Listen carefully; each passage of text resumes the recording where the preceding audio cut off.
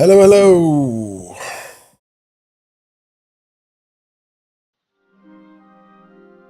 Vi er tilbage igen med endnu mere Kingdom Come. Dobbelt-tjekker jeg altså kører.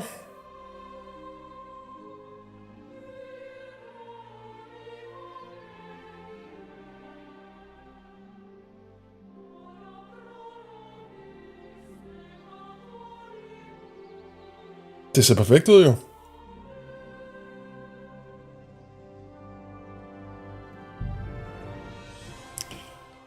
Mit sådan ydmyge personlige mål for i dag, det er, at vi finder mod. Jeg var sikker på, at det ville ske first thing i går. Så gik det ikke. Vi prøver i dag. Prøv igen i dag.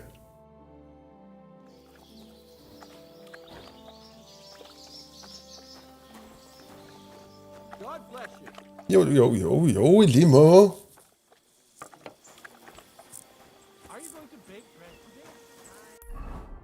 Ja, og vi tror, vi snakker om, at vi vil quick travel. Ikke dertil. Jeg ved slet ikke, hvorfor der var en markering der.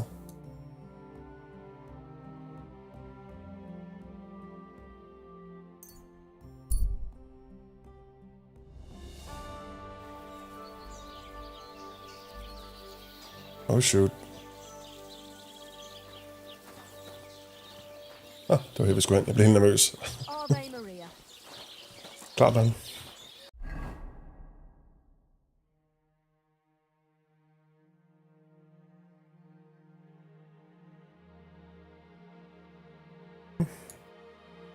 Du må måske lige rende herned, se hvad der foregår.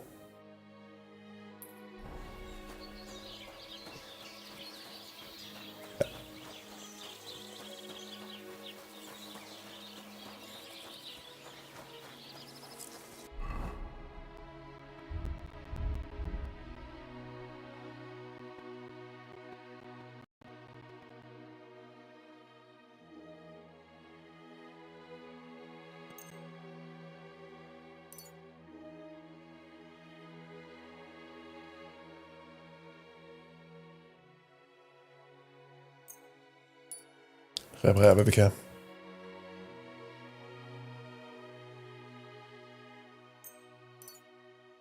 Ja. Jeg finder nok, jeg kan få lov at stå.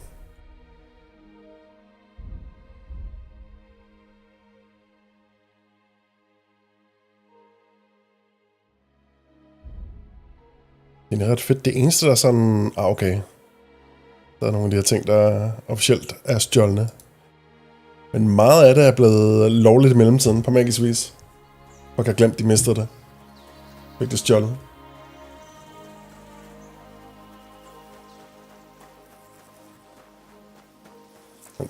Min ting så lader du to sek. Up. Så skal jeg være lidt plads, så lad der være lidt plads.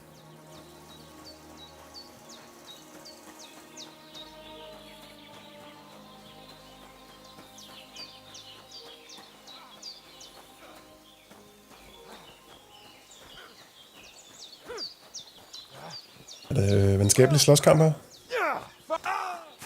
Huh? Hey, fellow. We're an honest lot.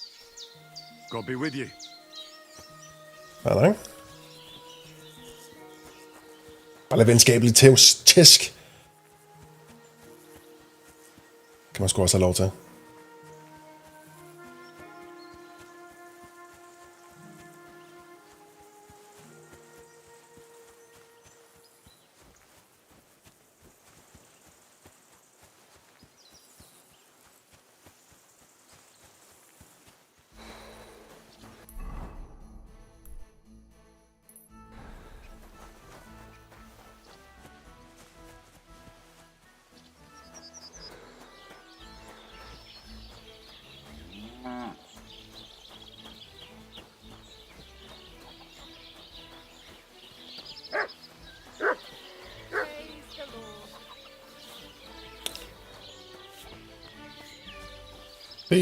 Som.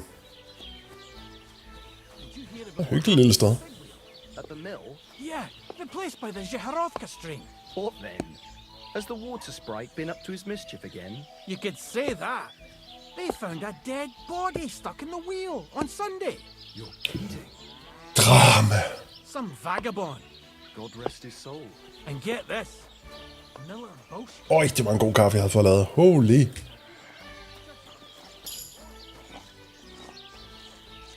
Amen. Greetings to you. Sharpening wheel. Herovre. Ah.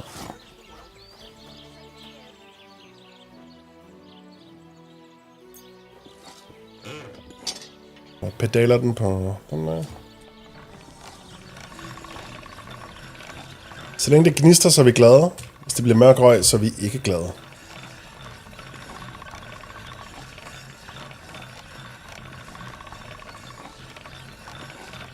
Up.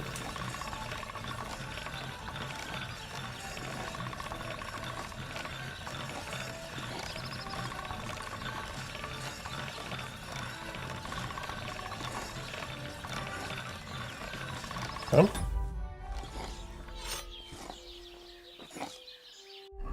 Så det er ud. Ups, okay, den kan godt tåle lidt mere.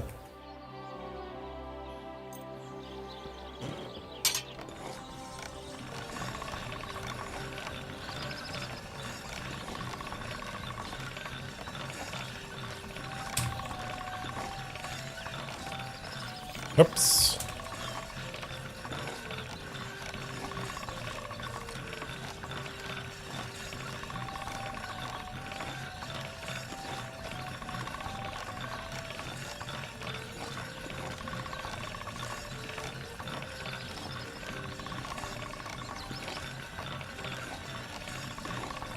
Razor sharp. Sådan der. Ud fra det betyder 100. Det betyder 100. The Lord be with you.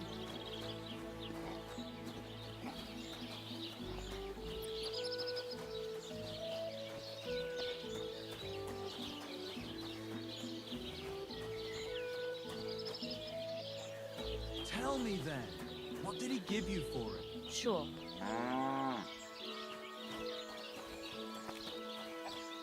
Så paddles play, chatten. Så, ikke mere.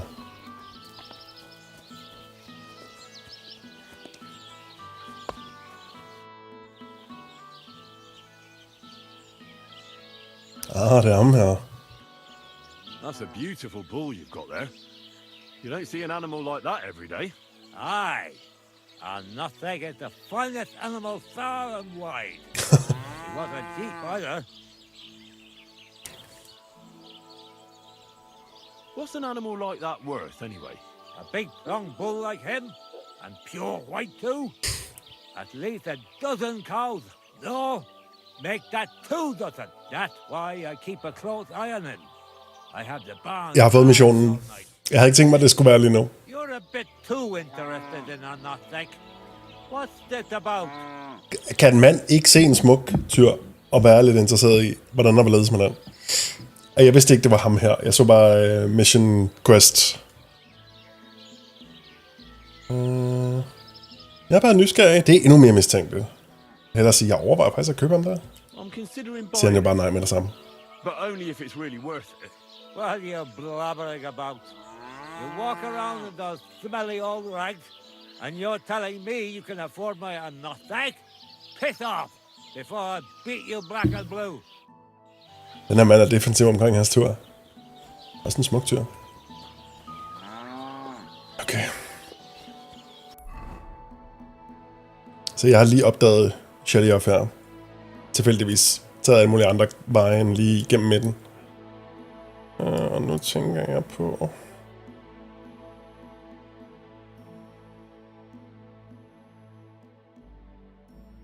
Jeg har lidt besluttet mig for, at i dag skulle jeg finde mere modding. Jeg tror egentlig bare, det er en lang gåtur. Er det tid på dagen? Jeg har lyset. Og energien i os.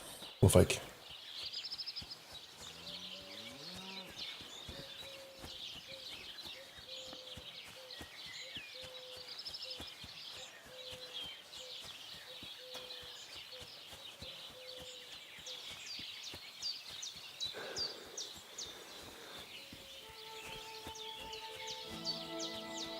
Jeg ville i virkeligheden gerne have fundet en spade, så jeg kunne grave de der grave op, jeg hørte om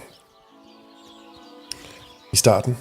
Men altså, nu har jeg fået mig noget basic loot, så jeg forhåbentlig ikke dør til en hvilken som helst bunderøv, der prøver at lægge på lur. Stik mig med en høtyv. Måske ikke helt så vigtigt, som det plejer at være.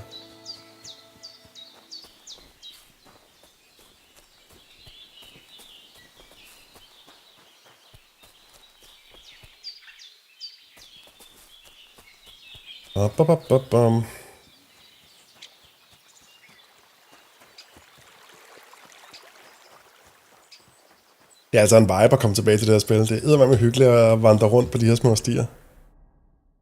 Jeg tror, vi tager venstre. Små vandløb og alt det her.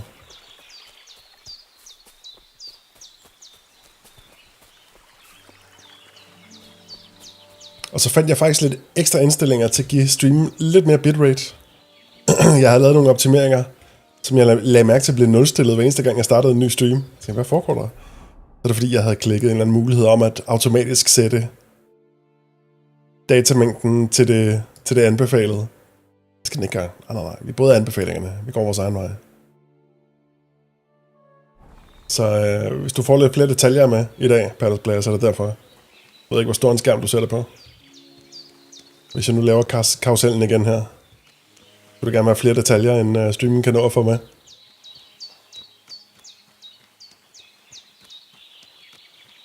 Jeg har reelt fået en tredjedel mere datarate, så måske ser det lidt finere ud. Måske.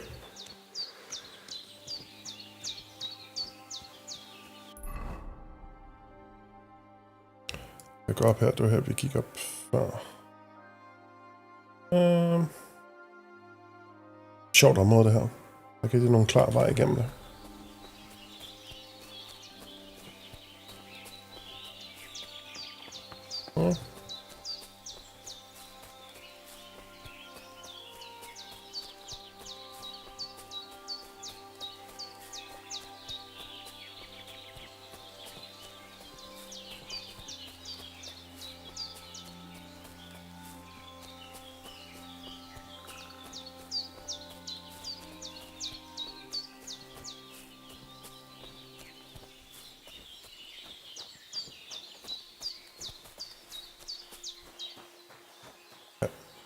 Hvor med vandreskoene.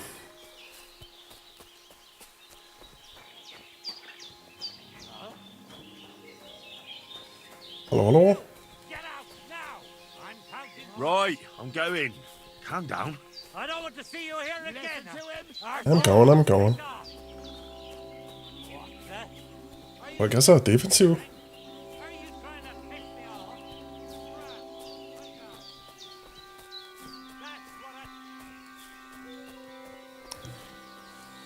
Om de ejer skoven, altså. Nå. Ja, på en eller anden måde. Den hernede.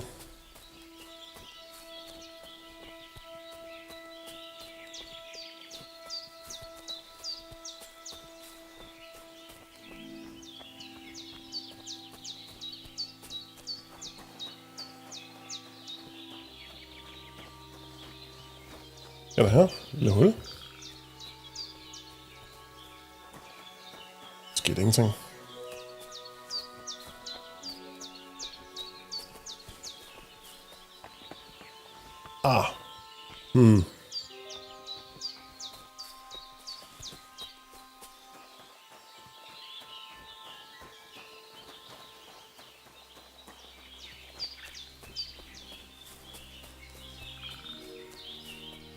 Ja, for en labyrint.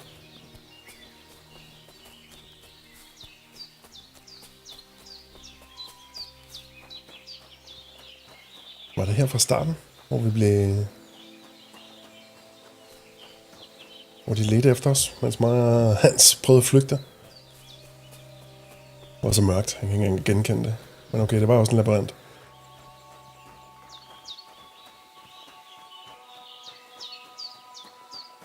Godt.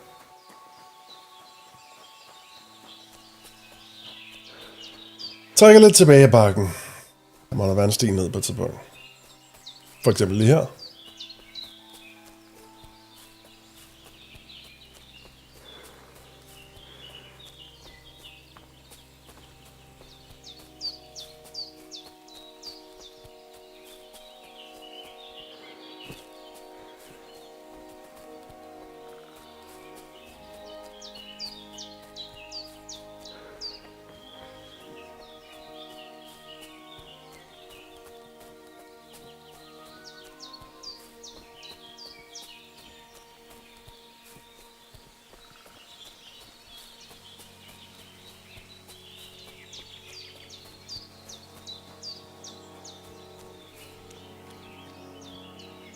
Halløj.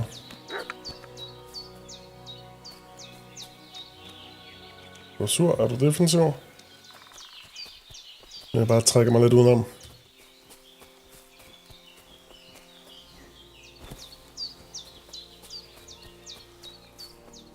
Bør jeg da ikke råde os ud i hver eneste kamp, vi kan finde.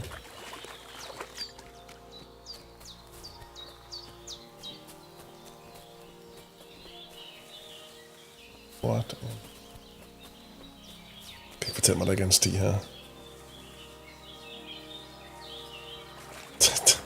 Det her, det er Kingdom Come Deliverance.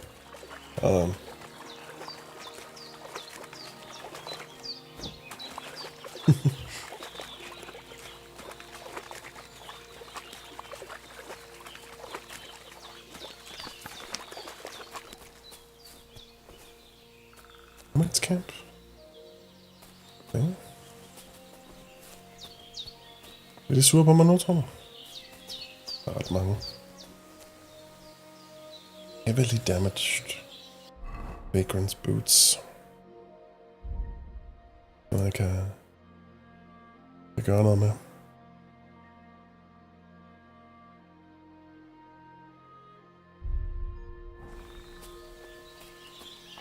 Det ligner lidt nogen, der godt kunne finde på at prøve at myrde mig, hvis de ser mig.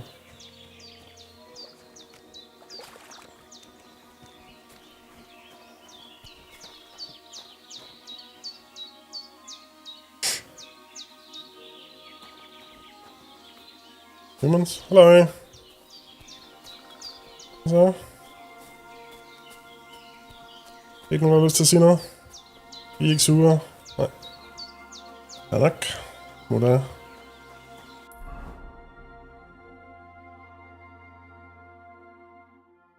Det bliver et problem.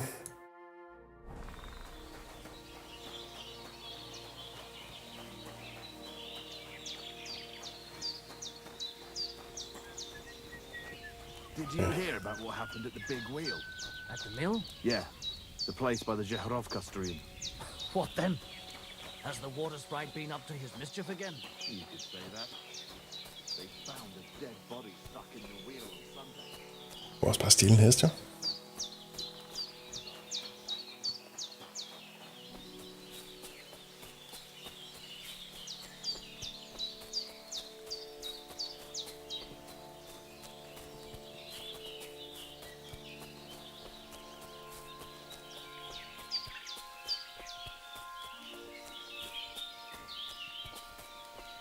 Jeg ved ikke, om I kunne høre. Der er nogle håndværkere, der hygger sig ovenpå.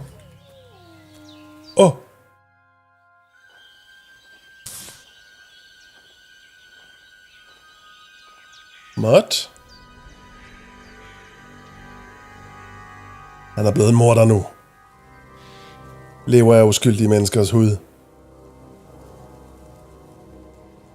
Ba. Går umiddelbart ikke igennem en... Nå, okay, du tænker støjen. Ja, fair nok. Jeg blev helt bange for, at min mikrofon ikke var tændt. Godt. Ja, det betyder, at jeg har sat min indstilling ordentligt.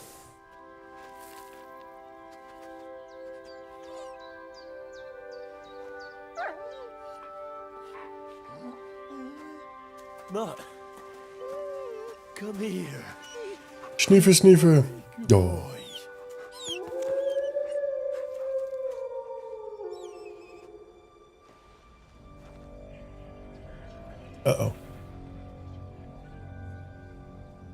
Hvad laver du her, Mott? Hvad er det for et selskab, du har rodet dig ud i?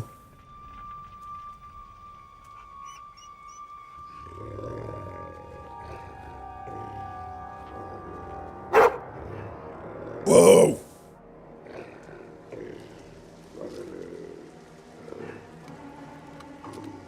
Okay.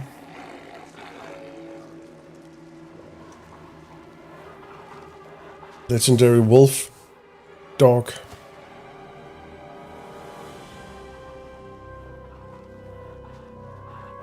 Okay, der er en del.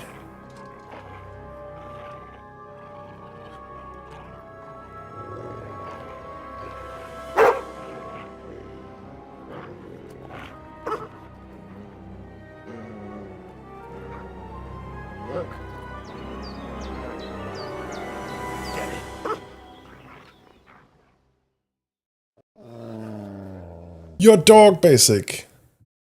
So you found and saved Mud, cool. Dog's name is Mud. If you take good care of him, he'll obey you, help you while hunting, tracking, even in combat. Hold X to call Mud to heal. By holding X, Mud will attack the person you're looking at, providing you have your weapon drawn. Combat, okay. Holding left L will look. While looking at him will open. Ja, det er det der, hvor man så kan vi fodre ham og kæle ham og sådan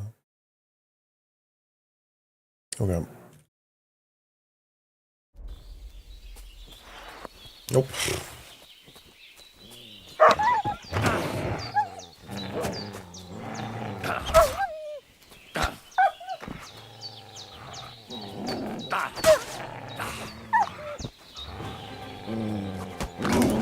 Ah! Jamen hun være. Så slå dog, Henry. Hvad er der med dig? Okay. Det der auto-animationshalløj, det kan godt blive lidt vildt. Jeg kan ikke engang finde ud af at kigge rundt lige nu. Den gør intet af, hvad jeg beder den om, jo. Jeg klikker slå, og han gør ingenting. Jeg forstår simpelthen ikke, hvad der foregår. Okay.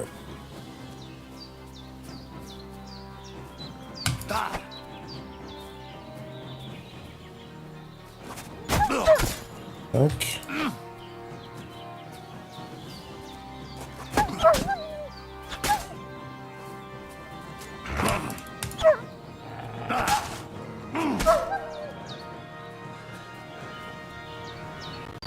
Jeg forstår ikke det der med løftsværd og så ikke hug.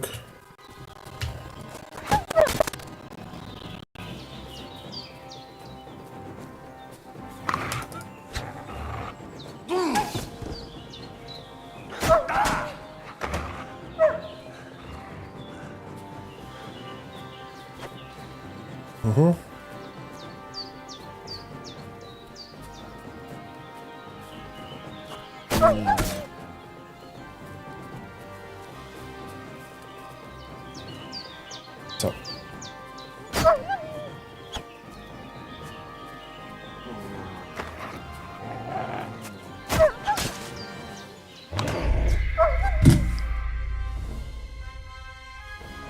Nu er der også hunden, vi kæmpede mod, men det var eddermame med noget dog shit combat. Holy shit, jeg så først animationer halvdelen af tiden. Okay. Jeg har bare ingen idé om, hvor vi starter.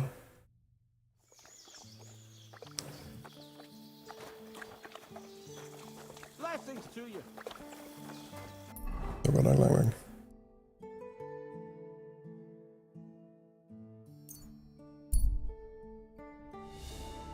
Jeg forstår det heller ikke, fordi generelt skal man altid igennem. Den havde jeg med mig fra etteren, men så havde jeg oplevelsen af her i toeren, at en gang imellem var der faktisk autosaves.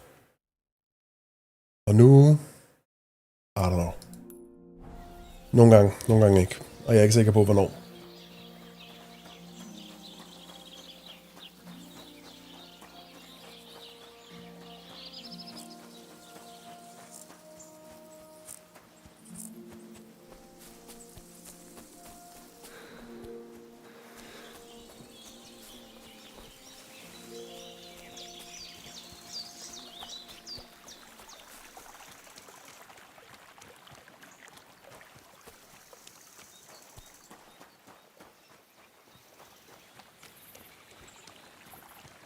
Be gone, Piggy. Jeg skal igennem.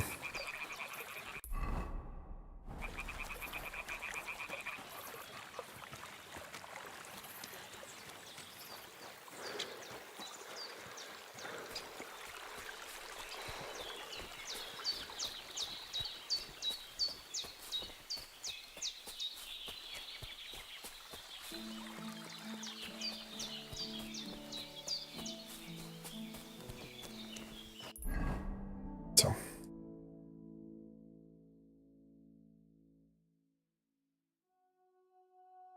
Nej, okay. Prøv at huske tilbage, men jeg kan ikke huske, jeg kan ikke huske det klart nok. Jeg synes nemlig, det skete. Men det der med ham der, den fordukne jæger. Jeg synes, den lavede et autosave der, som jeg var overrasket over, den har lavet.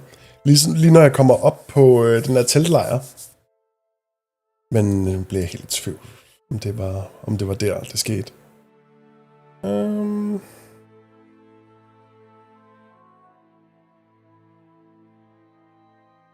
Ja.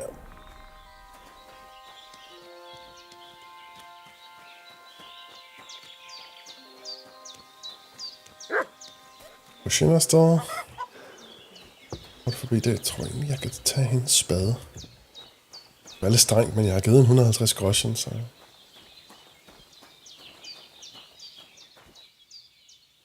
Ja, men det var også... der var ikke nogen grund til at gå og... være sådan meget sparsom med det. Jeg synes, jeg har... Ja, jeg har 2. Jeg har 6 Savior Snaps. Hvad er forskellen på de normale og healer? Increases strength, vitality, agility. Damn! Okay, så det er sådan en... Når du ved, du skal ud på noget ballade, så popper du lige en rigtig Savior Snaps, så er der lidt mere knald på. Den er ny.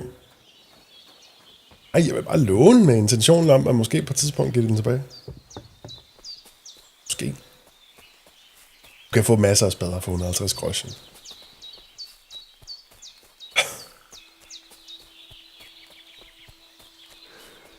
Det mindste betaler jeg hende tilbage. Det var ret mange penge. Jeg går lidt ud fra de fleste... Eller der er nok mange, der har spillet det her spil, der ikke gider. Den igen. Hun er meget sød.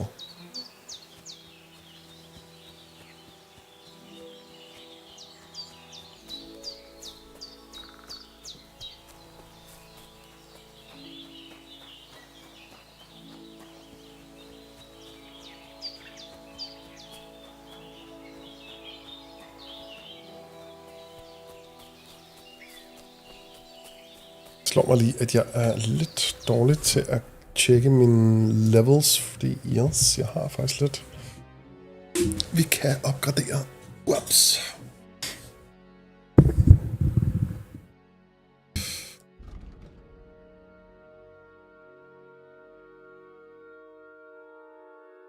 Jeg er meget smart driven by vengeance. Så når man er i en kamp mod flere, så kommer der mere knald på, når man har lagt den ned i første år.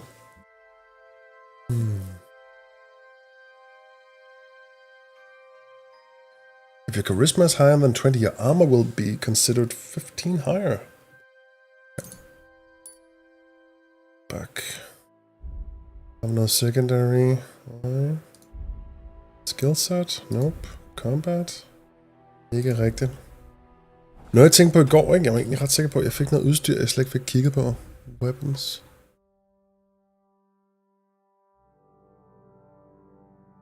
Den der. Det kunne godt være, jeg er lidt tilbøjelig til sådan en hård bunker der. 54 mod 23. Der er altså knald på sådan en. Okay.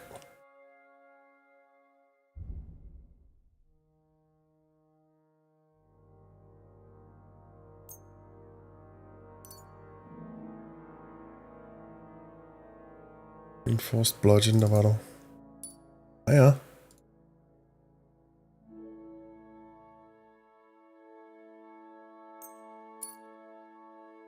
Væk.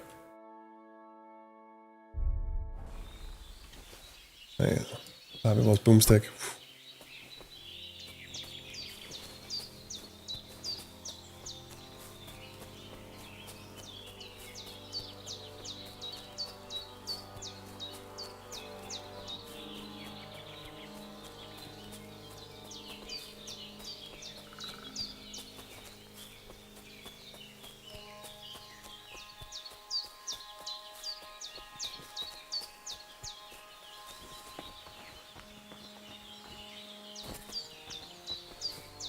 Gå off-road med Henry her.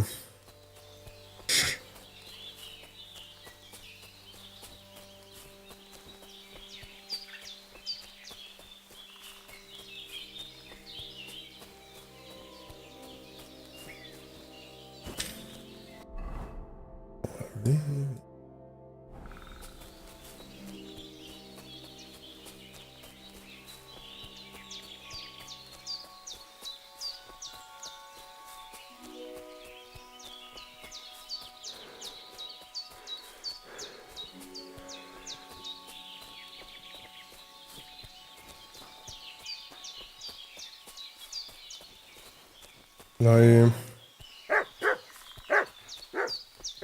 Det virker ret fredeligt, de hunde der. Godt, det var en lidt akavet rute, den her, men den fungerer så...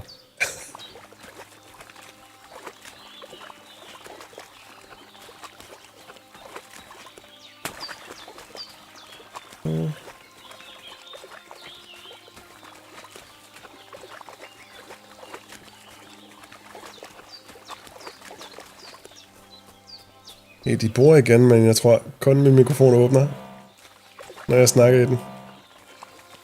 Så du kan nok ikke høre det, medmindre jeg snakker.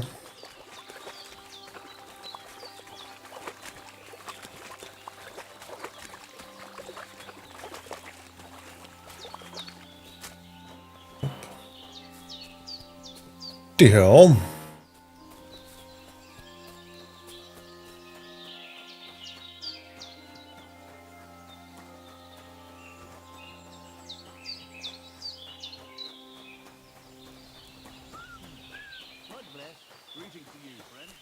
Okay.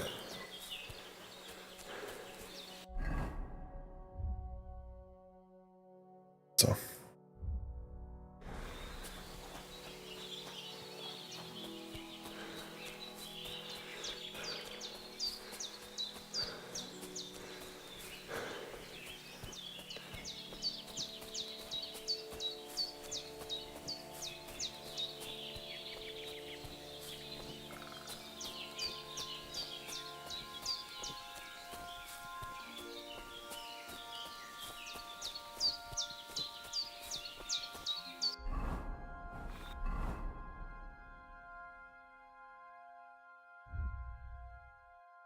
Hopper vi os lige en savior. Så er vi klar til bladet.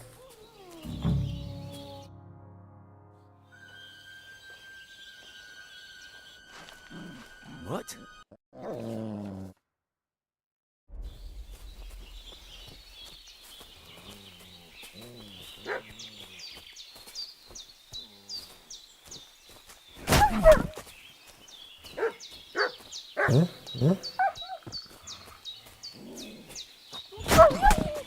Donk. How do you like that? Okay, en skjold, interessant. Okay, skjold sådan efter animationen går i gang, interessant.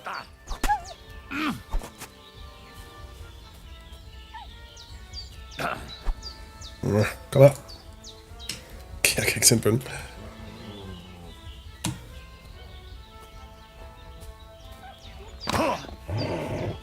Okay. Ingen lyd cue.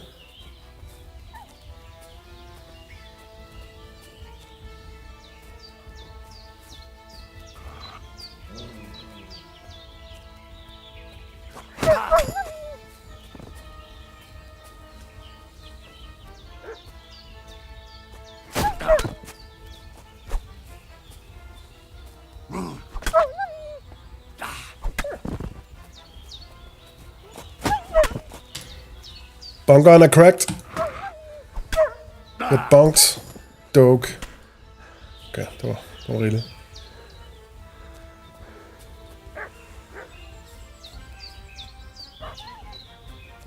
Kom en hund.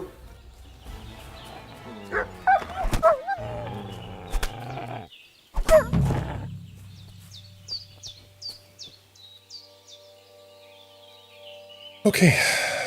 You little flea-ridden furball. Where have you been? What's that? Those wolves have turned you wild. Hvad er det her subplot med, at Henrik snakker dyr? Dyresprog, han snakkede også med Ignatius bukken.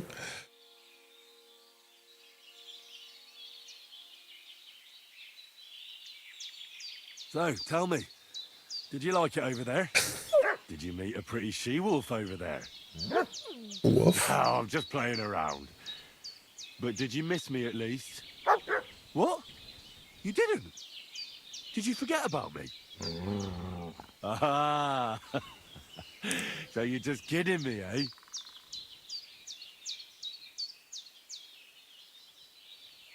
Do you want to go back there? Or are you going to stay with me? I'm glad to hear that.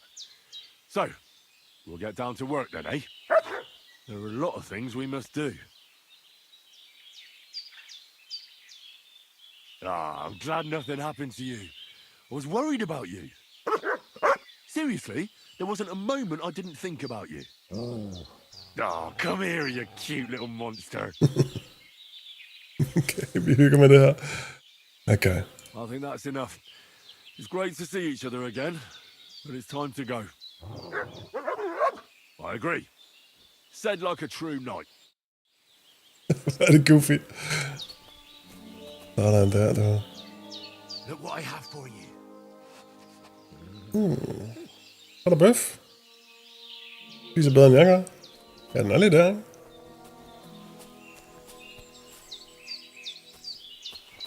Kommer du og spiser den, eller? Okay, altså. Og der Heal. var der. Så ser vi left alt. Here you go. Feet. Take it.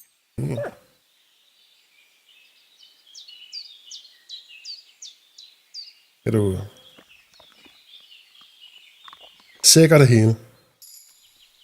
Sådan. Bom. 3. Og... Godt, 3. Here you go. Nej, det er fint. Du har spist rigeligt. Okay. That happens. Vi forener med mod igen, og det er fandme stort. Og vi har endda fået quick travel point til Nomads Camp. Lad os se, hvad der gemmer sig hernede. Ej, det var rimelig hurtigt, vi fandt, vi lykkedes med dagens mål. Der var ikke flere twists andet end ulve. Jeg tager sig af.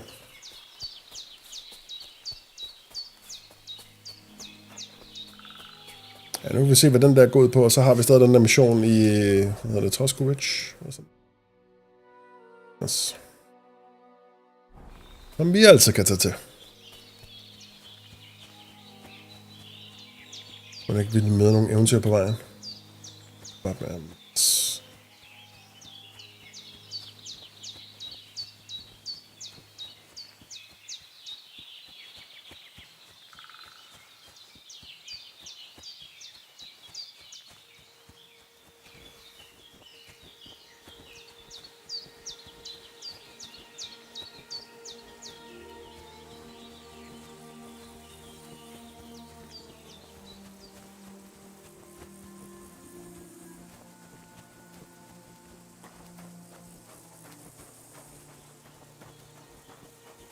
Tusind tak.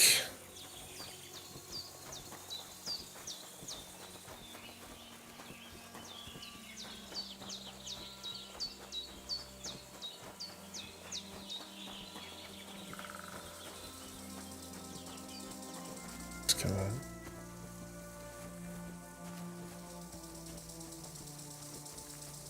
Nogen, der har øvet deres bue og pil.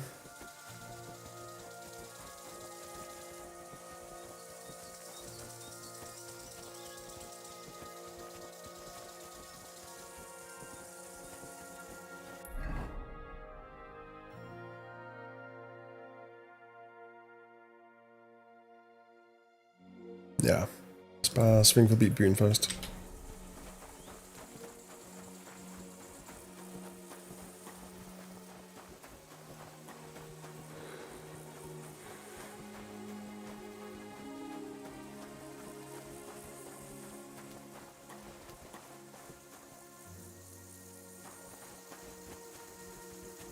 Remains of Celtic Oppidum.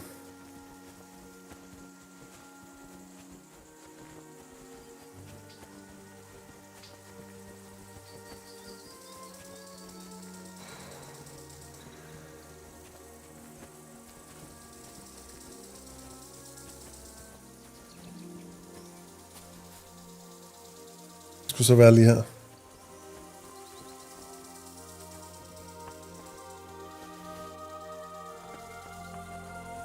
Okay.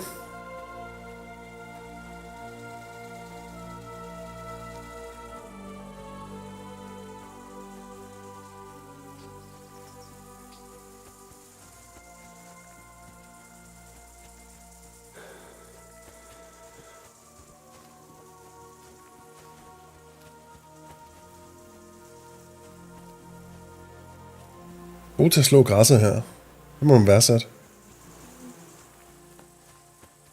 Vi ikke bare få sådan... Kan du forestille dig, det var next level rollespil. Du har fået din 35. tage i dag.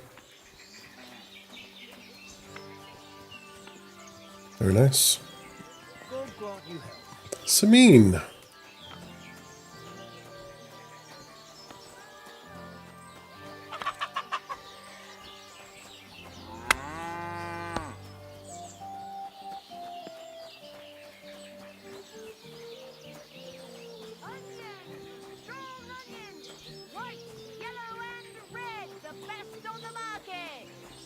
Og det er løgsælgeren. What do you want? What about the nomads by the pond? How are you getting along with them? We tolerate them, but they're up to all kinds of evil. At first, they pretended to be friendly, but then they stabbed poor Bohush nearly to death. Thought we told them what's what, but they ran into the humans. You don't want to mess with that lot. Hello.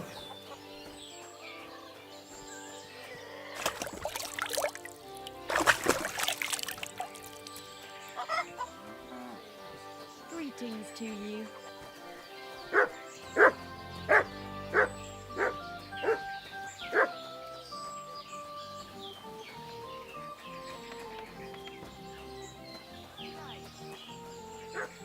Et sted, der ligger deroppe.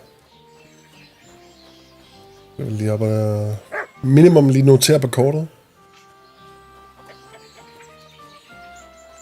Nøj.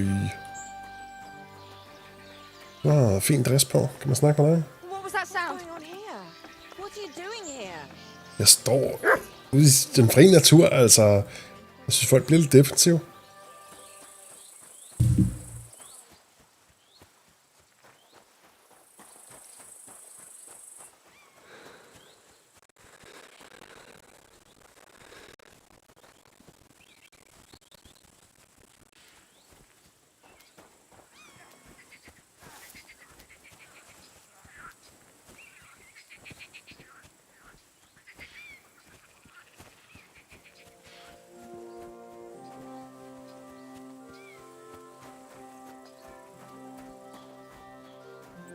Et sted.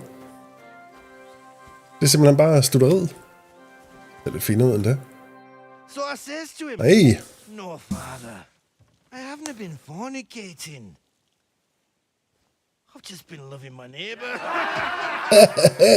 Du ved, hvordan man skal også. You're right there, laddie. Sikkert et mundt sted. Oh, you should have seen him. He went as red as a cardinal's hat. Oh. Hey, servant, bring some wine. Me? I'm not a servant. Oh, I know. Old Serene is saving supplies for the wedding later. But you didn't need to bother your wee head about that. Look, I'm not from here. Oh. I didn't give a fuck what you're from. This guy, what's his problem? What language do you know? Well, Yurko, seems to me this fella doesn't know how to behave toward his betters. Måske hvis jeg mødte nogen. Hands, hired hands. Lacking in manners. We'll soon fix that. Tæt på. Vil du gerne bunkes, eller hvad er det der? Det er bare en nævekamp. Get you. Don't let any of him take your...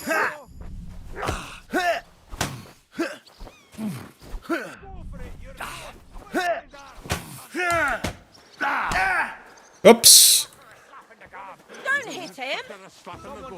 Why did you do that? Fuck you! Selv.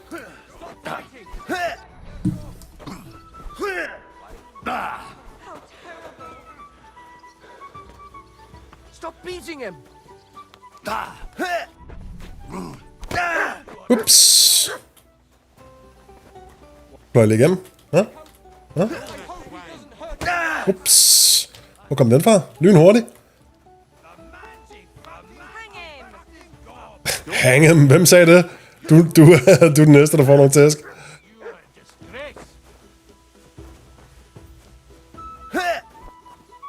Man kan eddermame med dårlige manerer her. Det vil nok få lavet om på.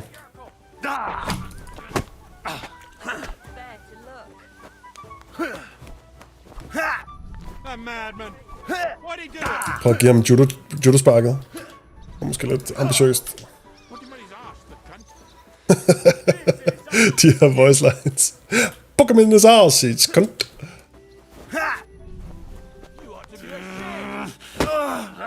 Ups.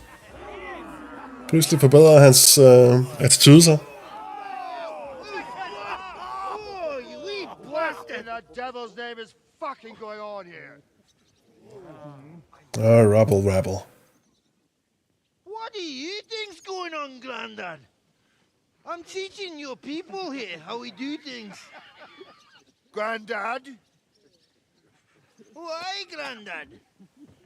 An old captain like you probably still remember the flood. Oversvømmelsen. Ye old oversvømmelse. I am old. And I remember all sorts of things. Like you. When you were a little nipper running around here bare arse with a ribbon in your hair, screaming out how you was Princess Sophie. And a moment's peace from his big sisters. What about that line? Who in God's name are you? Henry. They call me Henry. The Takeoff blacksmith sent me. Radovan. Blacksmith, eh? Then you'll have some explaining to do. Come along and never mind that fool Yurko. Young Samin's getting married, so we has to put up with his kin from Moravia. Sådan. We'll be needing a dozen geese. And I must tell Vashek to get 3 pigs ready for slaughter. And That's the a lot of carters will pigs. have to be sent to Yetchin to get at least a peck of poppy seed for cakes. And gingerbread spices. Oh, and wine, too. It's almost all gone, what we bought only last week. Enter! Fed ring, ham der. Sir, this is Henry, blacksmith Radovan's hand. Oh, excellent. Dorothy, leave us now. Just make sure that there's plenty of everything so long as it doesn't cost too much. But, sir... Not another word! Leave us!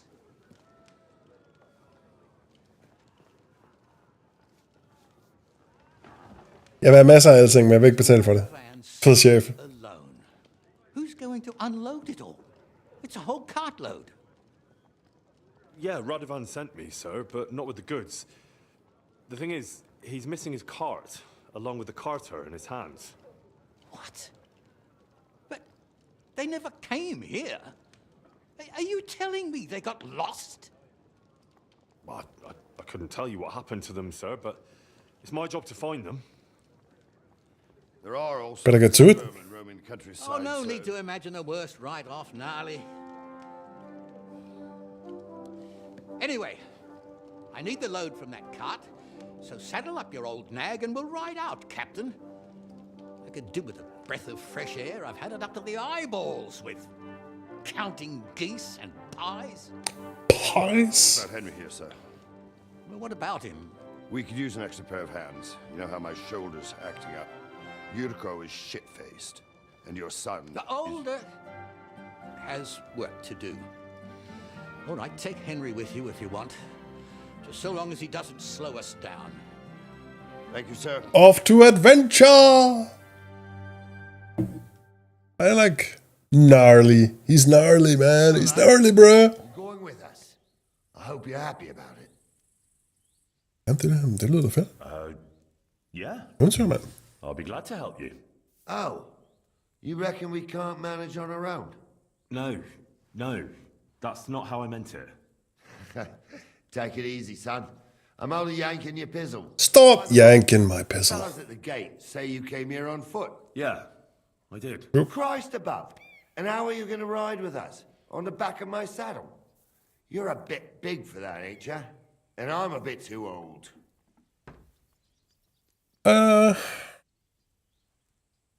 mean...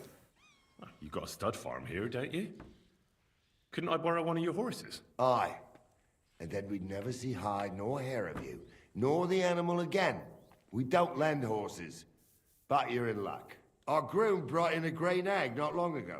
Tell him you've got to ride out with us, and he'll give it to you for a decent price. All right. Thanks. Well, that should be that. Unless you've got any more questions.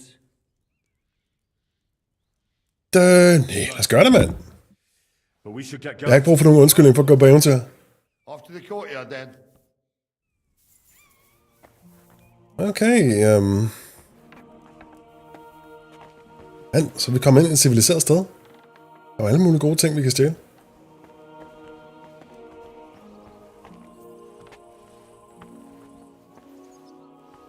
Skal jeg lukke døren efter os? Jeg vil ikke kunne klare det, hvis vi kommer op i overklassen.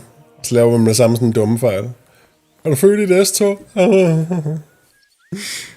Nej, indstald.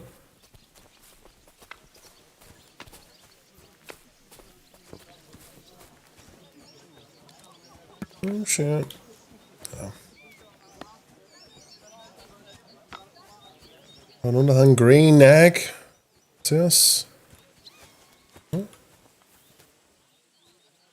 So fine horse that is. I'm sorry. Sure. Good day. What would you like? Cheap Do you horse. happen to have a cheap horse for sale? Well, I sell quite a few horses here, but by the looks of you, you must be talking about that grey nag, eh? But all she's good for are sausages. That old bitch won't let anybody touch her. I was already suspicious when that traveller sold it to me. Så giv mig hende til pølseprisen. Out near the Rock Tower Pond. Hvad vil hun koste i pølser? Det er jeg klar til at betale. And someone found her by the Rock Tower Pond. That's where we were ambushed. That's my horse. That's Pebbles. Det er Pebbles! My fucking god. Så giv mig min hest tilbage, inden jeg flipper fuldstændig ud. I bought it fair and square. I admit, it was only for a few groschen from some suspicious lad who found it down by the Rock Tower Pond, but that horse is not branded, so it belongs to me now.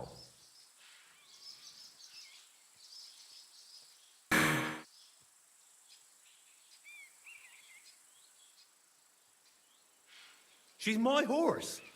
I rode in on her from Ratai, in the retinue that was attacked down by the pond. Right. You happen to need a new horse, and this one just happens to be the one you already own. Does it have your brand? It does not. So you are out of luck. Who sold her to you? I told Prøv at se, om vi you, kan vinkle den her. some young lad. He wasn't from here. Aha. Look like. Where'd he go? You're a bit hasty. Where did he come from? He had black hair and a big beard. And he looked like he'd been sleeping in the woods. A great bushy beard. Hell. But I couldn't tell you where he was headed.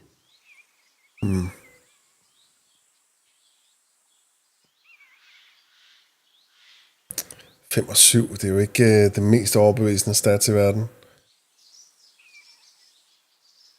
Sikkert godt, vi ligner lort, Henry. Det er ikke the play, du tror, det er. Look, you know they attacked an entourage by that pond, right? I heard about it. That news spread through the land like wildfire. And the one who sold it to you told you he found it by the pond, right? Well, he did, So it's not entirely Men slipper vi afsted med det her? to me. Maybe not impossible, but I paid for her. Aye, but just a few groschen. You said so yourself. Wouldn't you rather be in the good graces of someone who might have been part of that expedition? Maybe so. All right, I'll give her to you. But you owe me one. God is hest. Go and get her then. If she remembers you, she might even come when you whistle for her. Oh my god. Pebbles! We're gonna miss that one. You sin. I'm sorry. Giftede kammertonen lige pludselig. Pebbles. Old girl.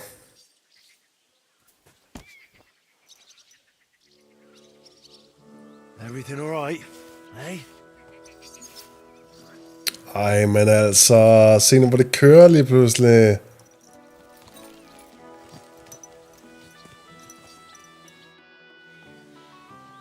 I'm ready to set out, sir. All right. Stay close to us and don't go wandering off. Vi kan sadle på hende, eller hvad?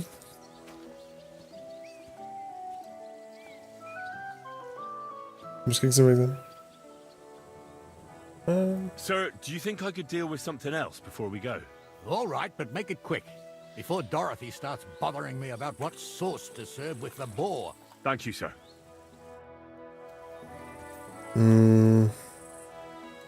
Der er ikke et eller andet... Other horse. Hell yeah. Horse and dog.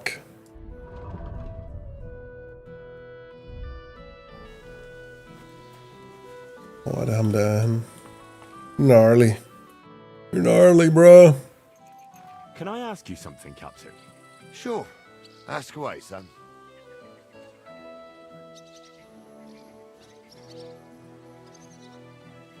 I'll That's get going fine.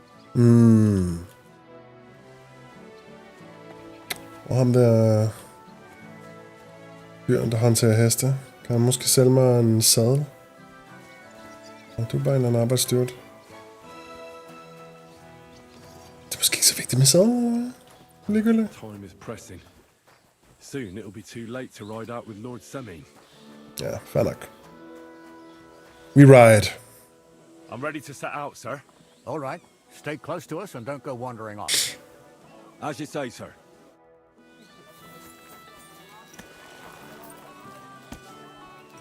Where will we start searching, sir? If they drove out of Tarkov and headed towards us, they had to pass through Troskovitz. Right, sir. You keep up with us, son. Troskovitz ain't far, but it seems there's fellas vanishing on the way. Very good. What do you think about it, Captain? I know you told me not to jump to any conclusions, sir, but I can't help myself. Someone's running rampant around here, sir. I know who's running rampant. Yurko in the cellar. Ej, det her det er jo luksus. I knew this wedding wouldn't be cheap, but I'm bleeding like a stuck pig. And the bailiff, the bride's father, you'd get more blood out of a stone than coin out of him. And then he behaves like I shit golden eggs just because I'm a noble. Even though he's got more coin than me. Such are the times, sir. But that Yurko, he's going too far. You know how those Moravians are. It's in his blood. Aye, I noticed. But they're getting too much to handle. Him and his cronies. They started on young Henry, soon as he set foot on the courtyard. What? Is that true, Henry? It was nothing. Just a bit of a friendly brawl. They clearly had a skinful. I can understand it. Well, I've sure as hell got no understanding for it. I hope they didn't hurt you. Young Henry here gave Yurko a nice hammering. You know. No surprise, the fella can Vi kan ikke både give ham tæsk og så klage over det bagefter. Ja, det kunne man godt. Jeg tænker, det er det billige point. Look here, lad. If you're such a champion, I'm sure you'd accept the challenge of an old man like myself. Sure. Be an honor, sir. Excellent. Not afraid, eh? That's what I like to see. There's an abandoned pen along the path a bit. We'll stop off there and see what you're made of. Okay, stærkt. If you'll excuse me, I'll explain some things to the youngster here first. Wouldn't want no accidents happening.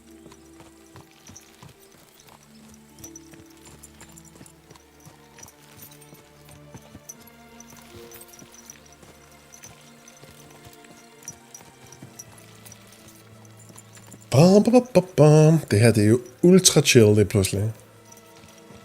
Men hvad er det for en mission, jeg pludselig er kommet ud i?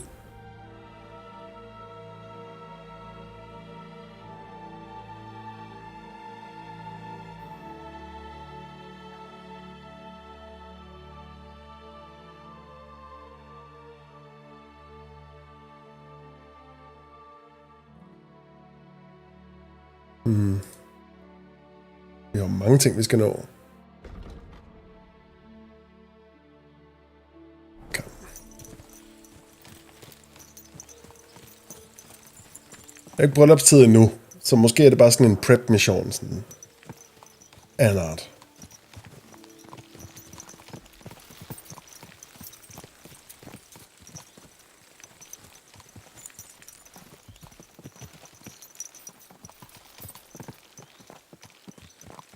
So, we're here. Gnarly, tell the youngster here what's what.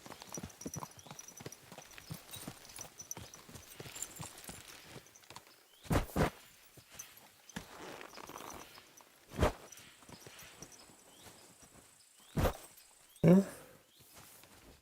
All right, son. You're going to fight Lord Sameen.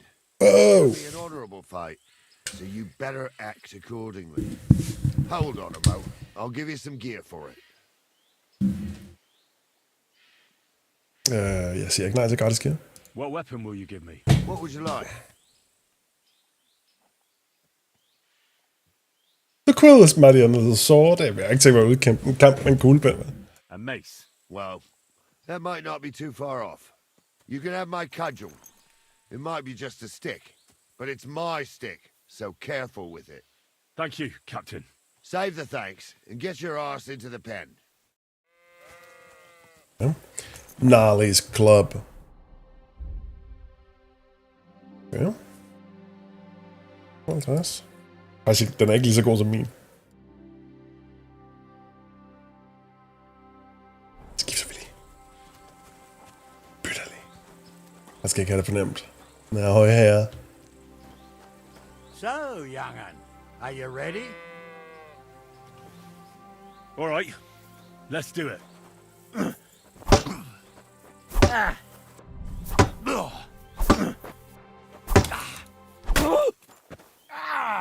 Fucking hell!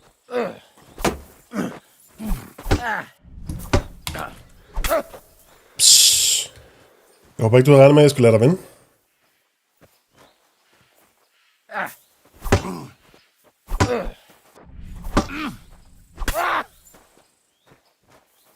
Så du sætter mig god. Henry, come here. I want to tell you something. Måske lade ham vinde. Er det det, du vil fortælle mig? What do you say, son? Altså, det ville være lidt strengt at sige, det var fucking nemt. Jeg tæskede den her gamle mand. You really gave me the runaround. I'm no spring chicken, but I'm as spry as ever. Jeg tænker godt, han ville være sæt. You didn't disgrace yourself, but I can see the young'un has spirit. Anyways, you can keep that old junk, Henry. Even my cudgel. But take care of the old fella. He might be just a piece of wood, but he saved my arse more than once. I will, Captain. And since you won, I've got something else for you as well. My shield. Isn't that a bit too much, Gnarly? My left shoulder's fucked anyway. I can't carry no shield. True enough. Thank you.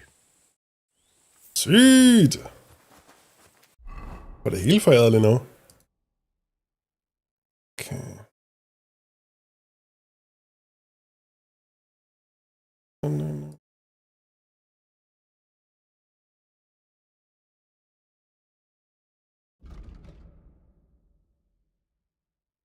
Abilityen er langt højere, men defense er ikke lige nær så god. Den vejer mere. Jeg holder fast i min ting nu.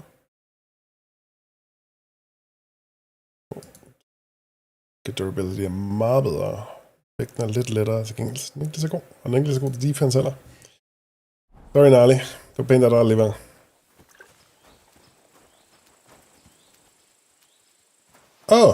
Så er jeg så overloaded. Fedt.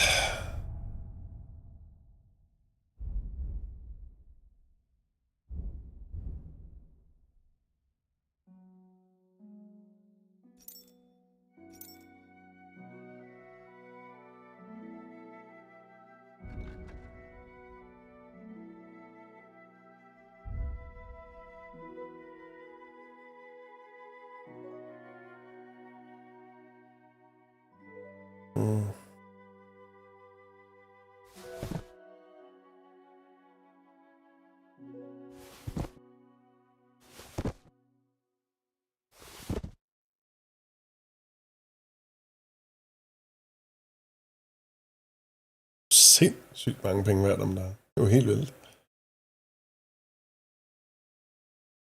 2,27. Holy.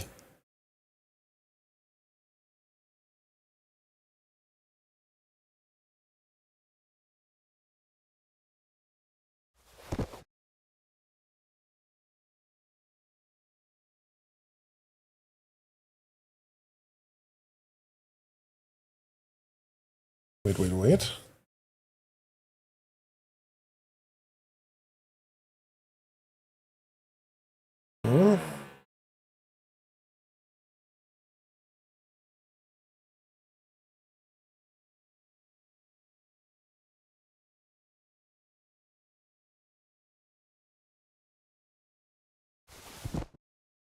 Vi har ikke brug for simple bukser.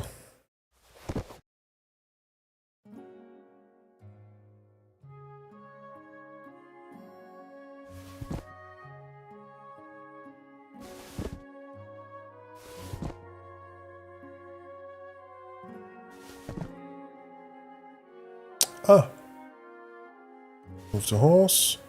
Morgland saddle of poor quality leather. Sådan der. Okay, så vi har noget, vi kan... Så det er under armor simpelthen. Der er også heste... Det er ikke. Okay. Hvad han skulle have?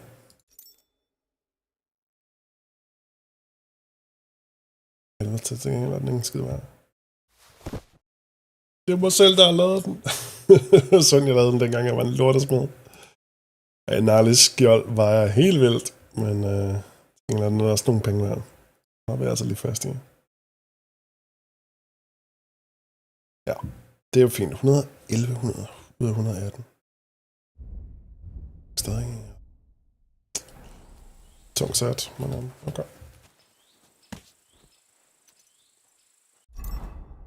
Også. Equip. Vi siger equip.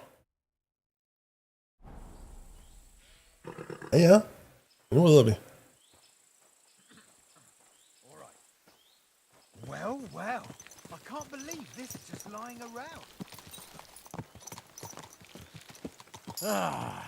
I needed that. It's good to stretch the limbs every now and again.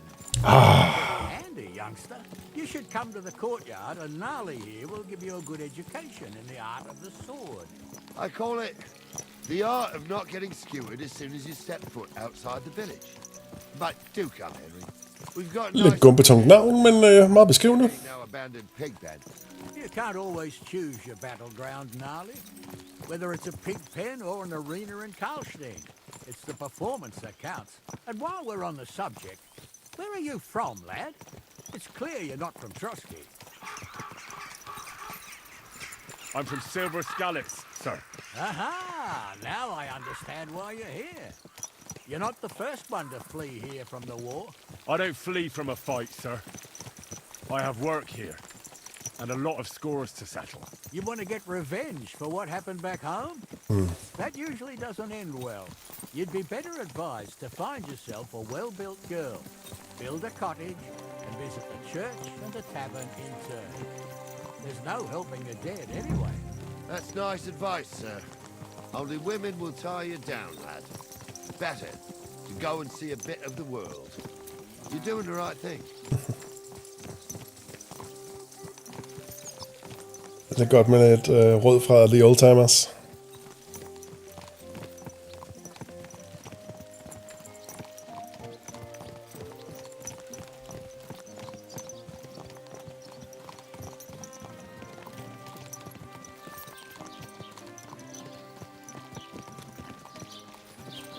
What a cheap old nag.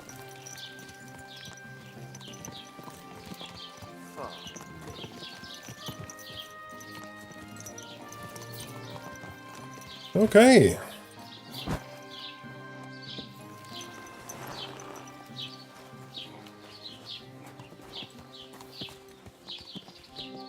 So, we're in Troskowitz.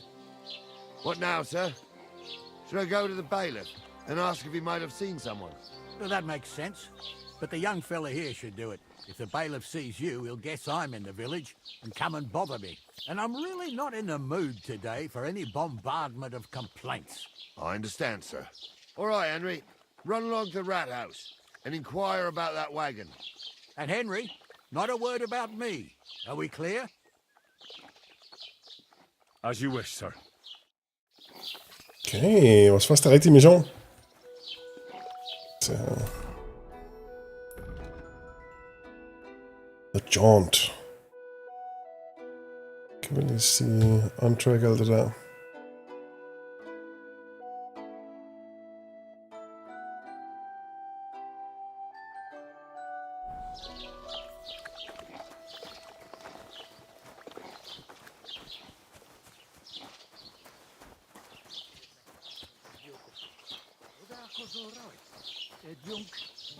Large beer for me. Someone should kick their asses.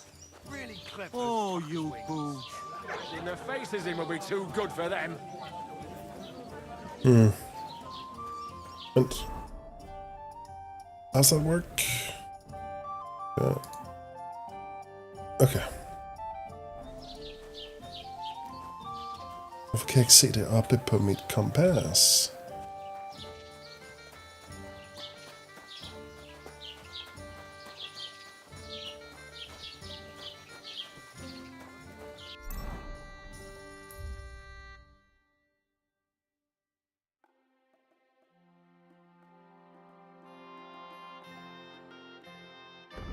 Er jeg total idiot, eller hvad? Track quest. Okay. Skide godt.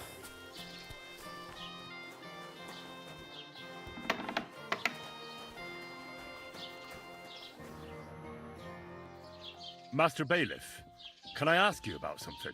Ask away, by all means. Wait now, aren't you that lad who's helping Radovan in the forge? Yeah, that's me. I heard his hired hands went missing. Yeah, that's exactly why I'm here. Præcis. Ah, I was thinking they were driving awful fast with that cart. You saw them? I did, a few days back. They raced through the village in the early evening so fast, they were dropping sacks of charcoal. Where were they headed? Towards Det er jo helt skørt. to Apollonia on the road to Yichin. And you're looking for them? I am indeed. I'm glad to hear it. I heard there were goods for Semin on that cart, and I can do without that kind of trouble now, on account of the wedding, you know? Do you know anything about Radovan's hired hands? Only what I've told you. But to tell you the truth, I wouldn't mind if they never turned up again. Why is that? Well, they might look like butter wouldn't melt in their mouths, and Radovan praises them, but I know people. That pair have mischief in their eyes. It eyes. Ow. Jamen, al respekt for det. Du er så velkommen. Og dejligt, du lige siger hej på vej ind i lykken. It seems you have a lot of concerns with that wedding, Master Bailiff. Of course I do. I'm the father of the bride, after all.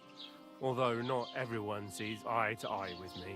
Lord Semin would be happier if I paid all the bills and left all the decisions up to him. Who's invited, what there'll be to eat and drink, entertainment, everything.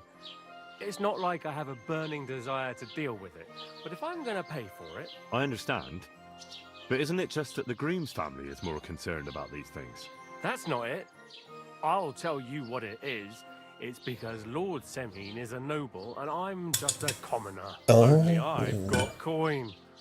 While he's trying to keep the wolf from the door in that piddling estate of his.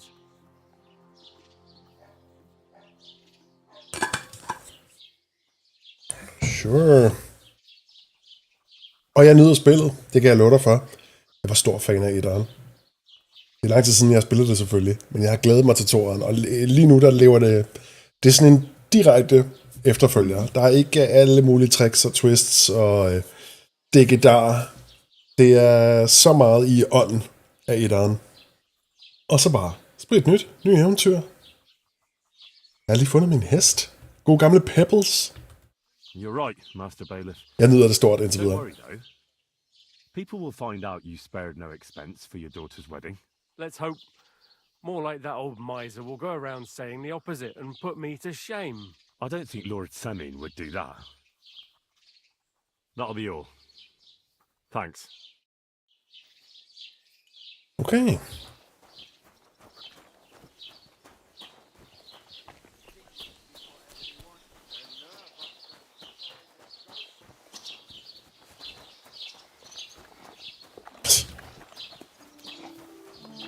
Boys.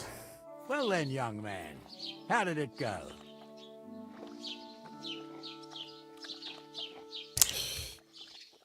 They were spotted here, sir. Going to the east, towards Apollonia. So to Yichin? The bastards! And what about my goods? Oh, they were driving so fast, it was falling off the cart. The thieving... Virker sgu lidt suspekt. For at være ærlig. Sir, I could send a message to the itching captain of the guard. No, it'll take too long. We'll go and get them ourselves. Won't you be missing preparations for the wedding at home, sir? I will. Ups. Praise the Lord Jesus Christ. If I have to choose Det er jo spil, etteren, og nu kan jeg mærke på toeren, det er jo spil, der virkelig dyrker sin indlevelse. Alting foregår i det her niveau. Øjenhøjde, realistisk tempo. Jeg har nu her, efter 10-12 timers spil, har jeg fået en hest. Helt tilfældigvis.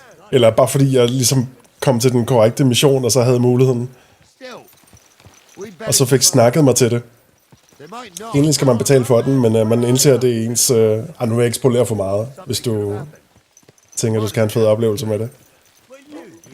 Men jeg fik snakket mig til den her hest for ingen penge.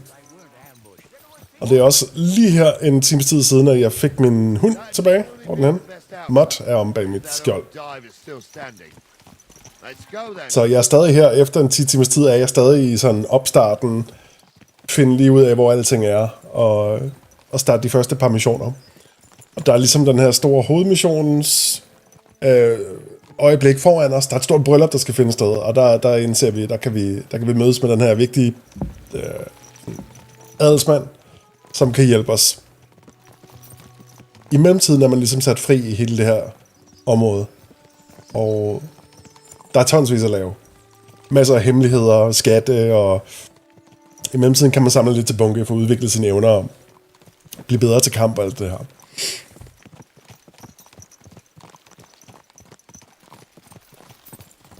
Så det er sjovt at spille sådan et stort åbent rollespil, som der er intet magi ved. Altså, det er totalt middelalder sim. So, Saint Anthony, which way now? While you're praying to the patron saint of lost things, go and have a look along the road, Gnarly. And you, Henry, have a look to the left. All right, sir. Yeah. But don't forget, my eyesight ain't what it used to be. Well, that's what we have the youngster for, isn't it? Off you go.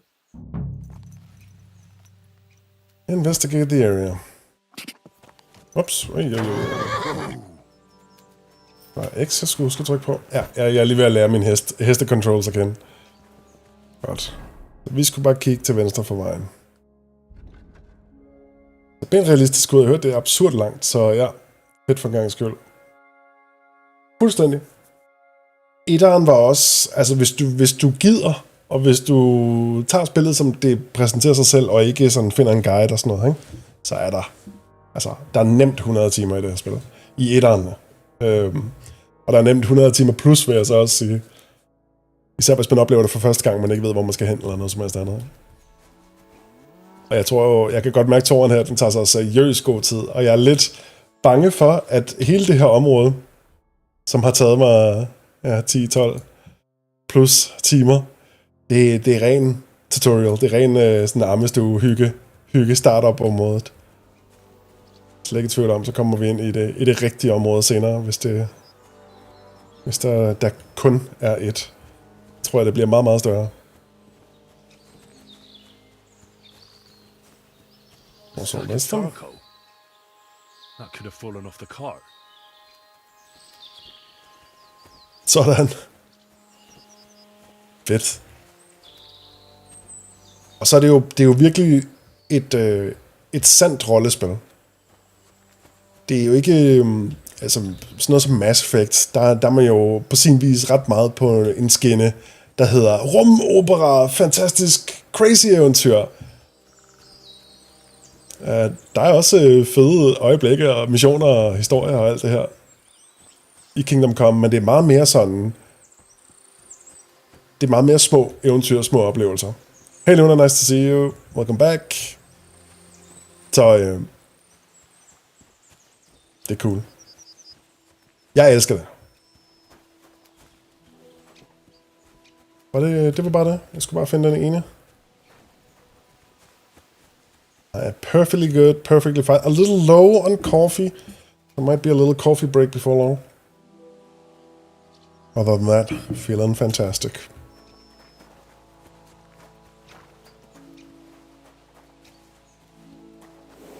You found anything, lad? There's a sack of charcoal lying in the ditch to the left of the road. The bailiff said they were driving like the devil, so maybe it fell from the cart. Oh, that makes sense. To the left it is then. Gnarly! Back here! Yeah, we talked. We're getting close. I can feel it in my bones, sir. You'll have the car back. Forvirrer mig lidt. Man skal mount på E, men man stiger af på X. Milka here ain't the youngest, and I wouldn't want to drag it back home myself. A nobleman in harness. We ain't ever had such a spectacle in these parts. You might get to see it soon enough. The lords in this country have all gone to the dogs. Every lowborn with a bit of coin builds a house in Kuttenberg while we live in squalor. Why do you reckon that is, lad? Et eller andet økonomi. The change in the economical situation, sir. The burghers have more rights, and they make smart use of them. They put their coin to work for them. They've got shops, baths, inns, mills, while the nobles sit waiting until Jack from Backwater Hamlet brings them 3 groschen in taxes on St. Gallus's Day. You're right there. Only Jack hasn't even got 3 groschen these days. None of this would be happening if we had a king. And I mean a real one. Not Wenceslas or Sigismund. Oh, anywhere that's not Storpolitik. strong hand, all sorts of things go wrong. Especially when you've got Moravian relatives eating you out of house and home. Det er lidt sådan above my pay grade, det her. Oh, hold up. This is strange. I don't see any cart tracks. What do you reckon, Gnarly? I'm blind as a mole, sir. But it's all peculiar right enough. Where the hell could that cart have vanished to? Well, that's just it. They had nowhere to turn off. I'll look up the road a bit. And you, Henry, have a look back along the road. Maybe it fell in a ditch somewhere. Who knows? Very well, sir. Okay. I don't know what you're asking, Luna. You got censored. Also, trying to stay in the vibe of the game. So, I talked to Amelia. Had some cool ideas. Looked cool. Shared my thoughts.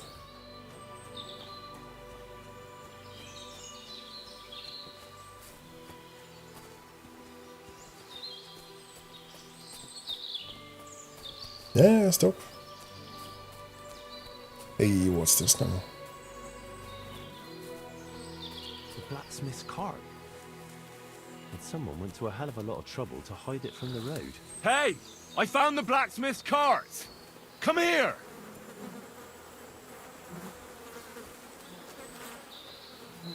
Altså boys, det er hernede.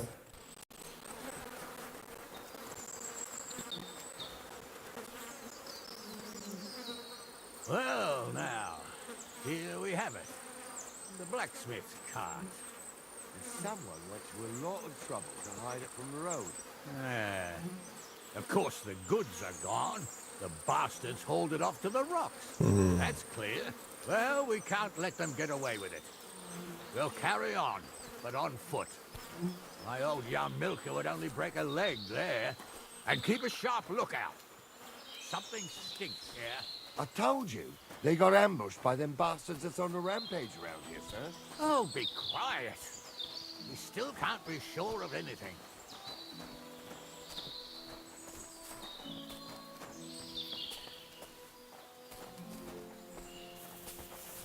Ah, Apollonia. I spent a lot of time running around here as a young lad. Oh, not me. This place Spillet laver synden, hvor at jeg kan ikke regulere min gåhastighed, og den er hurtigere end deres. Got my legs stuck in a crevice a bit further on. RPG-fejl nummer 1. Jeg tror efterhånden programmører gør det med vilje. The folk from the portress found me. The whole of Samine was out looking for me. See, at least you came here as a kid. It still gives me the creeps here. Why is that, sir? It's just some rocks, ain't it? You'd sing a different tune if you'd had the rope maker's wife as a nanny when you were little. Now she had some tales about this place. Kan jeg høre noget ballade, tror jeg? Horsemen, goblins and white ladies. Every night, we'd gather by the hearth. The old woman would sit at her spinning wheel telling stories. I'll tell you, Captain, there isn't much I'm afraid of. Tense music. Blind old crone was croaking her tales of devils and holes to hell, with the fire crackling and the wind whistling outside the windows. Listen. Yeah, I hear it. There's somebody there, sure enough. Let's get closer.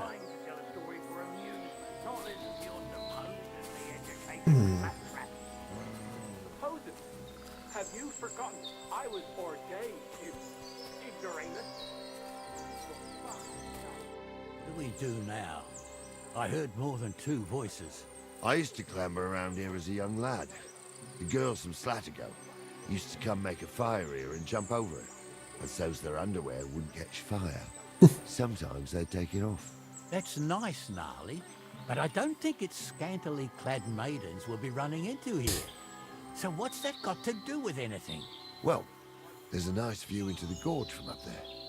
We only have to go back a bit, and we can get up there nicely. Right. Henry, what are you waiting for? This is just the kind of thing we took you along for. I'm afraid of heights. Sure, sir. With a bit of luck, there might be some girls there too. I could do without girls with voices like that. Now get going.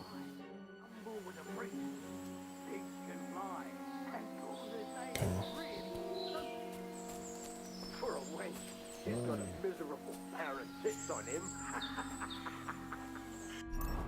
Okay.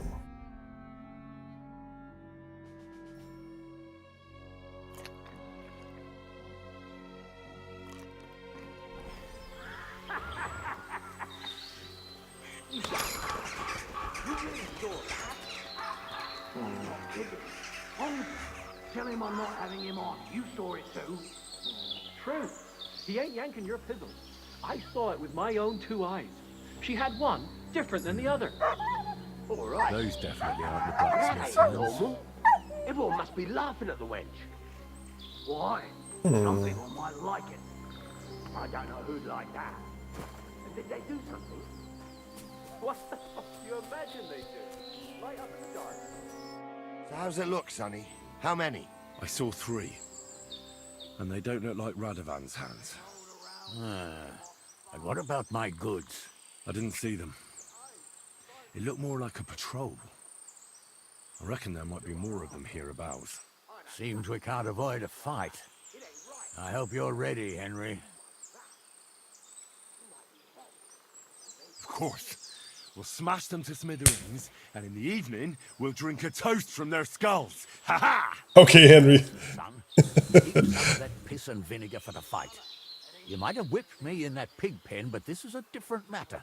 So, how are we gonna do it?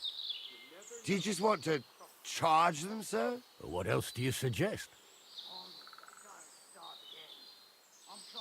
Someone could go back up top and try to take one of them down with an arrow before we charge them. There's a good view of the camp from up there. Good idea, Henry. And I see you're equipped for it too. Climb up top, and as soon as you shoot the first time, we'll charge them. That's using the old noggin. Don't hit one of us. Right you are, Captain. Let's go. The big. Check out the big brains on Henry. Pour some pond water on your head in the woods don't mean a damn thing. Stumble's a priest. Stumble is a drunken old fool who claims he was a priest. He can't even quote one psalm. Okay. Don't you think he'd have a better nickname than Stumble if he was a priest? You're a dead man!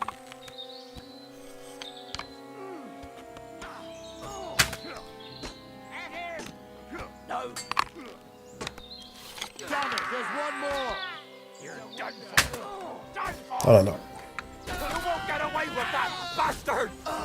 Yeah, don't spare him. Don't kill him. This one's mine. Boom. Ren kino. Sikkert bagholdsangreb. Okay. We have a nutback. Nutloves, ja tak. Mint, we'll take those. Russian, attack. Jamen, what's the hold up? The hold up er vi lige... Vi skal også lige have lidt ud af det, ikke?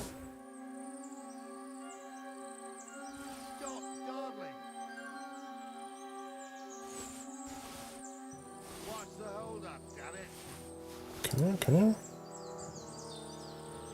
Hey, Hi. Yep. get over here. Yeah, sure. What's the hold up, damn it? Oh, moonshine. Hey, Henry. Yep. Oh, this day took it out of me, and no mistake. And it ain't over yet, sir. Your goods ain't here. And none of them bastards look like the blacksmith's hands. Am I right, Henry? Hard to say. I've never actually seen them. But I don't think it was them. Me neither. But right past that peak is another good camping spot. You think this was a patrol? It makes sense. But I don't want to go assuming the worst. We might have just run into them bandits by chance. Yeah, well, you were right, as always. Let's go, then. Are you ready, Henry?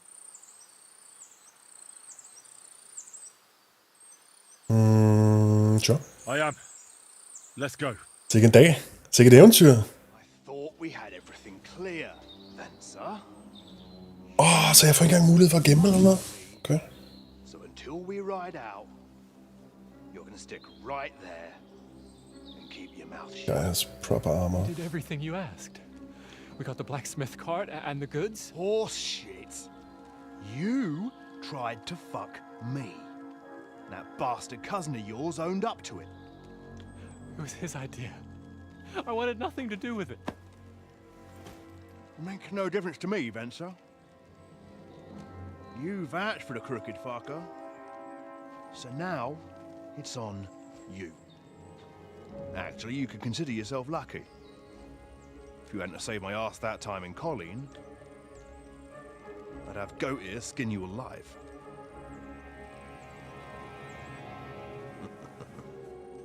Bastards. You can't trust anyone in these parts. Get ready, Gnarly. We are going to parley. I like that term. Parley. Yes, exactly. Only there was more of us that time. Jeg har lige set sådan 5 Pirates-film. Og så spiller vi et spil, der snakker om parlay. Hvad er oddsene? What, me? And if they're still feeling brave, you get to try out that new plaything of yours.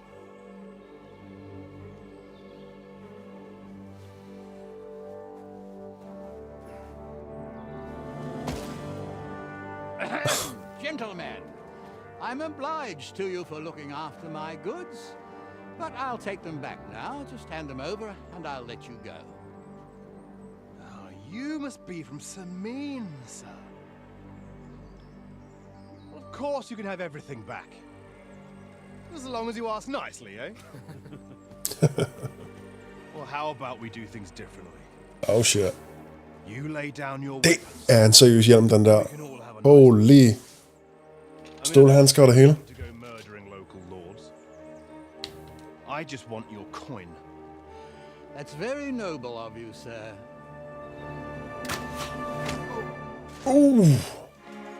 Uh-oh. Hvad var det? What are you gaping at? At them! Damn, jeg fik ikke gemt eller noget. Gør mig lidt nervøs, det her. Now you're going to get it.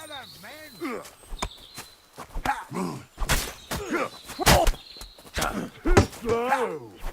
We'll kick your asses. Take that. I'll rip your ass open. Kom så, kom så. Fucking horse. That hit home. Wanker.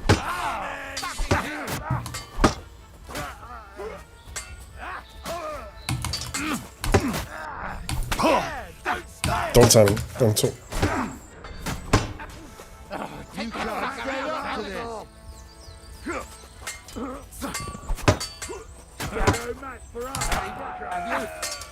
Så må løbe tør for stemmer igen. Surround him. Jamen, jeg er cracked. Hvad foregår der? Sådan der. Sådan der.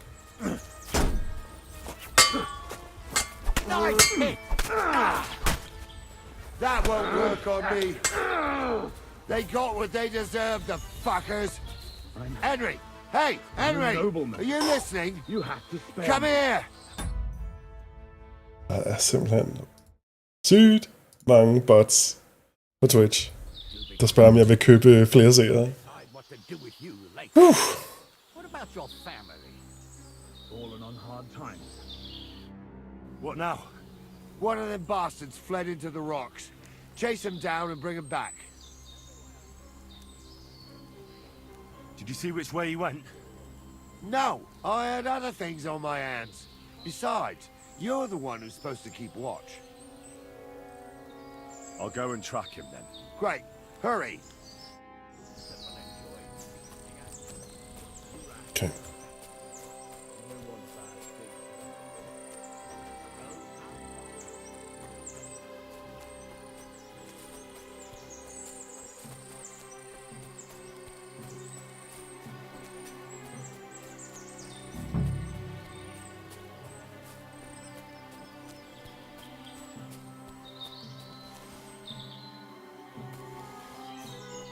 Læg våbnene væk, så vi ikke ser så farlige ud.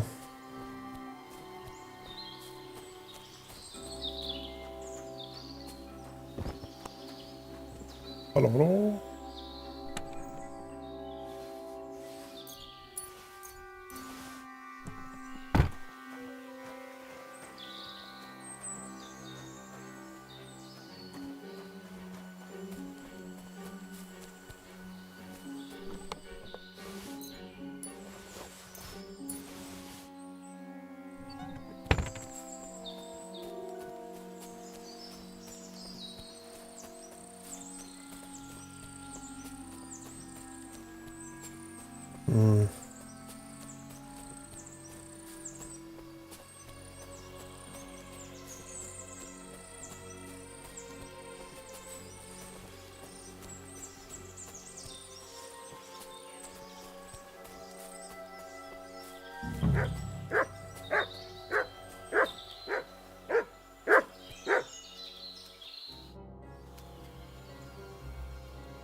Jeg kan sige command track.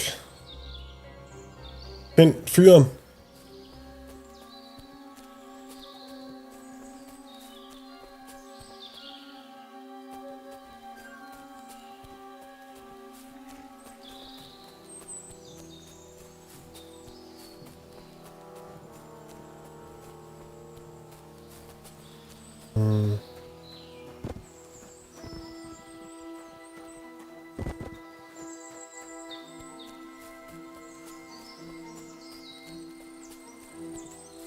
Hvis jeg nu siger map, kan jeg så få en fornemmelse af, hvor det er? Men ikke rigtigt. Bare være i de her bakker.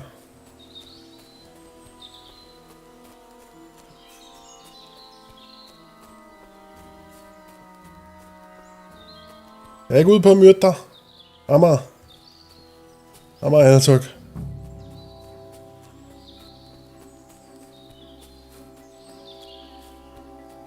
Ah. Fucking jewels. Fucking everything. I've got you now, Venser. You've nowhere to run to. Yield. Well, why the fuck would I? It's just you against me. Besides, if I do yield, it's the rope for me anyway. Rolig.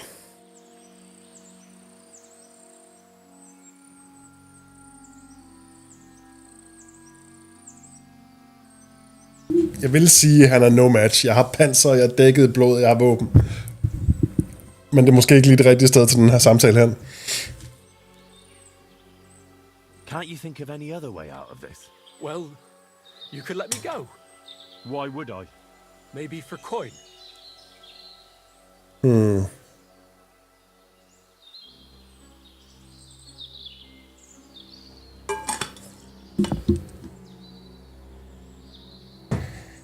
Now keep your damn coin. None of that. Det mest overbevisende er at sige, du har ikke en chance. Never know what might happen. Det lyder bare sådan underligt blødt. One on one, yeah.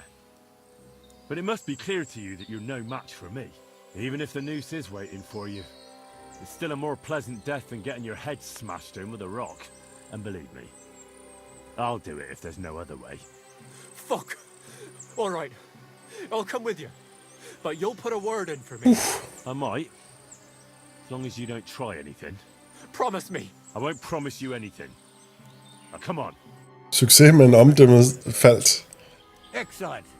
It all worked out quite well in the end. Gnarly will take care of this scum. What about Gules? He caught a few good hits, but he's alive. We'll take him with us. Okay. I need to have a strong word with him. You did a good job, youngster. You've got heart. And so you don't say I had you clambering over these rocks for nothing.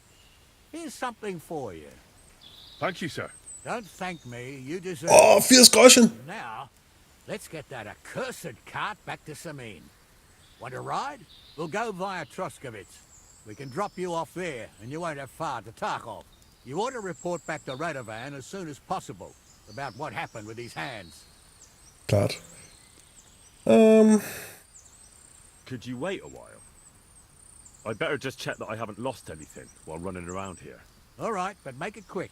I was happy to get out of Samin for a while, but now I'm looking forward to being back at my own fireside. Hell yeah. Hvad stort det her?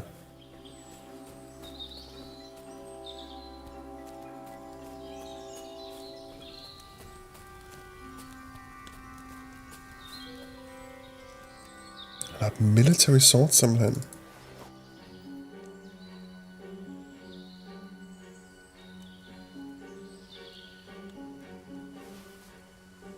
Half-plate.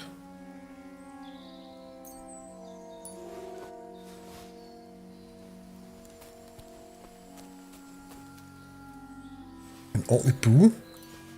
Så vi vælter os jo i ting nu.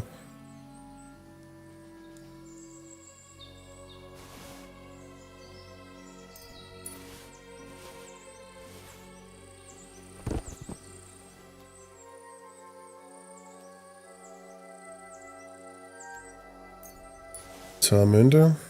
Ja, bandage.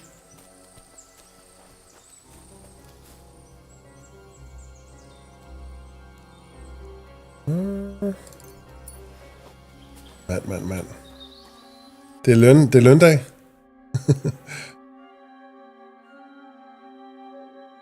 Så vi har vores... Ja. Jeg er jo glad for vores kølle. Den er bare effektiv. Det kan jo ikke helt det samme som en svær. Men den kan noget andet end en svær. Kom.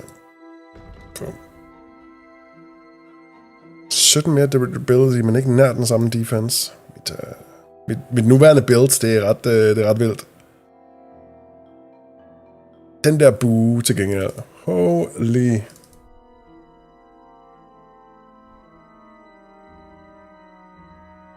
Ja.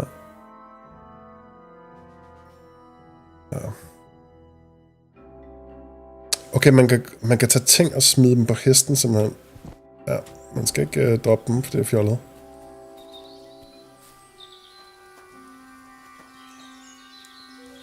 Man skal sige inventory.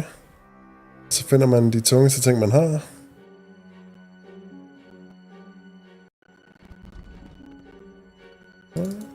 Hvad spiller? 420 hver! Vi svømmer i det nu.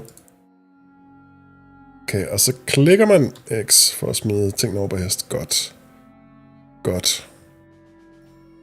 Hvis vi nu ser panser, og så siger vi sorterer for det tungeste.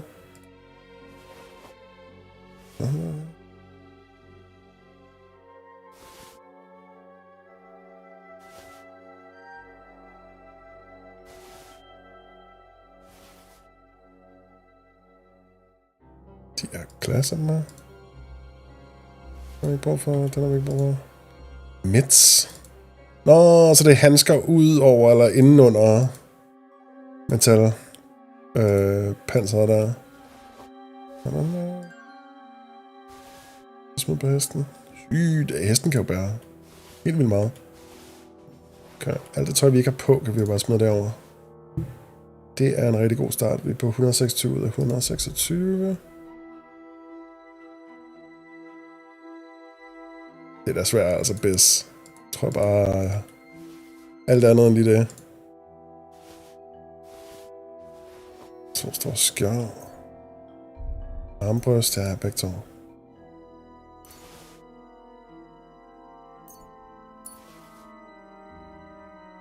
Det er jo skide godt. Hesten kan have meget mere. Det var lidt vigtigt at lige finde ud af det. Det havde jeg lidt glemt. Man kunne dumpe ting på sin hest.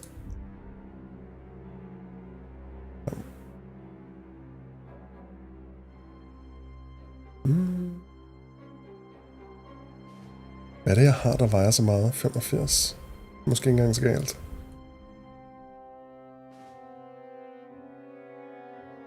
Det er alt det salt, jeg har været rundt med. Ja, det er fint. Jeg har det godt.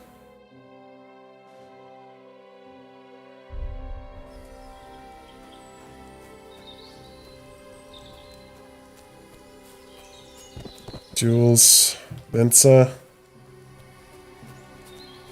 Var jeg ikke nøgne til den der? Jo, jeg gør det. Nej. Det går helt galt. Det stikker jo helt af. Alle vores drømme går i opfyldelse. 142 groschen. Der. Men altså. Loot.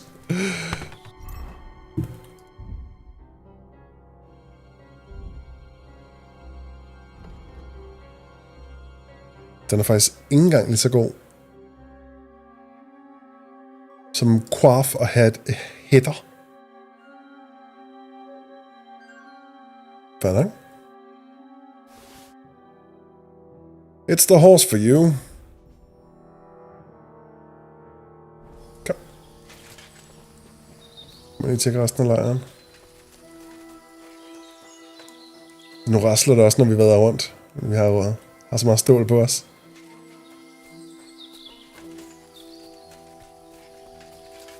Please, let me go. I just want to go home. Ja. Is that offer of a ride still open? Sure, if you want. What's going to happen with that pair? You mean Radovan's hands? We'll see. The one that ran for it, it's clear with him. The other fella was tied up, so who knows what went down. Maybe he was innocent. Gnarly'll have a word with him, and we'll see what he tells us.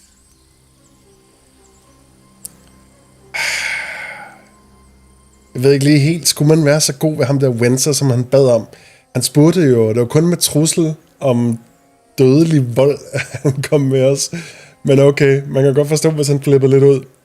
Vi ved jo ikke noget om ham. Ja, vi kan da. Koster os jo ikke noget. Vær lidt mild. Sir, Venser surrendered because I promised to put in a good word for him. Well, it's nice that you promised him.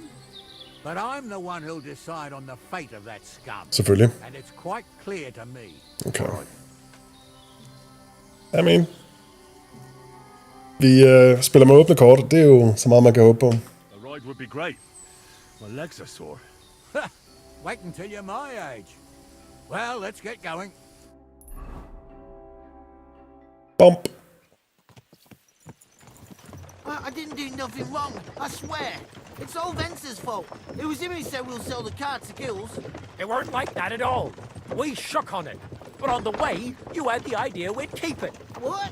That ain't true. Leave it out, you two. One way or another, you wanted to fuck me over. Doesn't matter whose idea it was. So, you wanted to steal the cart for yourselves, but you still got caught. I didn't want to steal anything. That was Venser. It was your idea. What the fuck are you talking about, blaming Venser? You really are prize idiots. If you hadn't gone around the rocks, you could easily have got away.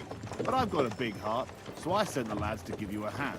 I told Francie it wasn't a good idea to nick it. Bollocks.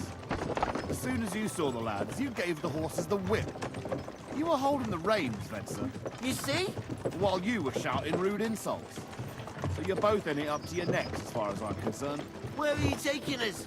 To Sameen, where his lordship will hear you out and decide what to do with you.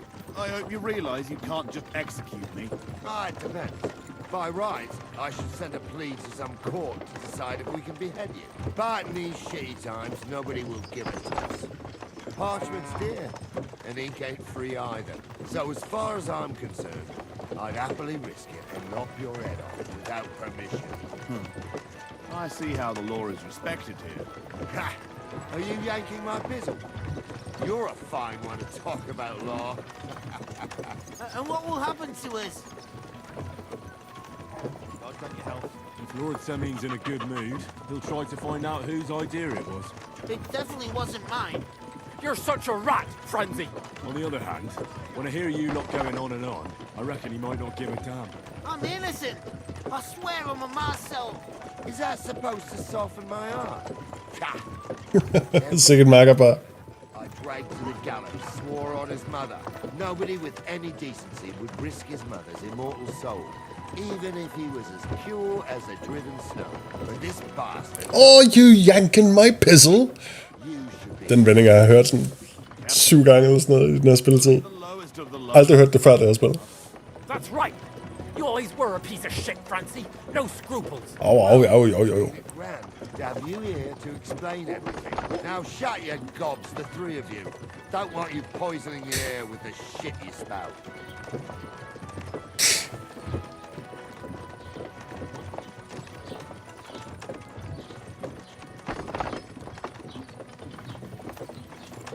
Er der jo nogen, der har set min hund og hest? Skal jeg bare sådan selv stige af og sige, nu så har jeg fået nok.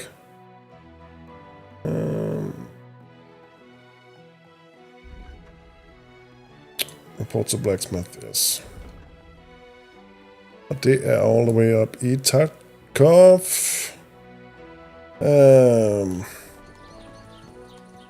Som de parkerer for mig. Right, we're in Troskowitz. This is where you get off, Henry. Perfect. Thanks a lot, Captain. Don't forget to go and tell Radovan what happened, so he can stop worrying. Will do. And drop by Samin sometime. You may be wet behind the ears still, but you're a laugh to have around. Wet behind the ears? You're a bit young for that kind of talk, Captain. Ah, if only. Okay. Er min hund der? Hvor er min hest? Det er et godt spørgsmål. Spil, hvordan kalder jeg egentlig på min hest? Kunne jeg godt tænke mig at vide. Nå.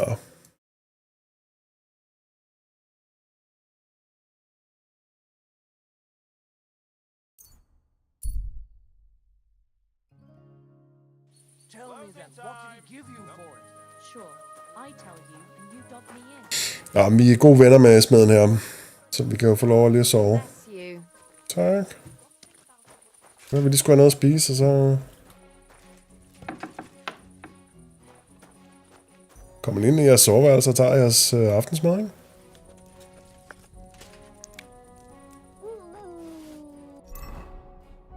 Godt. Kom igen med alt det her. Featherweight. Mindre fall damage. Dodges cost you less stamina. Det er stort. Den tager jeg.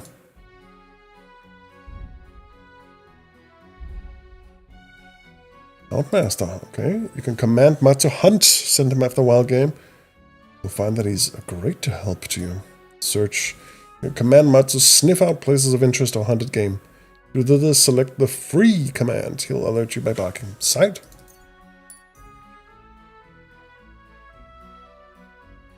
Okay, survival. Purchase. You can sell herbs, gain a hide.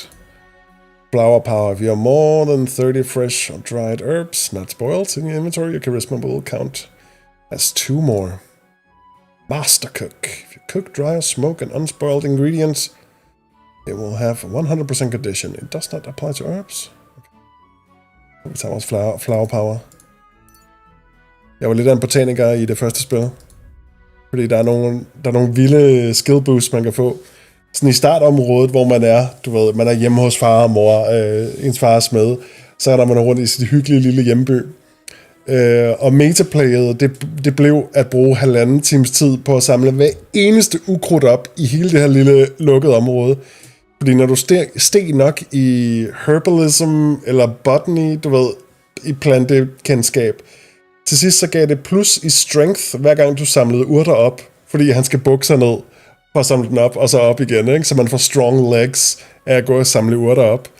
Så du ved, man kunne virkelig booste sin strength helt vildt i super early game, du ved, i kravlegårdsdelen af spillet. Hvis bare man havde al den tid, man har lyst til at bruge på at samle urter op. Og ja, det har man, hvis man spiller det her spil. Artery for fight unarmed against an opponent with a weapon, your unarmed will count 5 points higher. Okay, sygt. First strike.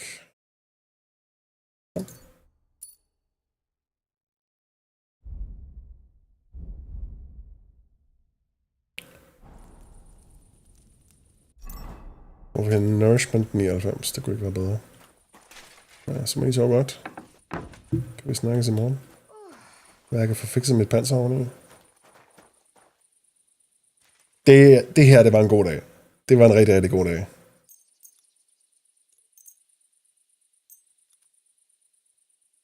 tager os lige 10 timer søvn oven på sådan en eventyrlig dag.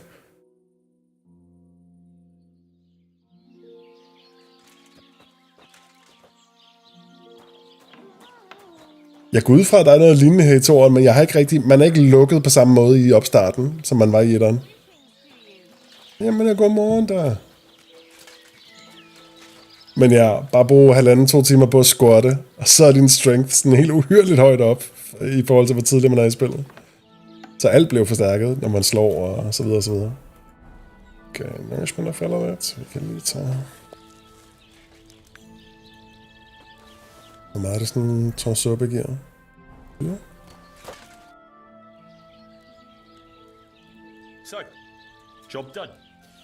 The cart was found and driven to Lord Semin's courtyard. Whew. That's a relief. And what happened to that pair of idiots? It turned out they tried to rob you. Oh, they did they? Aye. They plotted with some robber baron called Gules and brought the cart to him. The bastards. I should have realized they were a bit too keen on work.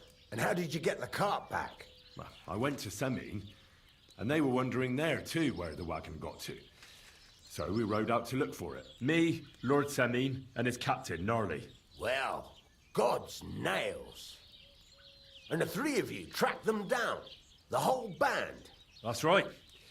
They were hiding in Apollonia, along with the carts and the goods. Indeed. Where else? Kan jeg fandme love dig for, Timmerman? And what about my hands? I'm not sure. Your life som fan. Them and Gules to his courtyard. We'll see how he deals with them. I know what to do with them. Don't worry. I don't think Lord Semin will let them off lightly. Anyway, the main thing is the cart turned up. I'd be in a right mess if it didn't. No doubt. And you've earned a reward for your trouble. I've got Flere belønninger. Det har altså været vores dag, det her. had his Kiras repaired here, but never came back for it. Who knows what happened to him? So now it's yours. It's been through a bit, but it'll still serve for a while. Kæft. It'll come in handy. And have you got another job for me? Young Lord Semin's wedding is coming. Rusted plate. And it's got my head spinning. Hvad, Timmer, vi er alles second monitor på arbejdet stream i dag, så det er helt perfekt. What do you think of her?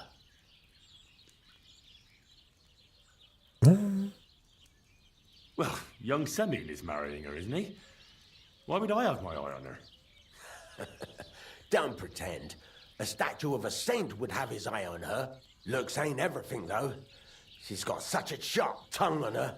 I almost feel sorry for young Semin. And how about you, lad? Have you got some lass waiting in Sassau? God gammel Teresa. Men det er lidt ligesom den der, alle sømænd er glade for piger. Altså, hvis de handlinger, jeg har lavet i Kingdom Come Deliverance 1, er canon for den Henry, vi spiller i toeren, så er der Teresa, og også Marissa, og også Johanna, og Connie og Liz. Yeah. And I hope she'll wait. Her name's Teresa. Her uncle owns a mill on the river in Ratai. A girl from the mill? You want to watch out for them types. You might get caught up in devilry, lad. A wedding's a serious business. You're not just getting a bride, but a whole family. So you have to show them you're a man. Jeg vil sige, at han var lidt hård i sin dom. Old Semin wants a special... Men Teresa bor bogstaveligt talt hos en fyr, der køber 20 gods.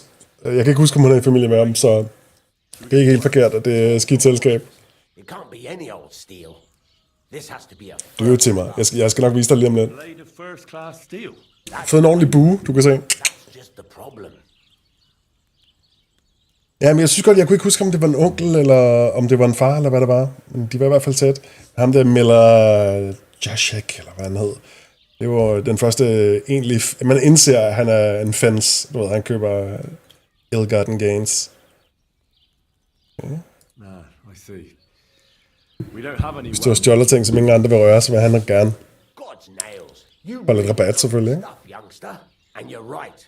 God's nails! For a strong sword that won't break. Ja.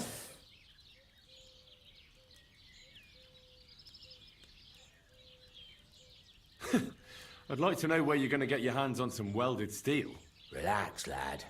I've got it all figured out, as it happens. There's this old hermit called Ambrose, living in Apollonia. And he can pray for us? God's nails, let me finish talking. God's nails.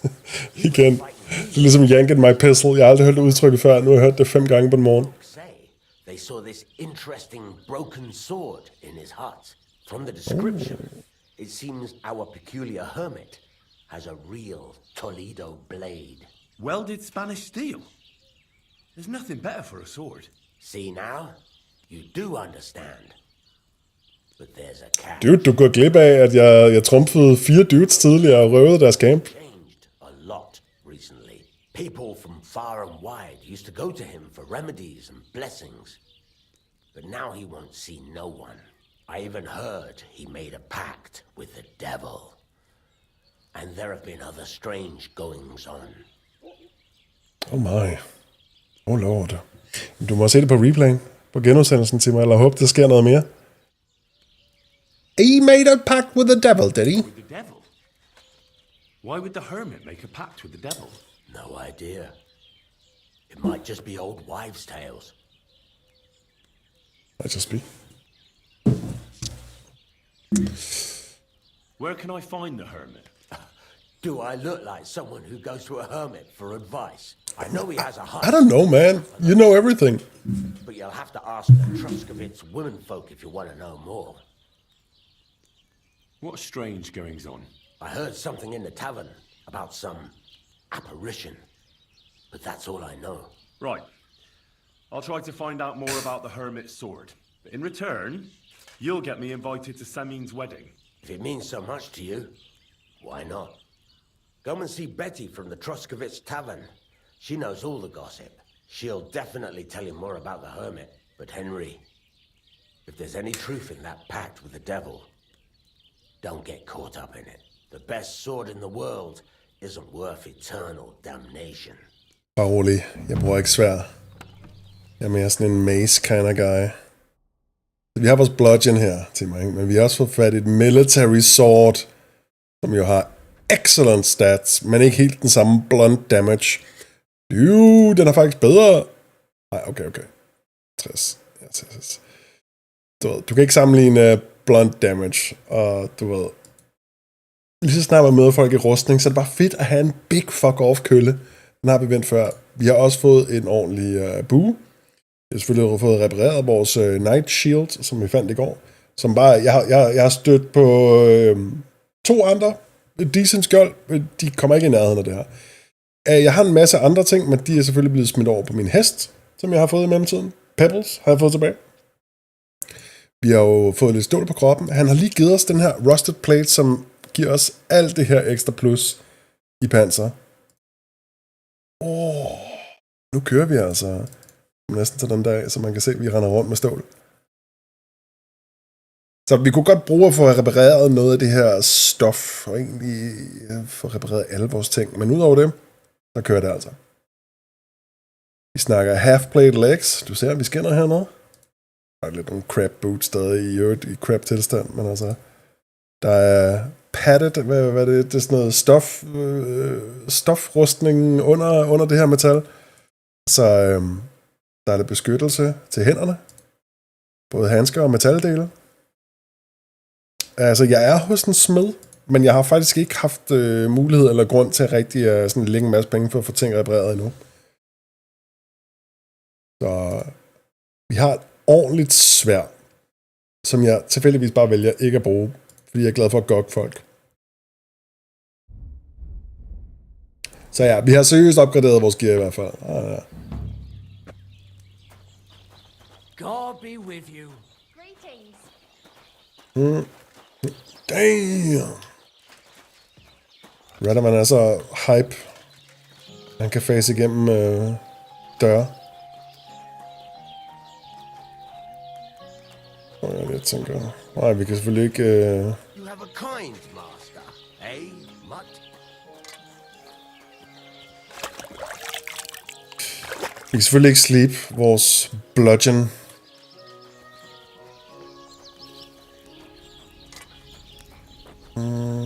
Som ser left. Repair. Okay, cool.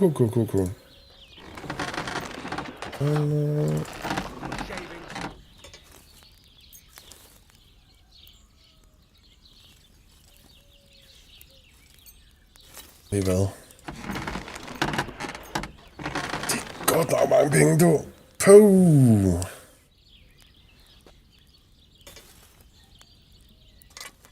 Så til gengæld også gjort det.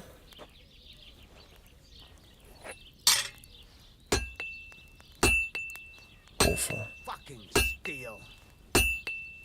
Fucking steel. Det var jeg bare lige skulle holde lidt til det allermest nødvendige.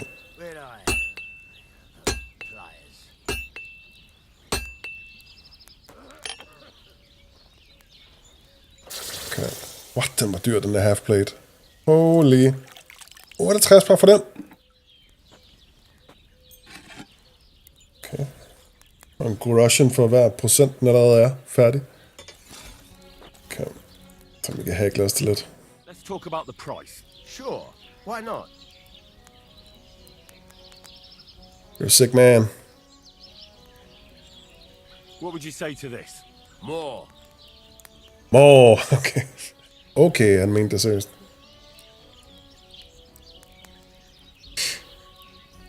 Ja. Men det går helt fint. Det er der vist meget godt styr på. I'm done haggling with you. What? Jeg kom der i møde med... Okay.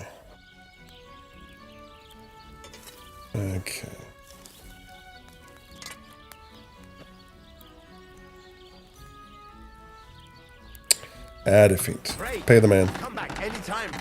Ja, så er vi gode venner igen. Jeg troede, jeg kunne få vennepriser. Det er der åbenbart ikke noget, der hedder. Okay, spil. Hvor kalder jeg på min hest?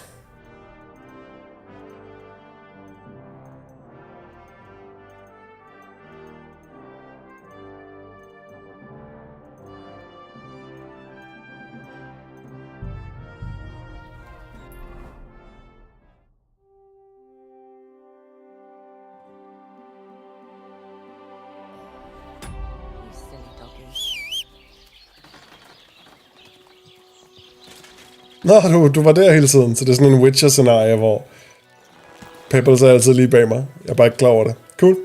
Thank you. Okay. Jeg skal lige blive enige om, er det her, vi gerne vil... Fordi det er jo videre med, hvad der er essentielt af den der bryllupsmission. Tror jeg egentlig godt, vi kan lægge til side lidt... Det var det der med at bedøve og male en tyr. Det virker helt langt ude, men ret sjovt. Så var der Bad Blood. Ja, det var Boshenas datter. Det skulle hun også have fundet ud af.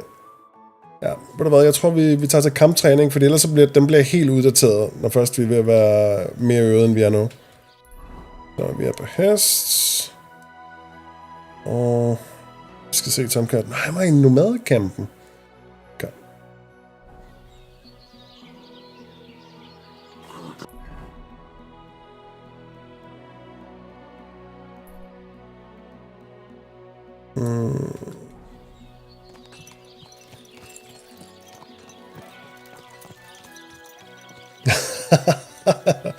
Man, that's rough, Palace player.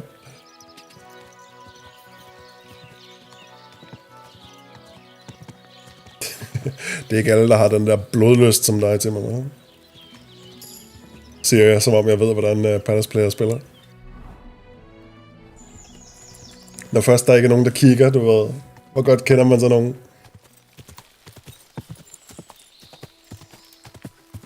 Vi har lige fået Peppers. Det er bogstaveligt talt den første sådan frie ridetur, jeg er på, siden jeg fik hende tilbage. Så er det control igen for at styre, ikke? Yes, okay. Jo, ja, det synes jeg også godt. Eller der må gerne være et lille hak, så man vidste. 263, det er altså ikke billigt. None of that, Timer. None of that. Der er ikke nogen, der tror på, at du mener det der seriøst. Ikke skyde en lille gammer. Quick. En hest, det der offroad er der. Go. Go. Jo.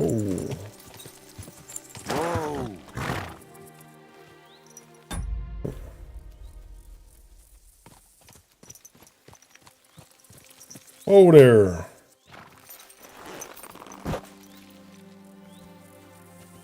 Eh? Hello. Ah, Laudetur Jesus Christus! Here you are at last. I've been waiting for you. Me? And who exactly am I meant to be?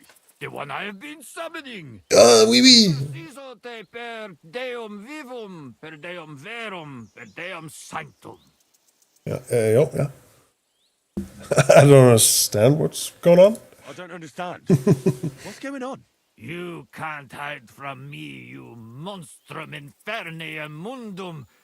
Now you shall reveal what you withheld from me last time. I don't think I owe you anything. So you want to play chess again, you treacherous Draco Nefande Spiritus Mendax?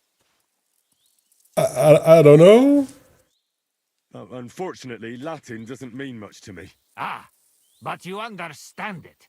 You can't deny it, you shaitan al-shari. That's not helping. Are you here to ridicule me, or are we going to play? Last time you didn't beat around the bush. Non te excusa, sedage. Well, all right. Sure. We can play, but only... Jeg tror lige, han vil have mig til at spille skak, nemlig. Det er sådan... Aha, that's you all over. You lost last time, so now you're looking to wriggle out of it. Impostor in aeternum. Well, Selv? if Fortuna serves you better with Immundis Viribus et Satana, then let's gamble with dice. What game would you like to play? Hey dude, du glemte dit accent. Without a badge? Forstår ikke, hvad det betyder. Wagoners Masters? Forstår ikke, hvad det betyder. Wagoners. Let's play.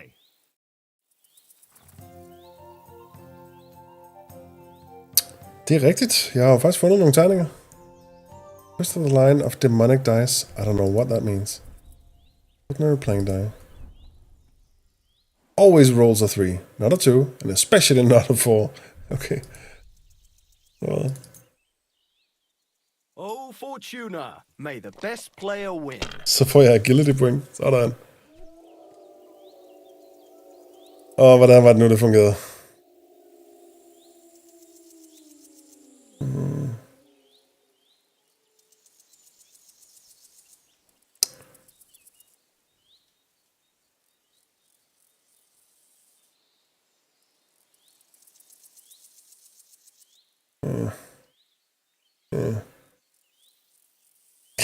Totalt glemt, hvordan man spiller det her. Godt. Det er E og sing, og så siger vi ingenting.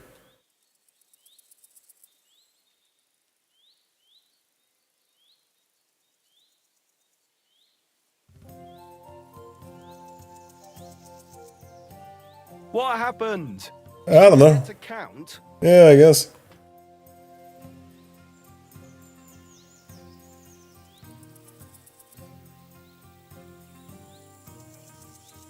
Den giver mig ingen prompts. Jeg kan sgu da ikke huske, hvordan vi spiller der. Så jeg kan ikke...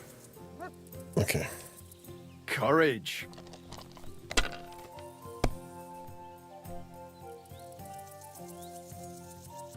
Here. Jeg kunne ikke få lov at gemme en terning og slå igen. What the hell? Oh no! Not good.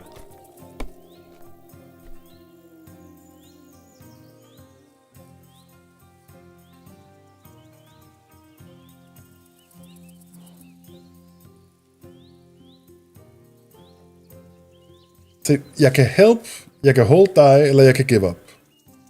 Det er vi enige om, ikke? Det er det eneste mulighed, jeg har.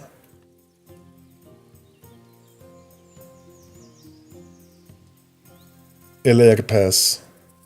Score and continue, okay, så er der en mulighed. Men det er kun ved 5'eren. Okay, så jeg har officielt fuldstændig glemt de her regler. Men jeg kan da gøre her, og så kan jeg sige score and continue.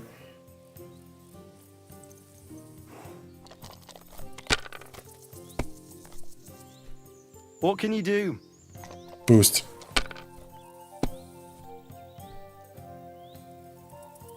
Ja, så får han det hele. Er det ikke bedre at tage 2? Ville det ikke have været bedre for ham at tage... That's enough. Your turn. Okay.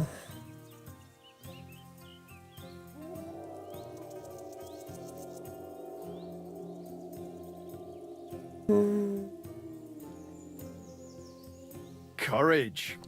Holder vi på. Vi holder. 3-4. Here.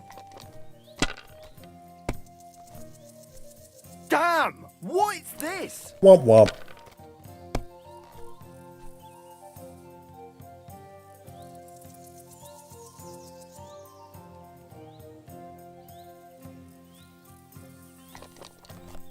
We right?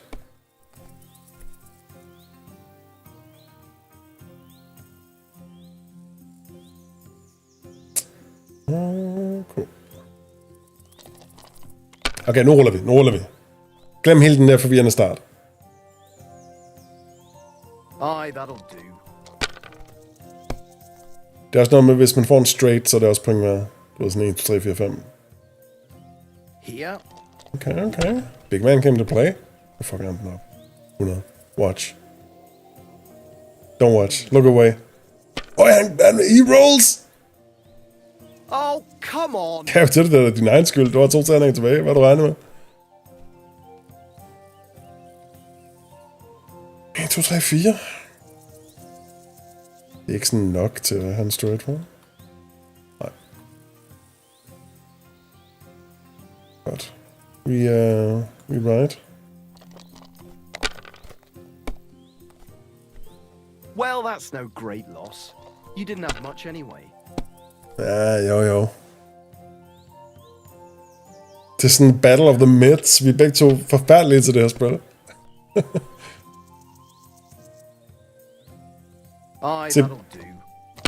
Det er derfor, det er vigtigt. Vi skal have 3 gennemsnitlige seere de næste 3-4 gange, jeg streamer. Eller vi skal have mit samlede gennemsnit op på over 3 seere i gennemsnit, hver gang vi streamer. Fordi så kan vi lave en poll, og så kan vi gamble, mine damer og herrer. Det kan vi så ikke, fordi vi bor i Danmark, så det tillader det ikke. Men vi kan sige ja eller nej. Så kan jeg sætte en poll op i chatten, så kan I satse på, om I tror, jeg vinder eller ej. Det bliver sick. 1, 2, 3, 5, 6. Okay. Ja, præcis. Det bliver let.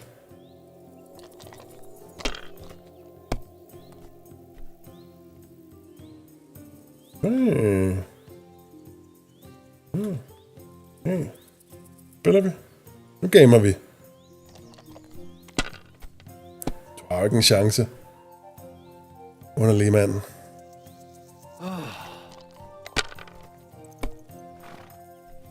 Oh, come on!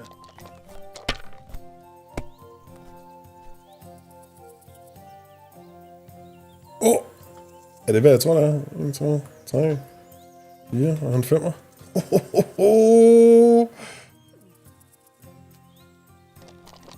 Bow! Hit him with the 500.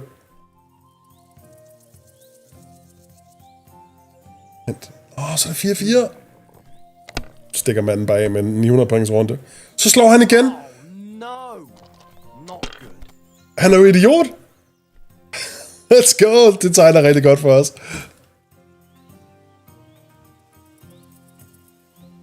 Nå ja, selvfølgelig. Sådan der. Jamen, hvor ville det være godt at være?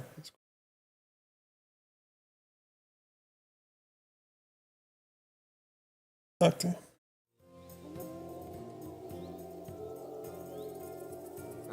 Så laver vi en 1000 points runde. Okay, bare for dig. Palace player. Hvad er det ikke? Den plejer at lokke. Okay, lad os se her. Hvor meget centreret kan vi gøre det? Bum.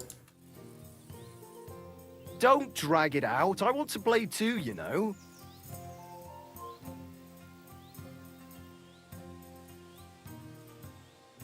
Ladies and gentlemen, we got him.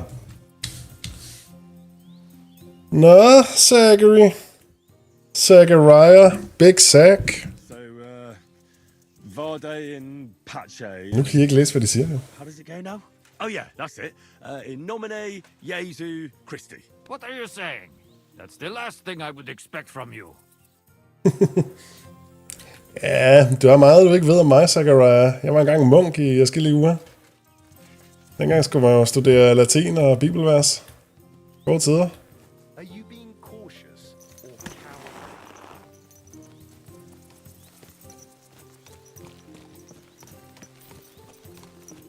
coward? Okay. Stærkt. Det er sådan nogle eventyr, man kun støder på, når man rejser langs vejene. Lad os prøve at se, når vi kommer til at krydse sig herop.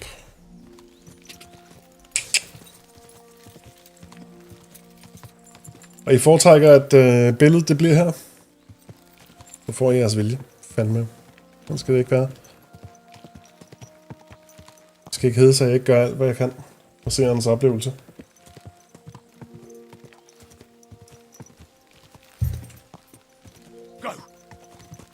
Kom så, Pebbles. Løb som vinden. Quick!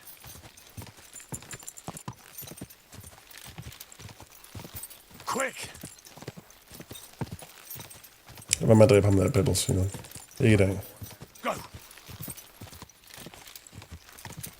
Quick!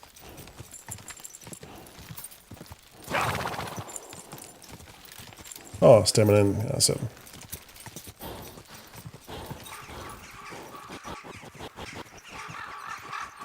Sniffer.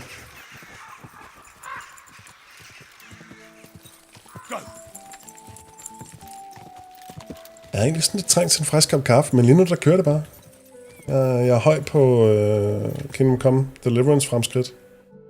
Sputtede jo forbi den der mekanik, jeg selv har sagt.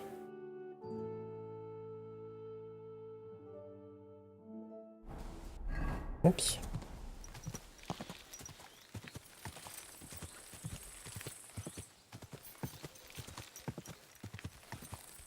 Det er mig, frøken. Ja.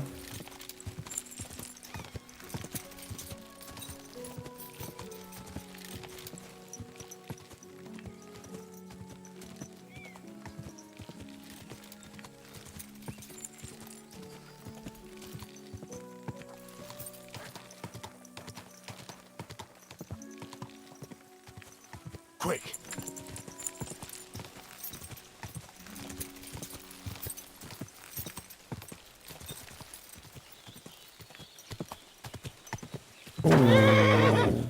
Okay. Rolig.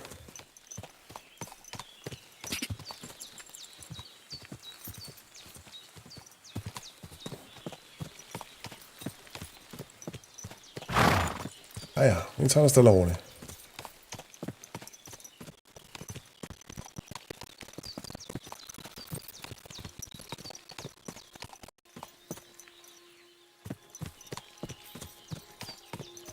Er vi fra en organiseret vej her? Nu er vi set på den her underlige bakke igen. Okay.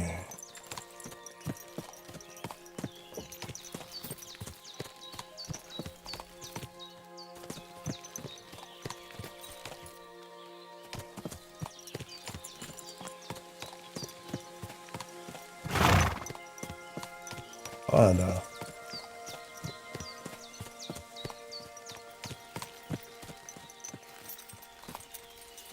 Nå, der er altså ikke mere path.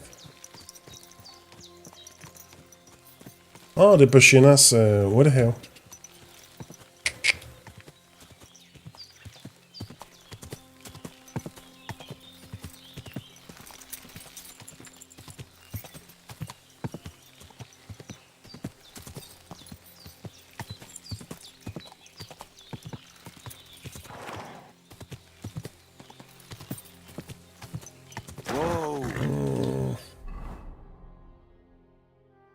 Hvis vi kommer lidt ned til højre, skulle der være en sti.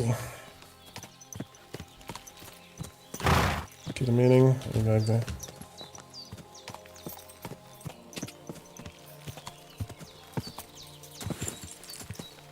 Wow. Pebbles, nej. None of that.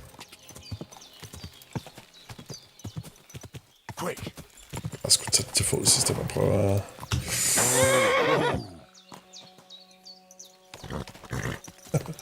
Pebbles har spillet Skyrim, det er vores held.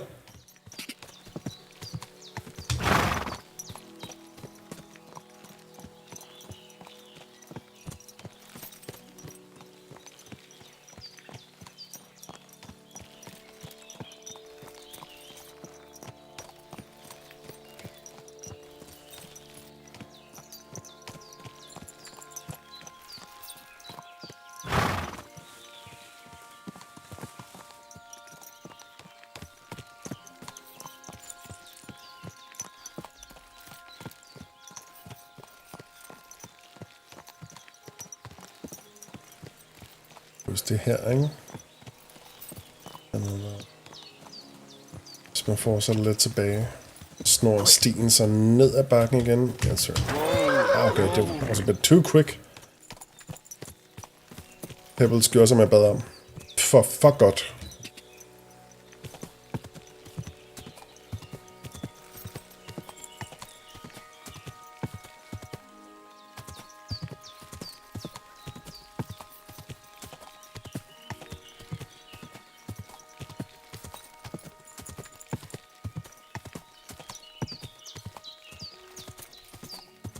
Det var her, hvor vi kom til vandet.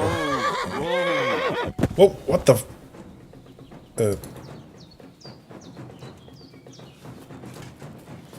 Jeg troede ikke, I var krigeriske.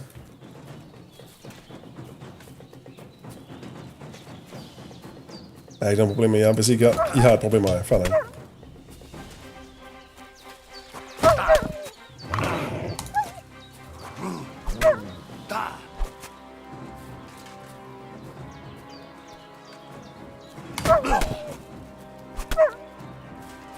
Du skal bare kigge på, Matt. Bare rolig. Jeg klarer den.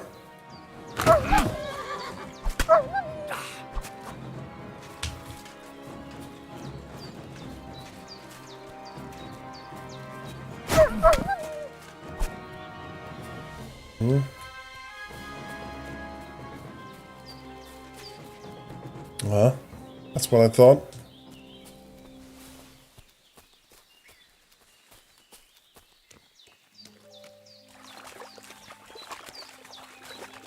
Det er først nu, jeg kommer i tanke om, når den her sti var ikke en sti. Jeg endte i det der... Jeg endte i det her vand, hvor jeg sådan ligesom bare skulle janke mig lidt igennem. Hold nu op, du er ikke nogen tilstand. Lidt mere slagsmål. Den holder min moral op ved at være nuttet. Ja, Thijs. Hvad er du seriøs? Du vil have det her? You want this smoke? That's what you're telling me?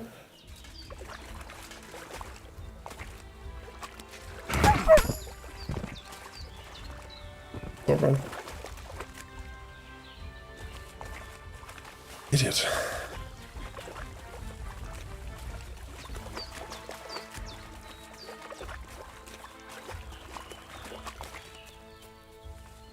Okay.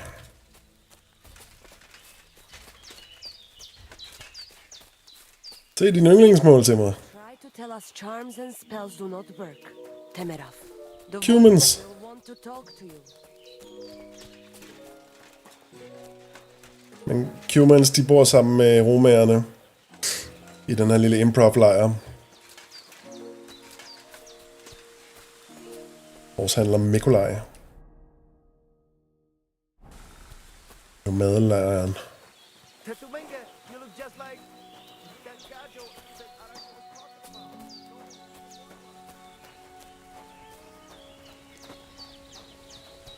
And they try to tell us charms and spells do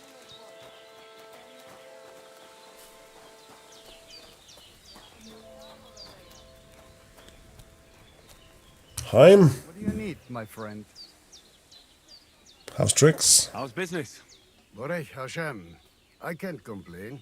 Or rather, I shouldn't. What? Is something wrong? Wrong? What can I say? It's more like I have such concerns. Is there anything I could do for you? Indeed, you can. You can stop asking me how I am and buy something from me, young man. Jeg kan godt lide ham her. Kan jeg hjælpe noget? Ja, du kan stoppe med at stille så mange spørgsmål og smide nogle penge i bæksten. I have the feeling you're not like the other nomads here. You speak our language a lot more, with only the odd foreign word here and there. My friend, could it be because I am the only son of David, far and wide, and the rest are Anusam? What does that mean? Måske. Have you never seen a Jew before? I don't know. Should I have? Jeg kan ikke huske, at man nogensinde støder på en i Kingdom Come Deliverance 1. You have really never met one of my people? Men vi bor også i en meget lille by. There were no sons of David in Skalitz where I lived. Skalitz, you say. I must remember that. Shainem Dank, my friend. Shainem Dank. Yes, that. I'll have a look at the wares.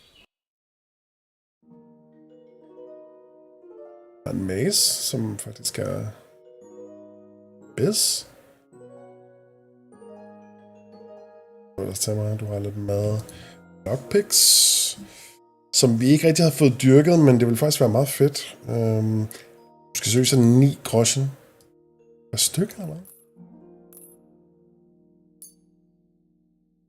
Hvad stykker? Jeg kan ikke se, hvor det er henne. 59! Okay, ved du hvad? Hvad med vi bare siger en enkelt?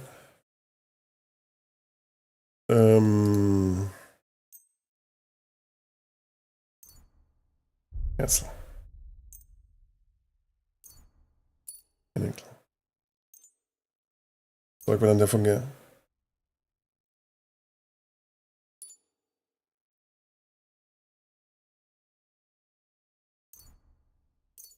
Godt. Godt. Spaden, den skal vi bruge til at grave lige op. Ingen opfølgende spørgsmål, tak. Lockpick, jeg vil bare gerne sådan til at sådan opleve det lidt. Se om jeg kan komme til at grinde nogle skills. Jeg har glemt, om man faktisk mister dem. Gør man jo nok, de degrader jo nok. Så kan vi komme i gang. Med at bruge dem. Groschen har jeg en. Der sidder jeg egentlig på 241. Så har vi 2. Så gør det ikke så meget, hvis den første gør næsten ingenting. Kom. Har vi noget, vi kan sælge der? 6 groschen for et helt frisk militærsvær. Et halvt godt militærsvær. Hvad vil du give? Hvad vil du give noget for? Snapsen er selvfølgelig noget værd, det er klart. Men det er den også for mig. Du vil give intet for mine eksotiske østlige urter og krydderier. Jeg har safran og alt muligt lækkert, altså. Jeg må bare med drikkelse ved han. Og så lidt af stål. Hvor sygt værdifuldt. Hvorfor skulle jeg give dig det? Jeg kunne sælge ham den der terning, som jeg ser næsten ingen værdi, som sikkert er... Siden han vil give de her penge for det, så er det den er sikkert sygt meget værd. Jeg ved ikke, hvorfor det der Warlords badge er penge værd. Jeg fik dem fra en bandit, jeg hakkede ned. Jeg kunne sælge dem noget skin. Det fandt vi i den der... vi tæskede nogle røvere tidligere. opfandt den i en af deres kister. Det tror jeg er fint. Og... Hvad med lidt ekstra? Han er villig til at betale. Jeg mener, I'm good. You're paying now. Næsten. Det er værdifuldt i verden, hva'? Kan vi slå en handel af? All right. I'm listening. Hvis du giver mig 35. Do you accept? That's more like it. Lower your price a little more and we can make a deal. 33. Hey, you'll convince me with that price. Masa umatantov. Shine and dunk. Præcis. Sådan. Kørte vi, og vi tjente den der på det. Det der, det ligner et sted, man skal øve noget kamp. Mine damer og herrer, det er tid til dagens første kaffepause. Så er vi tilbage om 2 sekunder.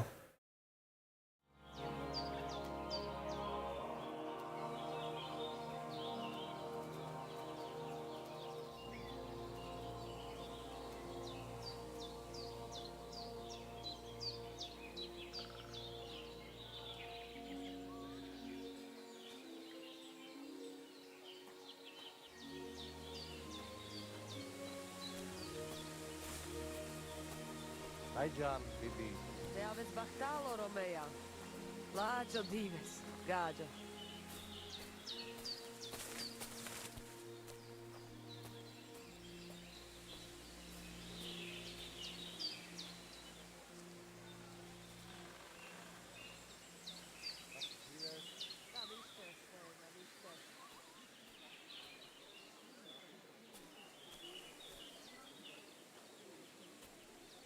You silly doggy.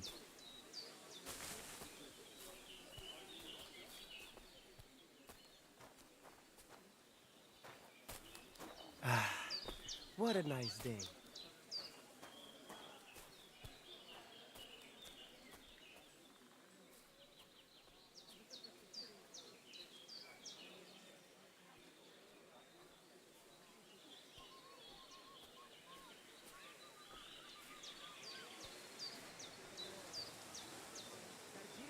Did you hear about what happened at the big wheel? At the mill? Yeah, the place by the Jeherovka stream. What then? Has the water sprite been up to his mischief again? You could say that. They found a dead body stuck in the wheel on Sunday. You're kidding. Who was it? Some vagabond. God rest his soul. And Dominga, get this, you look just like says that he was in gajo the water that at least Aranka a was week, talking about. judging by Go the and state see of the his boy body. was. So what? Somebody did him in and chucked him into the water. But the river there has a powerful current. The dead man had been floating down the river for at least a week. Without anyone noticing. Exactly. And that's not all. The dead man had a gold chain around his neck. Can you believe it? Someone bumped him off and didn't even rob him. That is strange. I reckon something devilish was involved. You don't see something like that every day. See you later. Safe travel.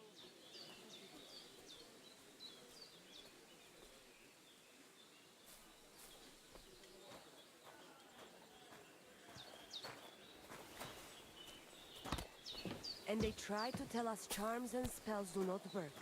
Temerov, the voivode will want to talk to you.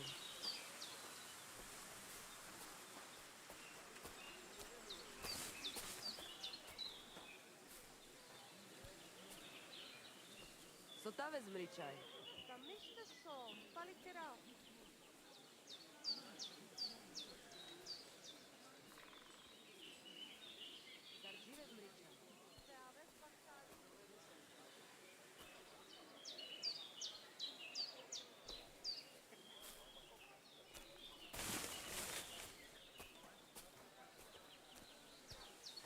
Oh, you pooch.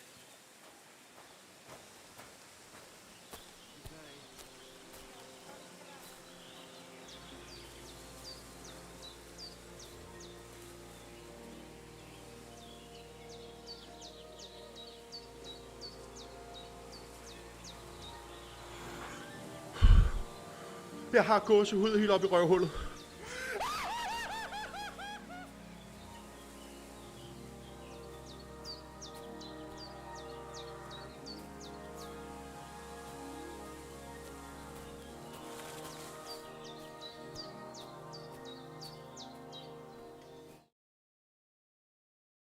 Bang.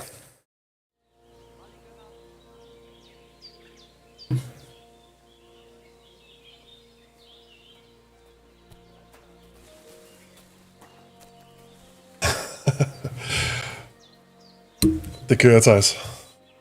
Jeg tror, det nærmer sig en overdosering, men det ved du bedst selv. Ups. Hej, Mads. Come here, boy. Lille tykke fjes. No. Alright. Master Tomcat. I've heard incredible things about you. I've heard incredible things about you. They say you let a fully loaded hay wagon roll over you. Hi. It was quite the show. Is that how you usually spend your free time? Oh, often enough. People like it. But don't think it's some trick. It's the real thing. And it's not easy. It's not just about muscles, but about your overall approach to food and life in general. Being a strongman isn't a trade. It's a way of life. I believe you. Alana Dane, tak for follow. Velkommen til stream. Kom ind, slå dig ned. That's right. Not everyone can do it. But I was nursed by a wild she-bear, so it's no problem for me. Nothing's impossible. Remember that. Nothing's impossible. How's it going, eh? I'll remember. The world, same as ever. Det slår mig lige, at min alarm, min ny følgealarm, ligger lige under der, hvor vi nu har sat kameraet, så 2 sek.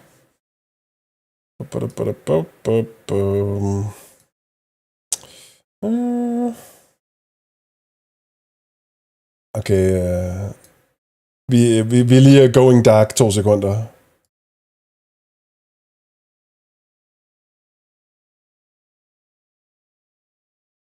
Hey, just like that, så er vi tilbage. Nu blev Alana Dane lige snydt for sin fine følger alert, men næste gang skulle den skide dig. You were raised by a bear. I'd be interested to know what you live on. I had lentils for lunch and bread pudding for dinner. What's it to you? What do you do, I mean? Right now, I'm talking to you. Then I'll go and have a bite to eat. One of these boys. Starving and need to keep my strength up. It's not so easy. The strongman trade can't be taken lightly. Don't they say a hungry artist makes for a good artist? A hungry artist is a bad artist because no one ever earned a crust by going hungry. True. Betal jeres kreative folk, mine damer og herrer. You were raised by a wild bear, you said. You think I'm lying? Or you're just amazed? Well, it's just you're the first person I ever met who had that kind of upbringing. The first? The only one, more like, fella. It was a cruel winter when they found me in that bear's den as a baby. So you're an orphan? If we rule out a human baby being born to a bear, then I reckon that's a good bet. Right. That was stupid. What? No, I meant I was being stupid. About the bear thing, of course. Well, there you go. Nothing's impossible for a man like me. Like I say, nothing's impossible. You do say that. Det er sådan den 3-4 gang, du har sagt det, inden for de sidste par minutter. What did you do before you took to the road? How did I become a nomad? It's in my blood. This is my life. So you've known the Voivod for some time? Uh-huh. The Voivod is a good fella. I met him this winter and helped him with his horse. I didn't realize you know about horses. What? The only thing I know about horses is that they go around on 4 legs. The Voivod's horse died from the cold, so I dragged it to the camp on a handcart, and we turned it into some first-class goulash. At least that old nag was good for something. Okay. Den røgsuppen. Stuvningen. What can you do, Tomcat? Me? Everything. Nothing's impossible. Come on. That's what he always says. Do everything. If I put my mind to it, try me. What about swimming? I've been training to swim in cold water for years. No one can beat me when it comes to swimming under ice. Det er ligesom Brucey i GTA 4, det her Palace Player. I have no other choice. Gør det hele. What about Bedre end alle andre. climbing? I can climb any cliff without a rope, just using my bare hands, and then do a backflip off it into a pond. Oh my god! You're a madman. This guy's insane! I'd be a madman if I trusted my life to something as crazy as a horse. Wait, so you're afraid of horses? Hey, nothing's impossible. But I hate horses with all my guts. Okay. I never take risks, and that's why I'll never get on a horse. Not even for a golden goose. You don't take risks? And what about your strongman antics? No risk involved. That's years of hard work and training, fella. If I didn't believe in myself and what I do, I'd be long dead. Okay. My name is Henry, and I've heard in the village that you're a renowned strongman, juggler, and moreover, skilled with a weapon. Is that true? Depends. Why do you ask? I'm looking for someone to help me. What's it about? Well, it's complicated. But the short version is, a few days ago I barely avoided the gravedigger's shovel. I thought I was done for. That's how badly beaten I was. And now, well, I'm feeling a bit unsure in combat. I need to regain my confidence. Gør jeg ikke, men det er hovedhistoriens fortælling, så... That I can do. What you gonna do? If what you say is true, I could really help you out, friend. I've been missing a good fight around here. That'd be great. Right. Thanks. Well, don't thank me yet. Let's see what you're made of. We can start right away. All right. Follow me to the arena. Gå ud fra, han ikke sådan bare sådan slår mig ihjel, og så bliver jeg slået tilbage til sidste gang, jeg sov eller et eller andet. Man trækker et sværd, i stedet for at have banke ham med køllen.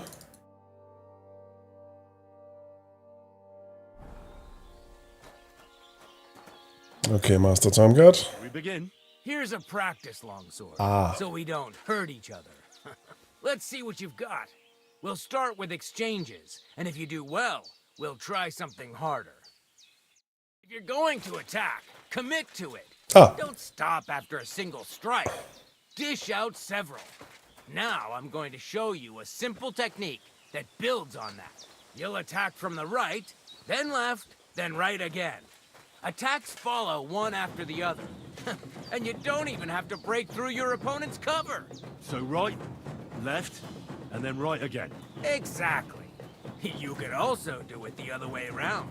I'll let you have exactly 3 strikes. Okay. So you're not wasting effort, just flailing around. Why didn't you finish? Ja, det ved jeg så heller ikke. Come on, keep going. Ja, jeg ved ikke, hvad Henry laver. Bum, bum, bum, bum, bum, bum. That's the way. Again. Beautiful. Ui. Aye, you've got the hang of it. Let's try something more difficult. I'll teach you a real technique. You start with a slash from above, then from the right, and when your opponent expects another attack from above, you do a quick sidestep and drag your blade horizontally across his belly. Caught his belly. I'll start from the top, then from the right, and then... From the left. Remember, top, right, and finally left. Yep. All right, let's give it a try. I'll let you make 3 strikes just like before. No more.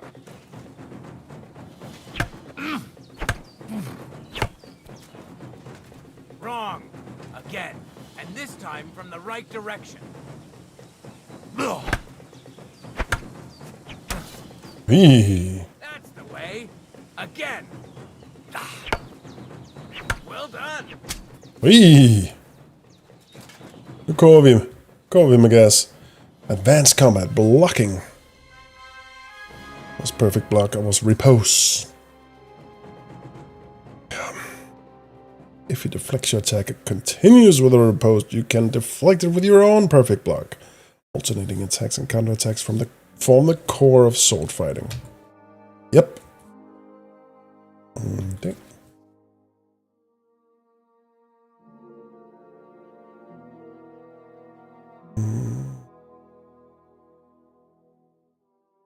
Okay.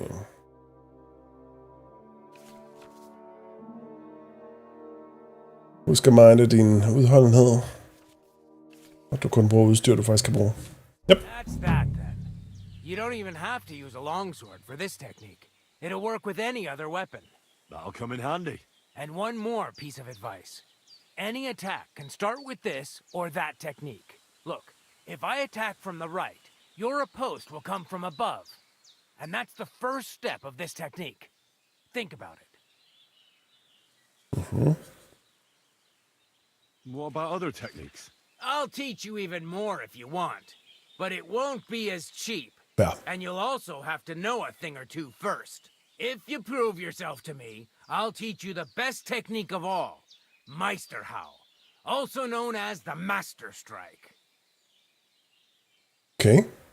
Men hvis han lover. How about someone else? I'm sure I'm not the only swordsman around who could teach you something.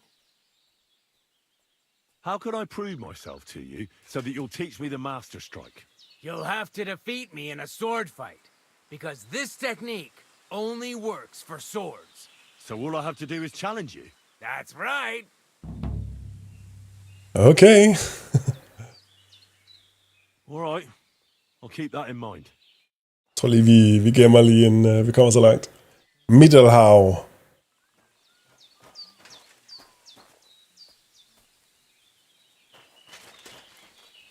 Stærkt, mand. Okay.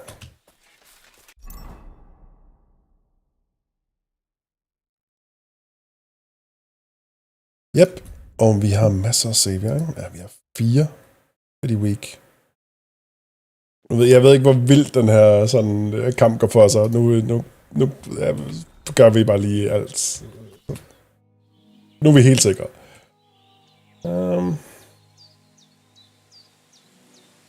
I challenge you to a duel. Good. Come and join me in the arena. Alright, boys. This is it. This one's for all the marbles. Det er det her, vi har trænet for. Shall we begin? Let's begin. Defend yourself. Okay, godmorgen. Okay. What do you...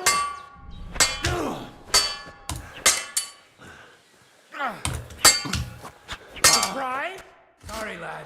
But it's too soon for me to teach you the Master Strike. Oh my god, jeg blev totalt wiped. Jeg var midt i et forsvar, og så tabte jeg kampen. Alright, sygt. Let me try it again. Nonsense. If you can't defeat me fresh, you won't defeat me all bloodied up. Tend to my wounds and be right back. I understand. Come back when you're feeling better. Dude fucked me up. Okay.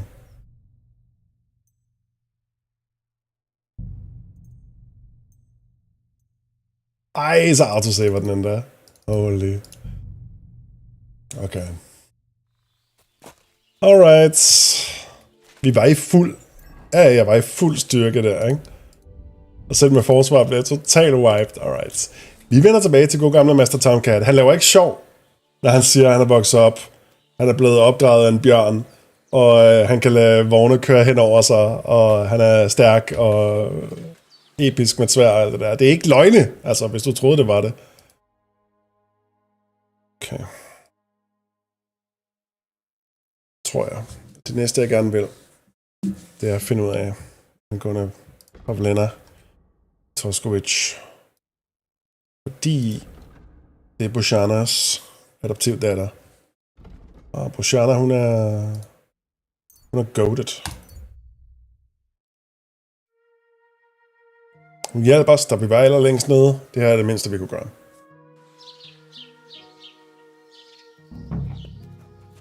Okay. Hvor hører man om rygter og alt den slags? Lad os den være på baren, hva'? Greetings to you. Okay.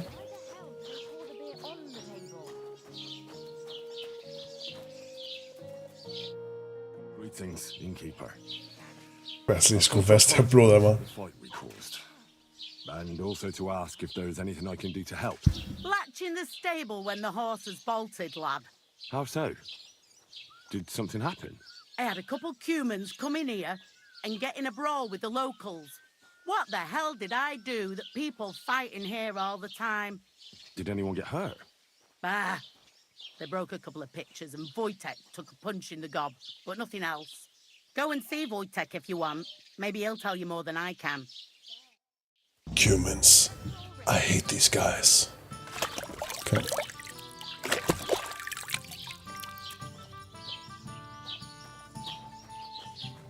And what can I get for you? Good afternoon. I'm looking for a young girl named Pavlena. She's missing. She was supposed to be selling baskets here. Do you know anything about her? Better you ask innkeeper Betty about things like that. I'm just the help, and I ain't seen any Pavlena. Mm-hmm. Do you know anything about the devil? Mother of God! Such blasphemy! Chokerer hende med mit djævlesnak. Be you bum. Hvor er hvor folk har simpelthen så skøjet manerer her. Girl selling baskets here. Her name is Pavlena. Pavlena? That's a nice name. Is she your sweetheart? No, nothing like that. I'm just helping her mother find her. She's worried about her. I see. Well, I'm sorry, but I don't know nothing about her.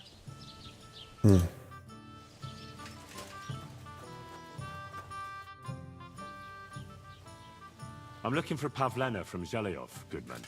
Have you seen her? Pavlena? Pavlena. The name rings a bell, but I can't say I know her. Does she ever go dancing in the tavern? I'd ask at the tavern if I was you. This is the tavern. Have you seen Pavlena around here? Eller han mener måske bogstaveligt talt indenfor. Sells baskets here sometimes. I don't know no Pavlena. Sorry. I hope you find her soon. Zajmiti. What's that? Lord be with you. What do you need? Have you seen Pavlena around here? A young girl from Zhelyov. Sells baskets here sometimes. I think I remember her. I bought baskets from her once, and they were very finely made. But that was some time ago. God be with you. A large beer for me.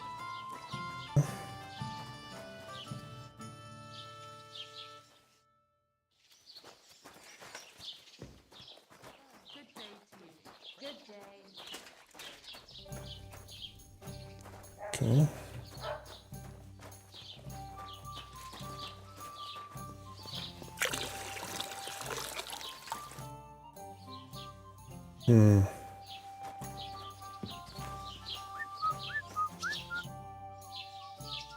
I'm looking for Pavlena, the daughter of the herb-woman from Zhelyov. Do you know her? I do. Pavlena still comes here from time to time, selling baskets, ointments and whatnot. I ain't seen her around in a while, though. Why are you looking for her? She hasn't been home for a long time, so Bozhena sent me to look for her. When she left, she was heading here. If I was you, I'd go and ask at the rat house. Or Yezhek the cooper. That old goat had his eye on her one time. Only she wouldn't have him if he was the last man alive. Can't say I blame her. That Yezhek's a drunken sot. Den Cooper lyder rimelig sly. Do you think anyone would want to harm Pavlena? Bozhena's not too popular here since that misfortune with Yakesh's wife, Ludmilla. But no one holds a grudge against Pavlena. She was only a young lass at the time. What was that about a misfortune with Ludmilla? That was way back. She was the midwife here. She'd give the women herbs and whatnot when they called for her. But then something happened when she was helping out at Yakesh's. His wife, Ludmilla, died, and a child was stillborn. A tragedy it was, and then Bojana, she left. Just like that?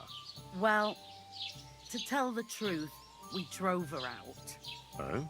Why was that? Better ask Yakesh if you want to know more. He's often by his son's grave. It's next to the farm.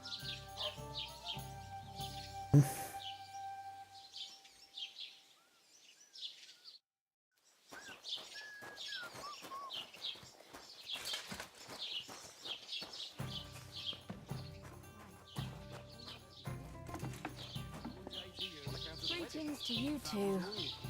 I heard his coffers were empty even before. Careful.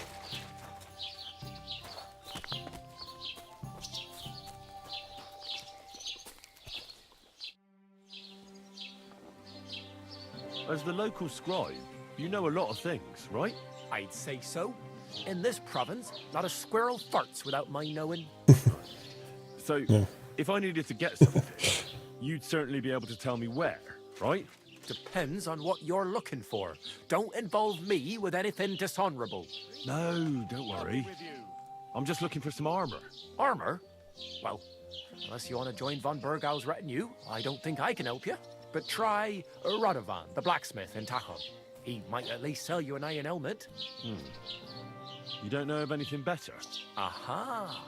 So, the good man is a connoisseur, eh? And how would Prince Brunswick's armor suit you? Whose armor? Oh, it's just a local legend. Oh? What legend? It's hard to explain. There are actually 2 legends, or even 3. Well, it doesn't really matter. Why are you so interested anyway? Du der begynder at fortælle mig om det. That belongs in the hands of a knight. Well, then a knight I be. Sell it to some knight, okay. Så blacksmith. Det er måske mere troværdigt. That may be true. But even the finest armor has to pass through the hands of the master blacksmith who forged it. Well, I might be only an apprentice, but that's all the more reason I should take an interest in such things and learn something. Well, that is pretty wise of you, all right. So, in short, Let's they go. say the armor of ancient Bohemian Prince Brunswick is hidden here, waiting for some valiant knight to find it. I don't believe it, of course. After all, I'm educated. But you'd be surprised how many fools have set off to find it. Who exactly was this Brunswick? You don't know, lad? Educate yourself. Brunswick was a famous Czech prince who won the lion for our country's coat of arms. Really? How is it that I've never heard of him? Perhaps because he never existed. Prince Vladislav II got the lion for our coat of arms for helping Emperor Frederick I, known as Redbeard. But you just said that... Brunswick is just a legend, but a quite lovely one, I'll give you that. Could you recount for me the legend of Brunswick? Well, why not? Brunswick was Tell me a tale, good man. Prince. He lived in a time when our country had an eagle on its coat of arms, but that wasn't good enough for him.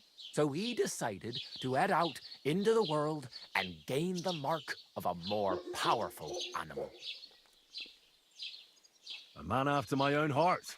You may think so, but his wife was none too happy.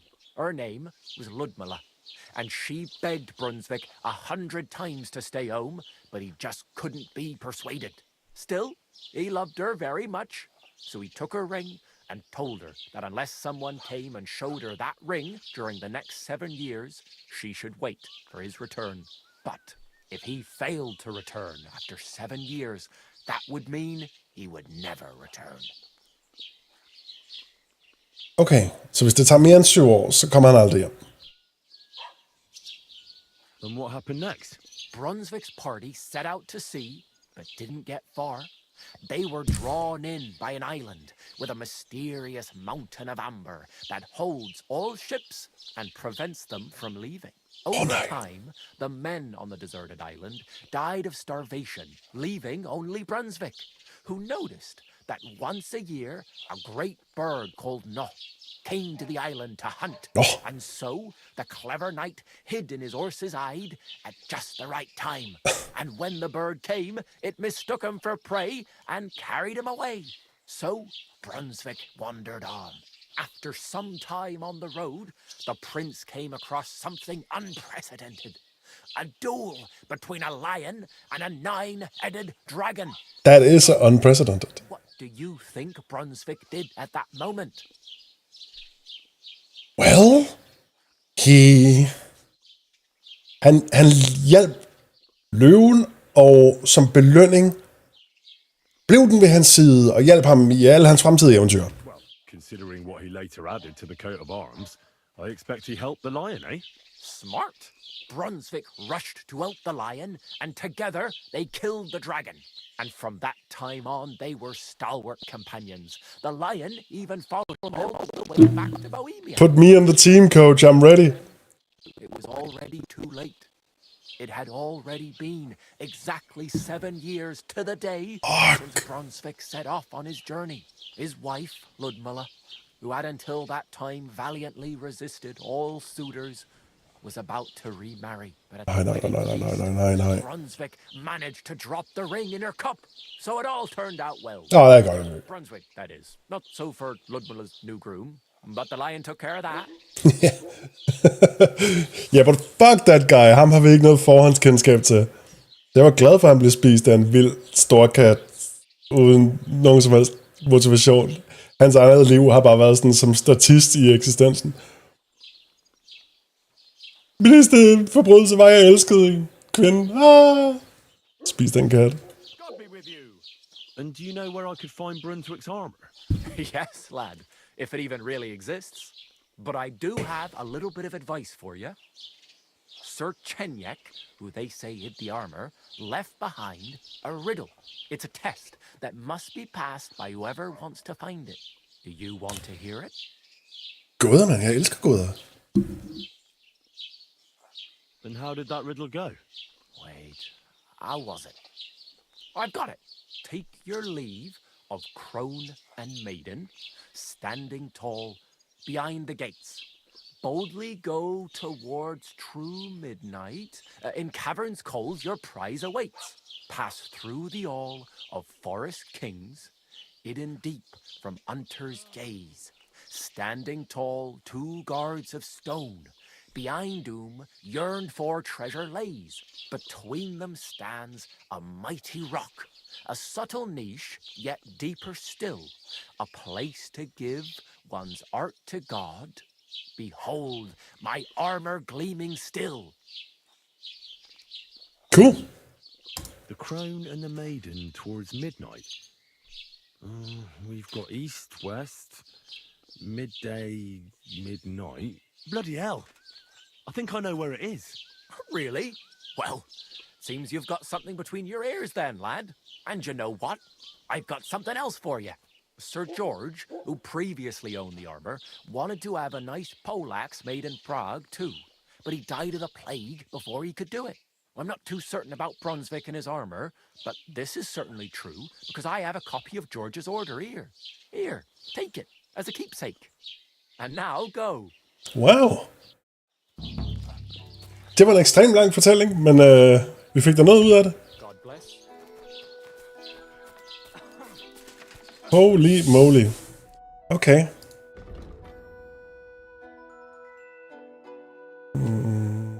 Vi har Yakash, Jessic, The Bailiff, som vi kan snakke med om det alt det her.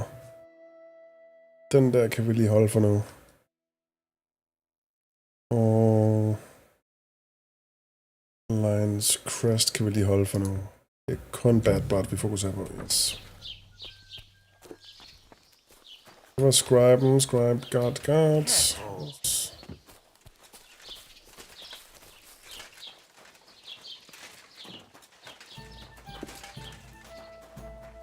Greetings to you.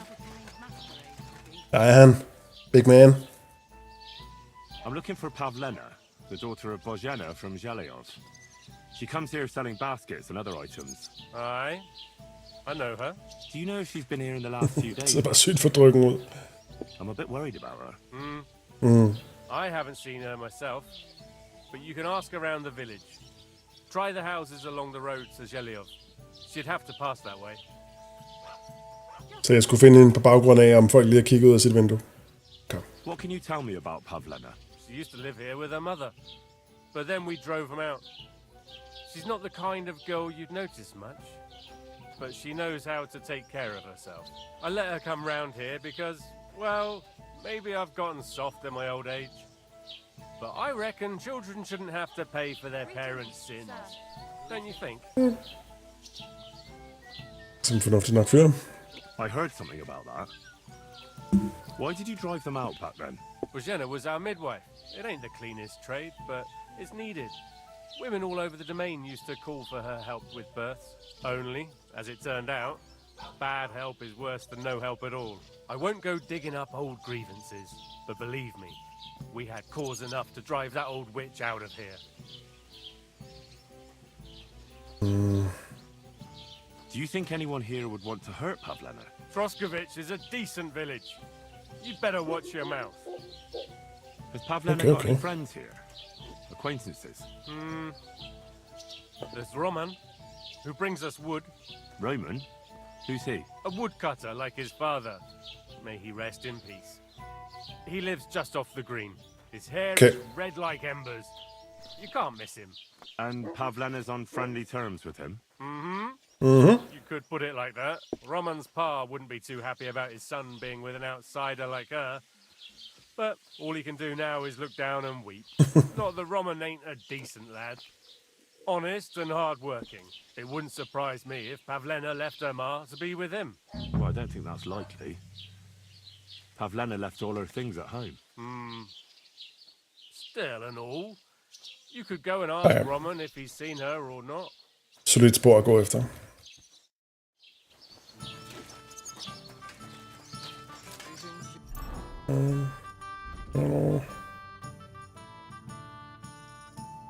Vi er F, G. Så til sidst H. What are you gaping at? What do you think? Jeg skal det der panser, der bare rasler.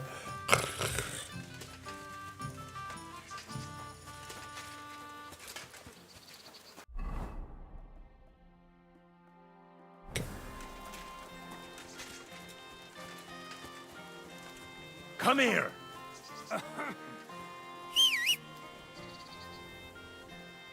Er det der, du gemte dig?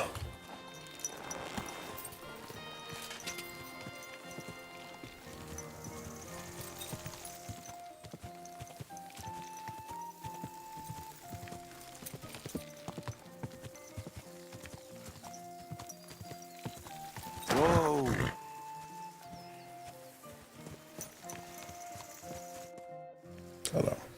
Can I ask what happened between you and that midwife, Bojena?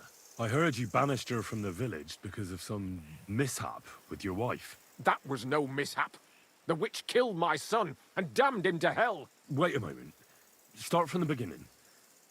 What do you mean she killed and damned your son? My wife, Ludmilla, gave birth to 3 daughters. Quick and easy every time. The village women often scream all day and night before they bring their babies into the world. Not my Ludmilla. When she had Marushka, it was all over before the midwife even got here. But when Yaroslav was coming into the world, you know, I knew already I'd finally have a son. I never sent for no help. Why would I? After all, Ludmilla done it all on her own 3 times. And besides, that Bojena is an unclean woman and a witch. Only this time, something went wrong. Of course, I wasn't there. Being a god-abiding man, I was outside. But Marushka comes running out, shouting, "Pa, send for Bojena! Ma's poorly!" I thought twice about it, but then I sent for her. She came along with a little girl, Pavlena, and a whole sack of herbs. She started brewing right away, and before the night was out, she was pouring God knows what kind of concoction down Ludmilla's throat. It's a wonder she didn't poison her, the crone. I couldn't get a wink of sleep all night. It wasn't till daybreak that Bojena came out of the house. carrying in her arms. They could see right off it was a boy. Like I said, only Yaroslav came out feet first. And as they were pulling him out, well, he was all Mother of God. I can't even say it. It was that Bozhina's doing, I tell you. If she hadn't pulled him out and left Ludmilla to manage herself, he could have lived.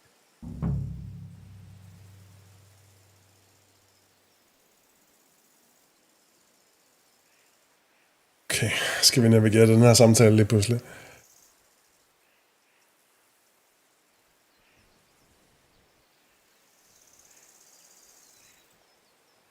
So you still blame her for it? Why shouldn't I? I haven't told you the half of it yet. I asked the priest, and he told me every midwife has the sacred right to perform baptism when things go wrong. Like when it looks bad for the child, see? She can baptize him, make sure he gets to heaven. And you know what Bozhina did? What? Not a thing. She looked at that little body lying still and didn't do a damned thing. And my wife died a few hours later. So I'm sure you understand what I did after that same evening.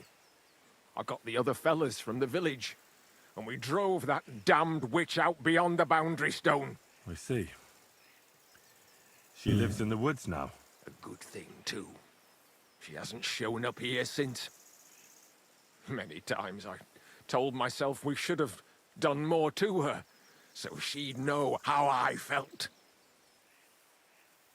Okay.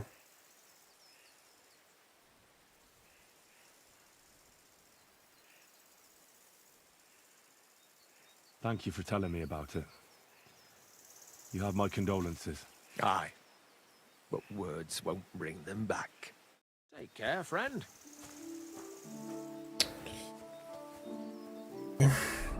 That was a whole lot. Vi får os ikke så meget tættere på hende, men så kender vi da til den historie.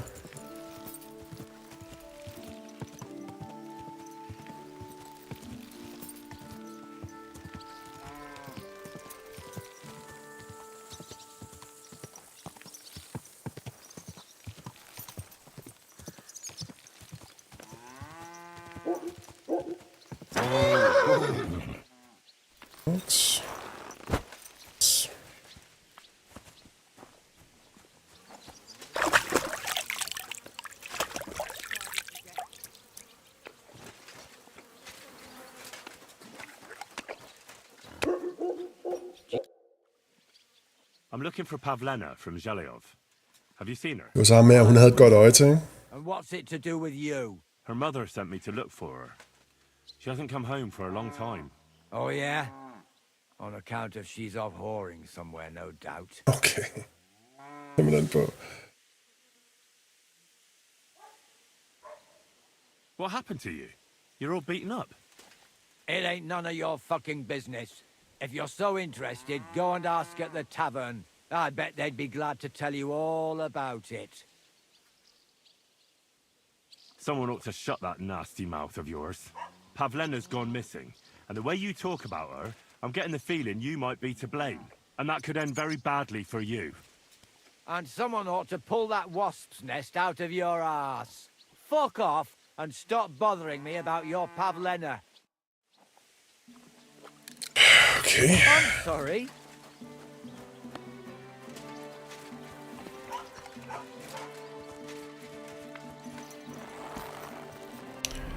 Nu prøver vi simpelthen at løse det her småbysdrama. Pludselig endte i.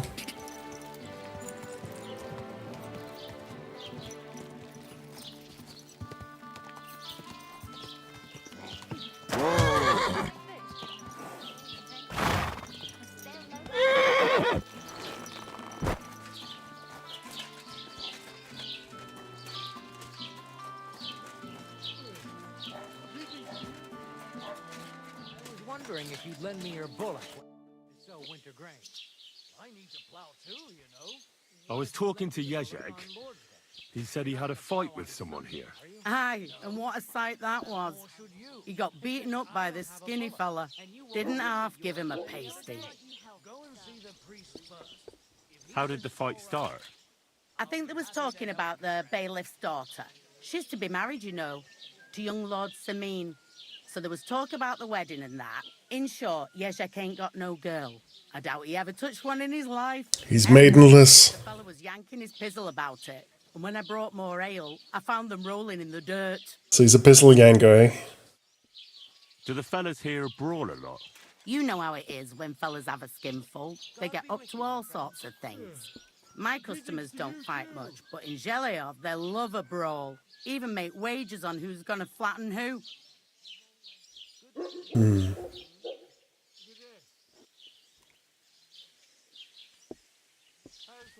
Treating you, anyways.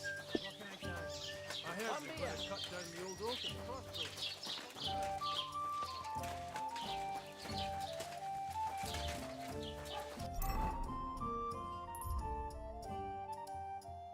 Det var ham derovre, der var sweetheart med hende. Ham der han stod og huggede træ, så troede jeg med det samme, han var woodcutter by trade.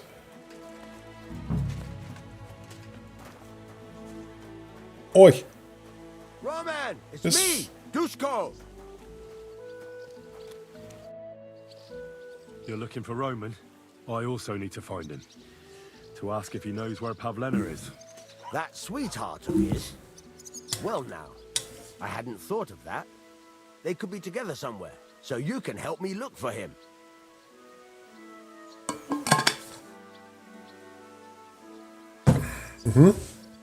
Okay. What kind of fella is Roman? We worked together in the woods. His pa used to work with us too, only he died not long ago. And Roman was left all alone with the whole small holding. His ma died a few years ago. Now at least he's found Pavlena. Of course, she ain't from around here, and there's all sorts of talk about her. But Roman would like her to move in with him. What does Roman look like? How will I recognize him? A young fella. Ginger as they come. You can spot him a mile off. Where do you think Pavlena and Roman might be? Not long ago, Roman was talking over a beer about how him and Pavlena wanted to leave and start a new life. Somewhere where no one knows her and her ma. You think they'd really do it? I took it all with a grain of salt, but after what he told me last time, anything is possible. For Christ's sake, he's got a whole house his pa left him. He wouldn't just leave it on account of her, would he? Well, I don't know about Roman, but I've been at Pavlena's, and it didn't look like she was getting ready to leave. She might have done it in secret, and she'd have reason enough. Believe me. Best to go and look in Roman's house. That should clear things up. Okay. Wait, though. What was it you were going to say about Pavlena? What did Roman tell you? Why would he want to move away with Pavlena now? No, I shouldn't have said anything. I promised I wouldn't tell anyone.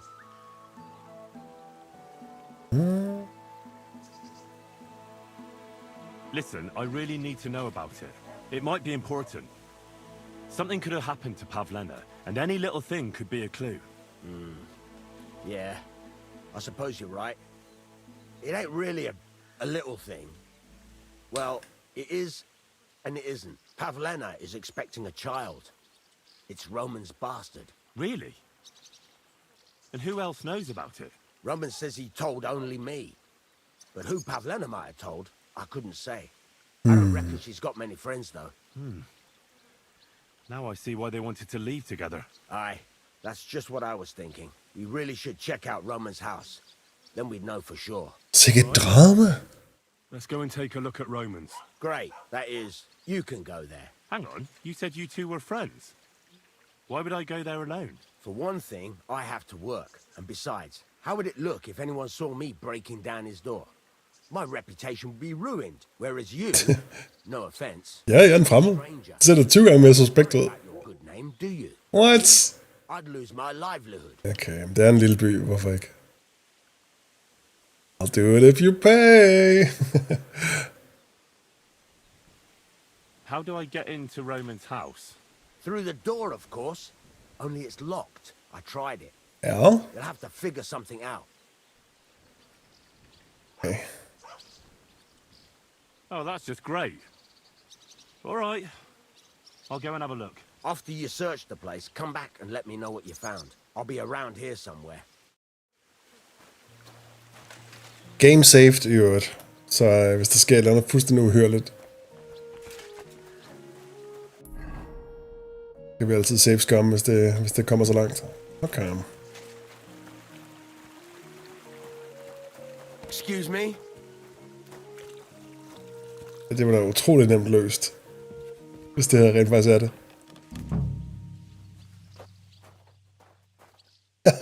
Okay, fair nok. Fair nok. Ikke alting, der behøver at være raketvidenskab. Det er fedt, det slet ikke er faldet, men jeg aner ikke, hvordan kommer vi ind, mand? Der er låst.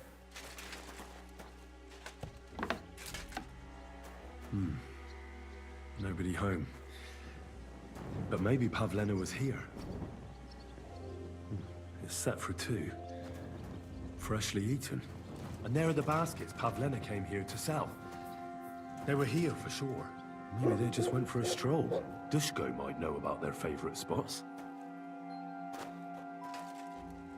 Det er nu, okay, den er godt nok medium, men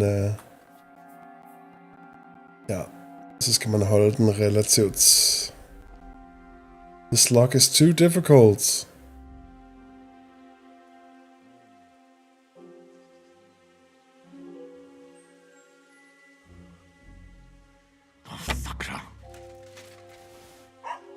Okay, den er bogstaveligt talt så meget for svær, at jeg kan ikke engang begynde.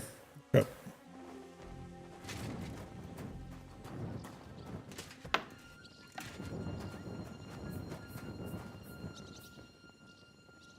Okay.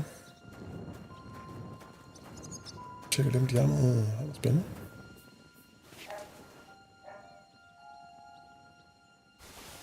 Det var seriøst ikke meningen. Jamen, nu bliver jeg i gang med at røve.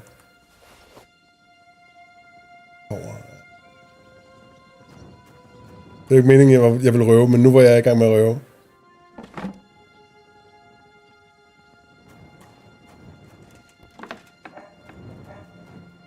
You are in a private area. Okay, undskyld. Det er ikke meningen. Bare sætte det alle jeres mest dyrebare. Hvad er det genstande derinde? Jeg bare har aldrig.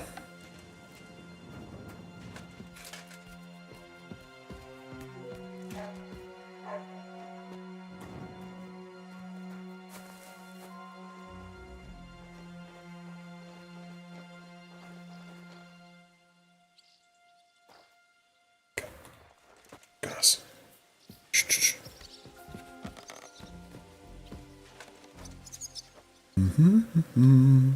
Hvad skal de forbrydelserne af os?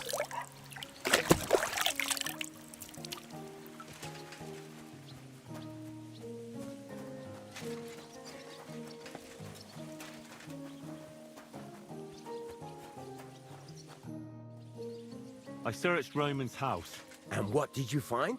Now, there's no one there, but Pavlena had been there for sure. The table was set for 2, and I found the baskets that she sells too. You're right. It sure does look like she was there. It can't have been long ago either. The food was still fresh. Any idea where they might have gone? Well, they've got a favorite spot down by the stream. You could try looking there. Where exactly? There's a ditch leading from Roman's house to the stream. Follow it down the hill. When you come to a place where the stream flows between the 2 big boulders, turn left and go straight. There it is, under an old linden tree. All right. Thank you. But, Fede anvisninger. mind you don't walk into the middle of anything, awkward. And tell that lazy bastard to get his ass to work. I'm not going to do his work for him. Farewell, my friend. Okay. Så du siger, der er en grøft og hans hus med 2 store stænger.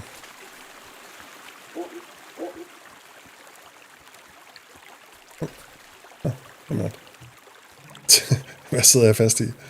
Hund! Okay.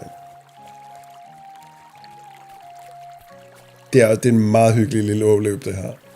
Det må jeg give dem.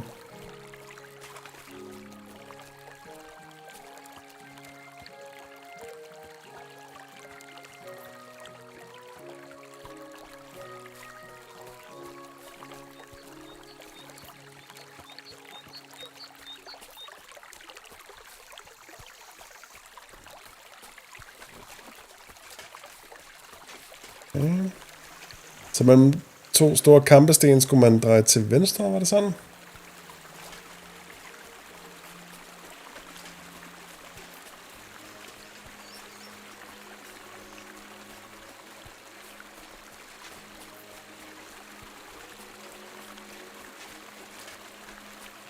Okay.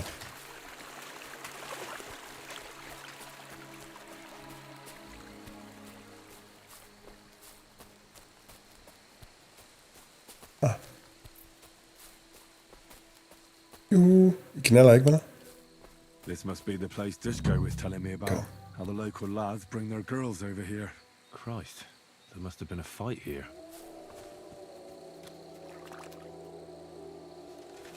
Krukkebajer.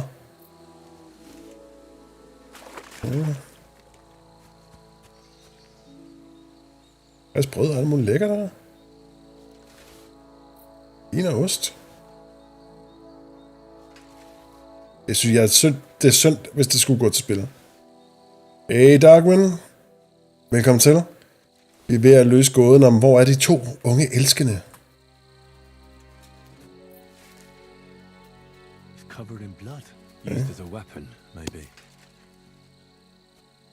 Jeg tænkte, det kan godt være, det er en ret nedtursmission, og ikke sådan en sjov optursmission. Blood? I hope it's not Pavlena's.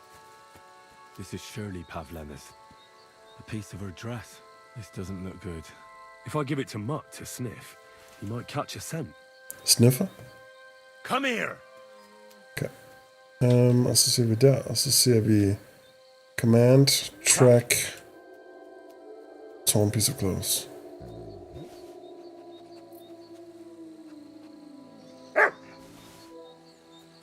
Go sniffin'!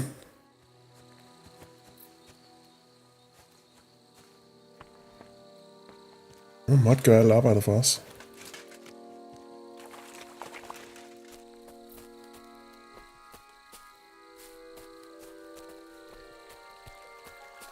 Det kan godt være, det var den forkerte ost. Altså, vi fandt jo ost på det lille hyggested der. Brød og vin, og fandme ikke sparet på noget.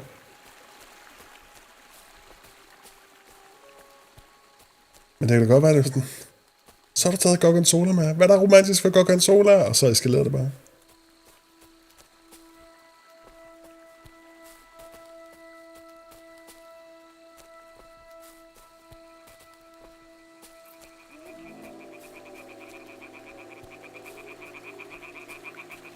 Så nu stoler jeg bare blindt på min hund.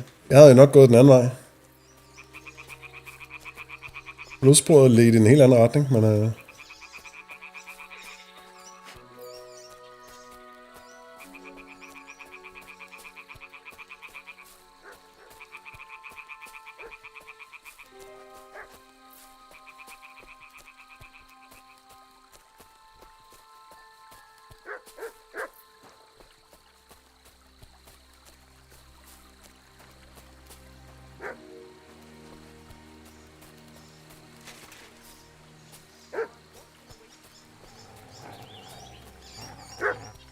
hvad skal der være?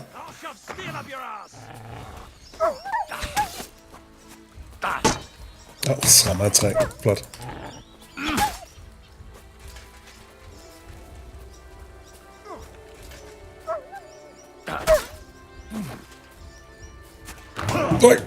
Slet ikke se gennem busken. Serious jumpscare.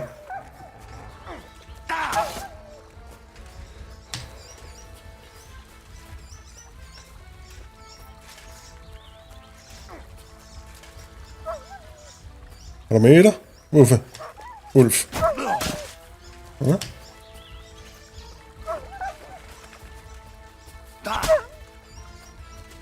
Ja? Jeg tænker nok.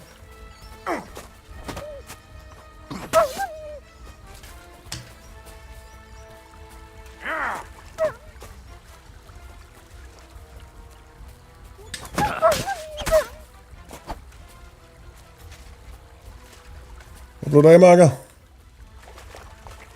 Men, hvor blev han af?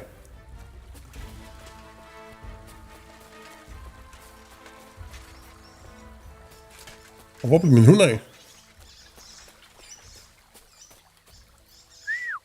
God, where is that dog? What? Hvor ulvene? Hvor manden? Hvor min hund?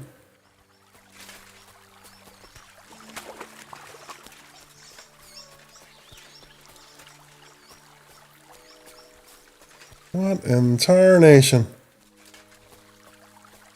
Okay. Min mission er stadig at blive der og search crime. Okay, mod. Hvorfor fulgte jeg efter dig til at starte med? Ja. Jeg tror egentlig bare, vi dræbte ulve, fordi det var sjovt lige nu. Jeg tror ikke, at det var sådan... Okay.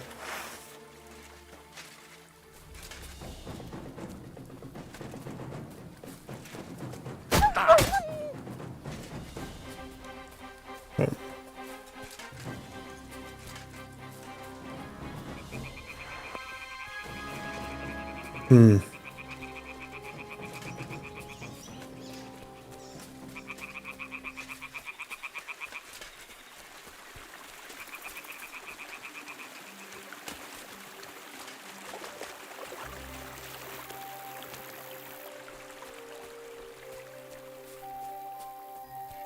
Det tror jeg slet ikke, jeg kender til. Jeg har til på, at jeg aldrig har hørt den titel, bare. Ups. Fights in tight spaces. Fedt navn. Okay. Og hop, Henry. Sådan.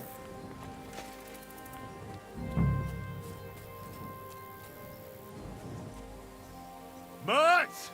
Where have you got to now? A trail of blood.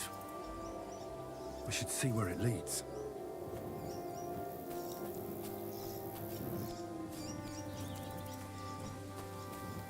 Jeg skal kæmpe i mørke, altså fedt. Altså fordi min hund ledte mig på et eller andet eventyr. Jeg kan ikke se en bønne nu. Fedt.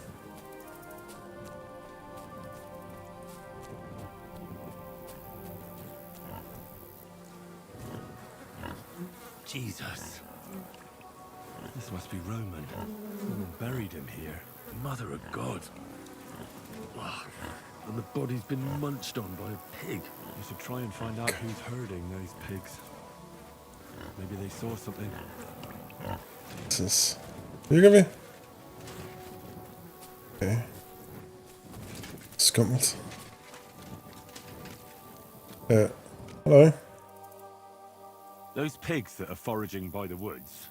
Så står han 3 meter væk. What's up with that? I am. What's it to you?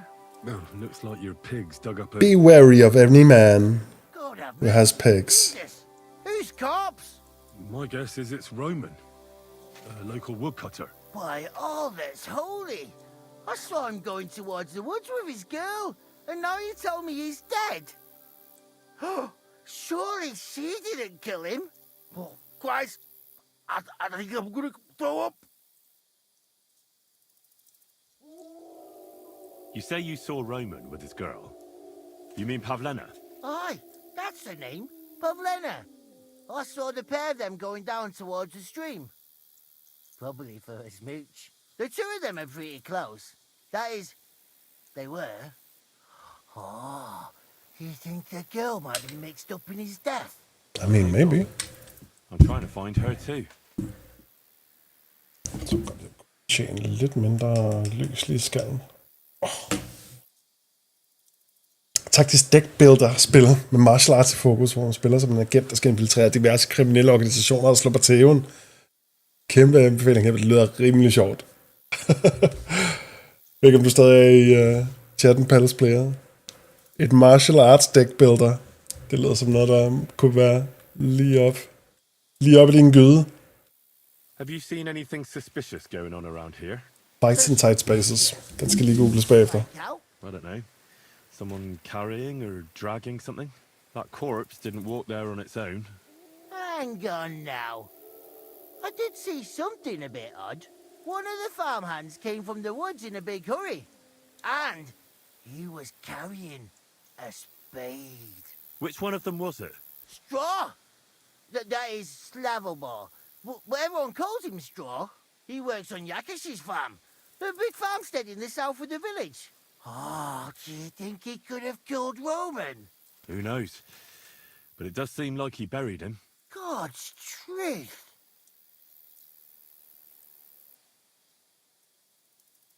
Who are you? My name is Hugo. I herd hogs. I take them to the woods to forage for acorns and nuts. But I ain't got nothing to do with no cops, if that's what you're asking. Thanks for your help. I better go and find that farmhand. Aye, and if he really done it, then give the murdering fucker what he deserves. Jeg forstår stadig ikke helt, hvad der skete med vores hund, der duftede til det der klæde, og så spurtede i en anden retning. Find Pavlena.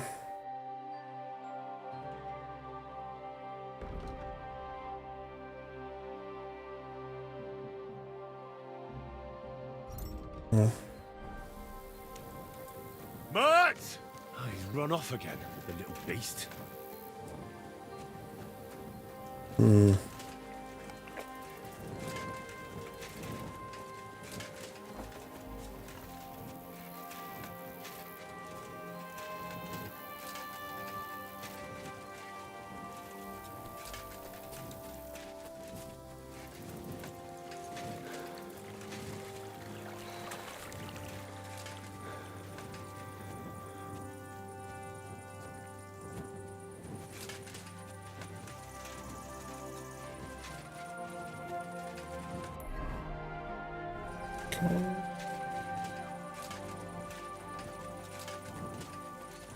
Ja, der.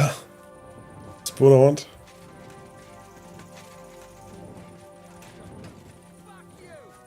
That showed them. Fuck you! That showed them. Fuck you!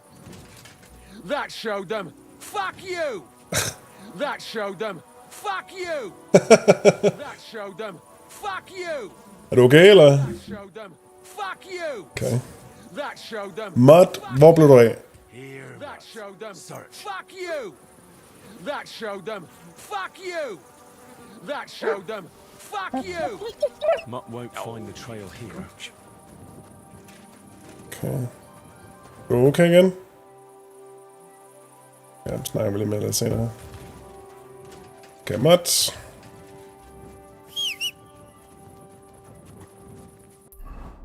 Nu hopper vi lige tilbage til The Lover Spot, ikke? Det kan godt være, at det bliver midt om natten, men jeg stoler på, at det nok skal gå. Det gør det bare mere eventyrligt. Finder en forsvunden, ung, gravid kvinde i skoven midt om natten. Ved at søge med vores hund. En mega god fortælling. Hvis vi rent faktisk finder hende i live, så kommer vi til at få gratis bajer og klækkelige belønninger.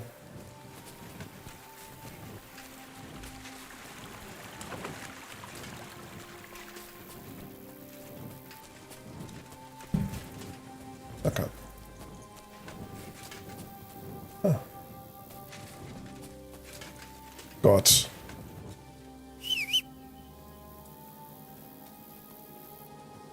Search. Hest. Heste jumpscare. Jeg ved ikke hvorfor, det var vildt skummelt, hvor du bare kom snigende ind. Okay, sniff, sniff. Sniffer. Ja. Så til det.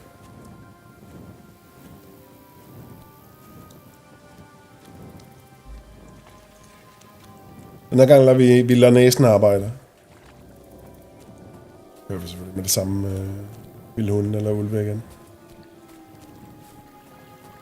Håber, det er bare langt væk.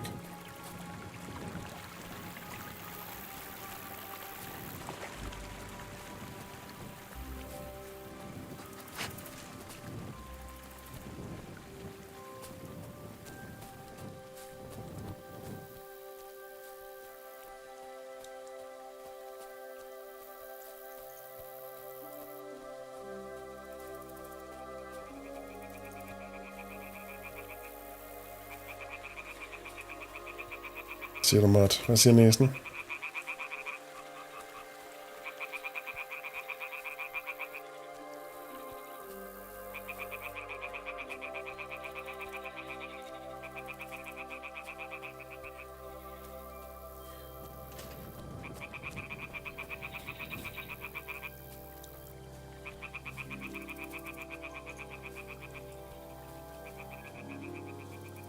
Ah, shit.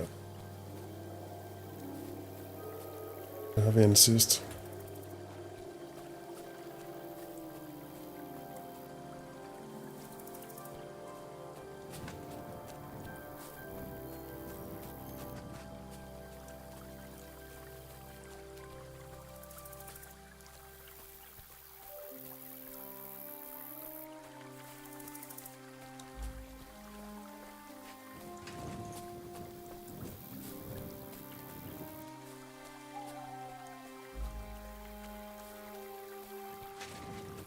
Jeg har stor håb for den her hunds næse.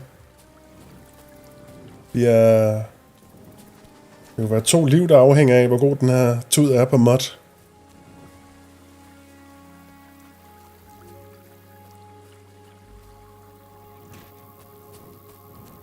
Det kunne ikke være sikkert, hvis vi finder ud af, at Pavlena faktisk er heks, praktiserende.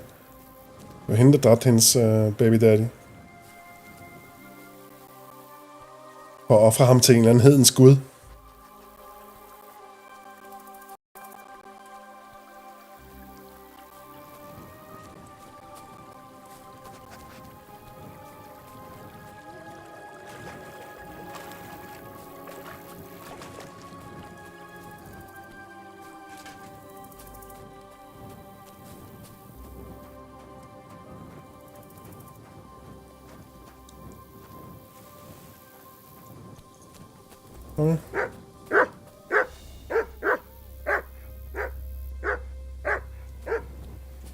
Wow, okay.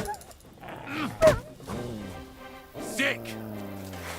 Jeg har ikke lyst til at skade hunden.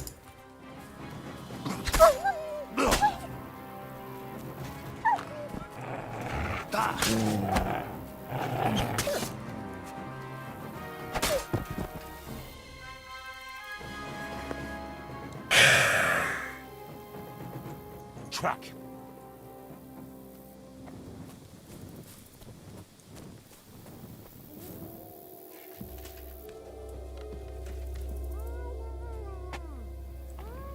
Stop there!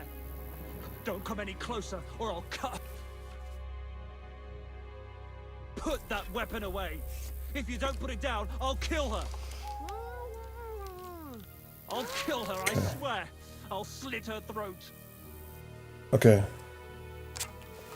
Vi lægger den væk. I'll kill her, I swear. Don't move, you horse son. Who the fuck are you?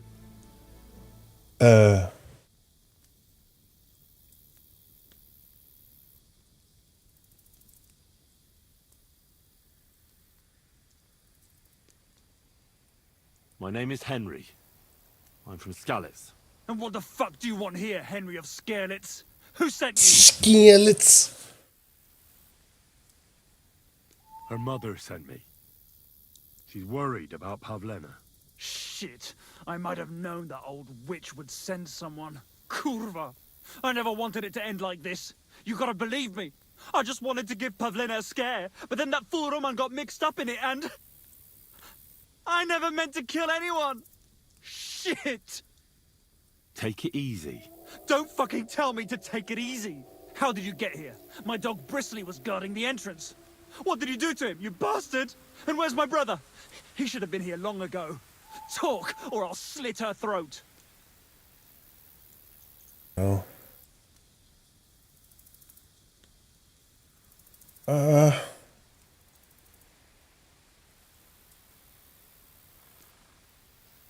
Listen, you have to let Pavlena go. She's pregnant. She's expecting Roman's child. What? How do you know? Roman told Dushko, and Dushko told me. Oh, shit. We killed the baby's father. Let the girl go. She's suffered enough. All right, I'll let her go. But on one condition. You'll let me walk away. Will you promise that? Okay, så hvad er the play? Jeg har helt sikkert ikke tænkt mig at lade ham bare gå for det her. Men siger man, jo, du har mit ord, så vi kan redde den her kvindes liv? Eller siger man sødt op til ham? Nej, mate, that's not gonna happen.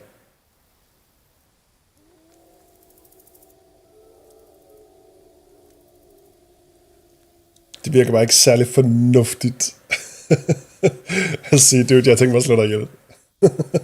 det skal du bare vide, straight up. I'm gonna keep it above 50. I'm gonna kill your ass.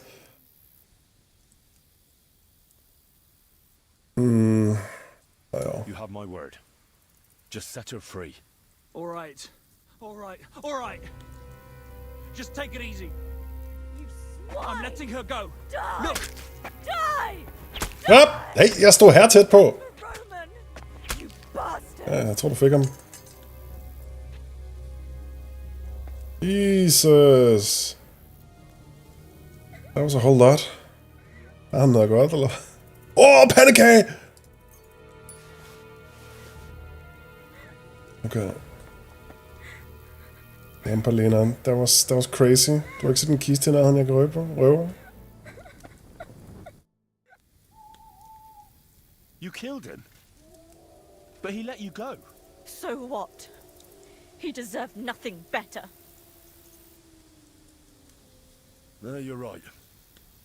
He had it coming. Yes, for what he did to Roman. I have to get out of here. Will you take me back home? Sorry, but I want to clear something up before we go. What's that?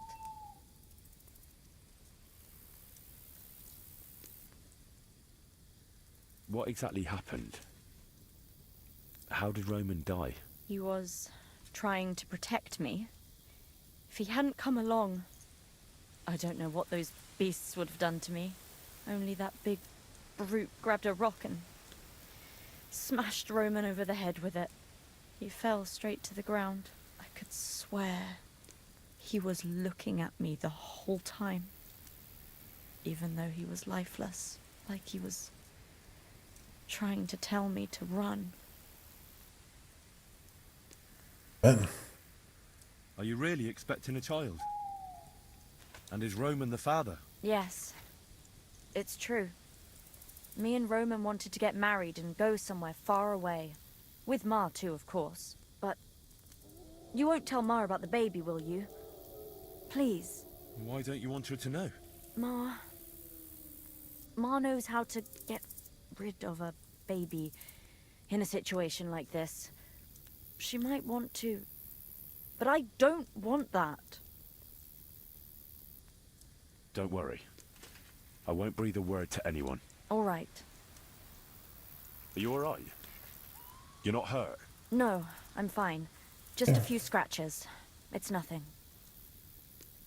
How did you get here? Me and Roman were going down to the stream. He went back to get something, and I went on ahead. Those two bastards jumped me by the stream.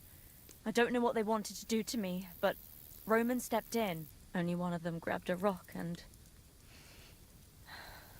I know. You don't have to say any more. When it was all over and Roman was lying on the ground, Otter tied me up and dragged me here.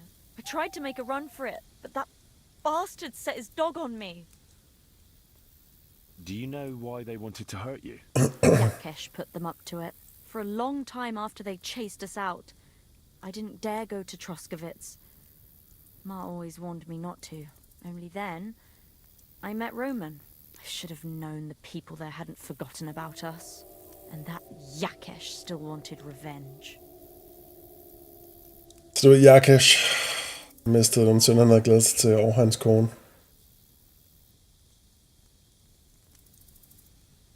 Svært at være sådan... Svært at skulle gøre sig til dommer overfor, ikke? Men derfor er det ikke ligefrem i orden at prøve at arrangere to unge menneskers mor på gammelt af. Fordi han føler, at hendes mor var skyld i det. Tell me something about Roman. What was he like? He was a woodcutter in Troskovitz. We were together. Sorry. I can't talk about it now. That's all I need to know. So, can we please go now?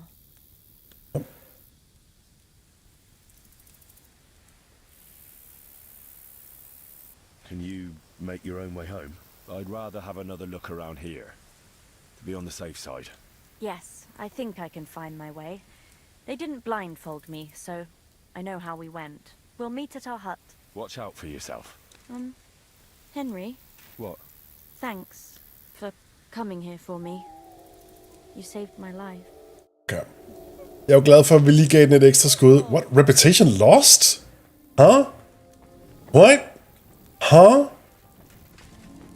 Reputation lost? What?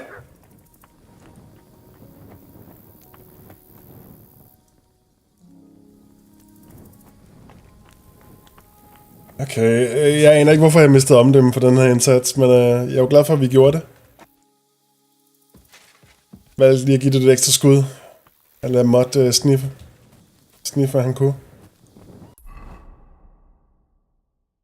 Okay, så hele det der med at snakke med... Okay. Så vi skal bare tilbage til... Okay.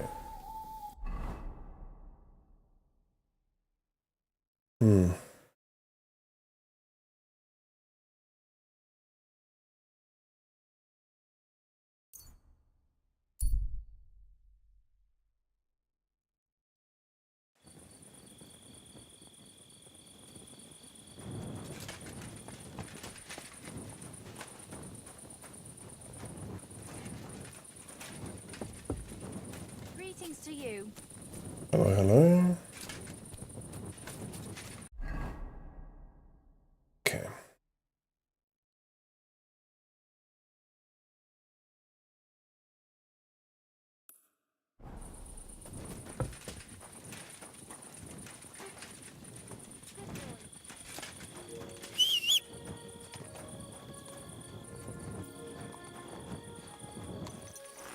Out of pebbles.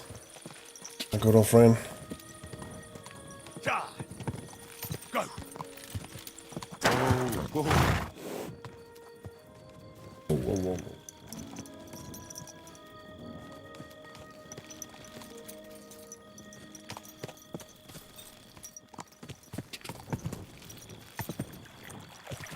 Quick.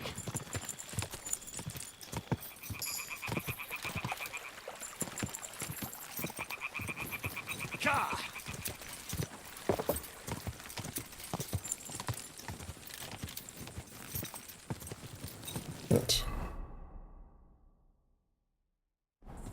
Whoa.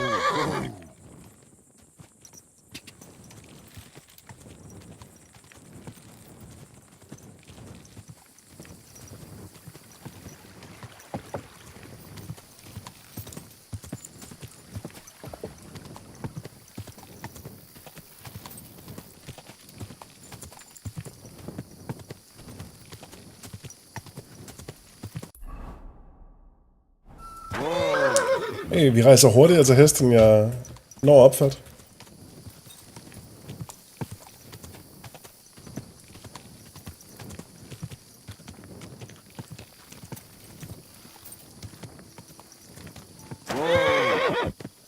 Okay.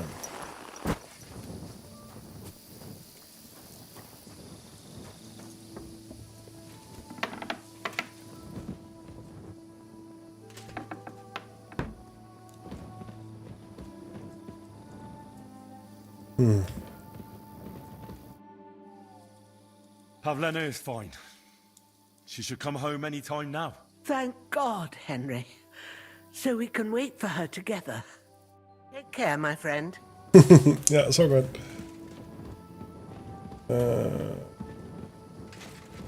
Ikke den ting, jeg lånte fra hende tidligere. Ja, okay. Jeg troede, jeg skulle undersøge det der sidste... ham der gutten. Jeg troede, jeg skulle undersøge noget mere, inden missionen var færdig. Jeg skulle bare have rejst med... Pavlena. Okay.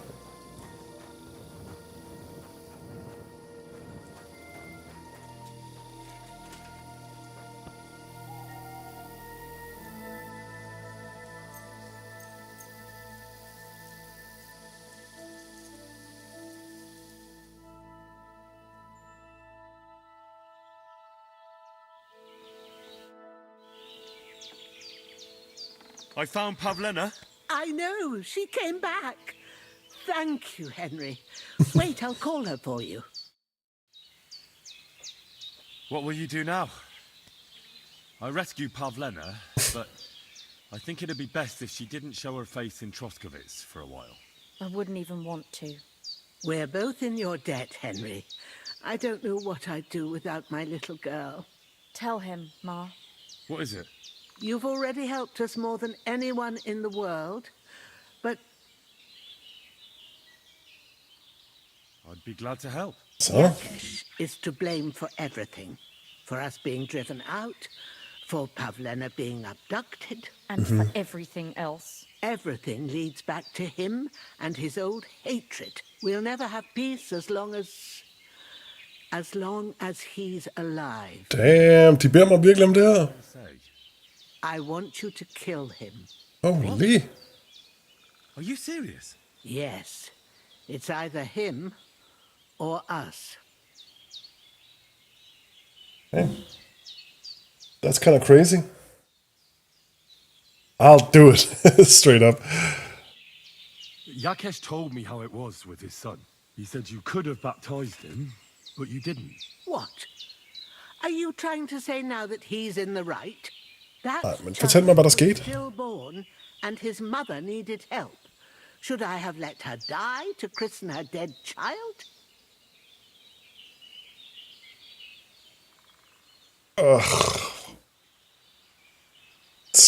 Nu skal jeg være dommer over for det her nu.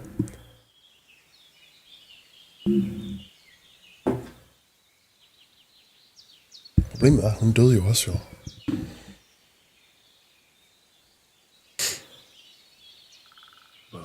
I wasn't there.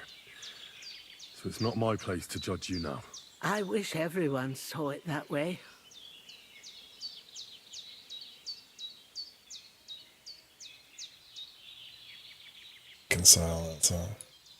Bozhena, don't you know that that path leads nowhere good? They hurt Pavlena, yes, but you mustn't do anything. Murder is a sin. No, Henry. Enough is enough. When Yakesh accused us of killing his son, I did nothing. When they drove us out of the village, I did nothing. When we had to forage in the woods to survive and spent the winter shivering over dying embers, I did nothing. And now, when Yakesh tried to kill my daughter, you tell me I should do nothing? No, lad. This can't go on. And what if someone then avenges Yakesh's death on you? Let them. I've had enough. Why would I make peace with someone who only wants to hurt us?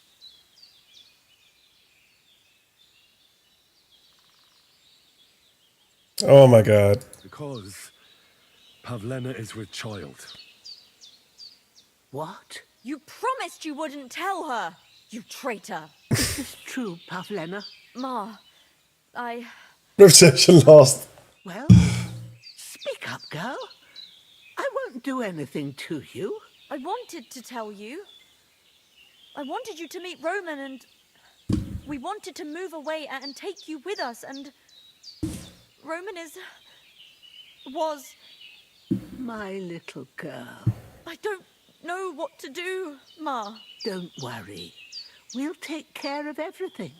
You think, Henry, that you could persuade Yakesh to drop his accusations against us? If he did, you and Pavlena could move back to the village. Et håb. Et spinkelt håb. Thing for the little one. Very well.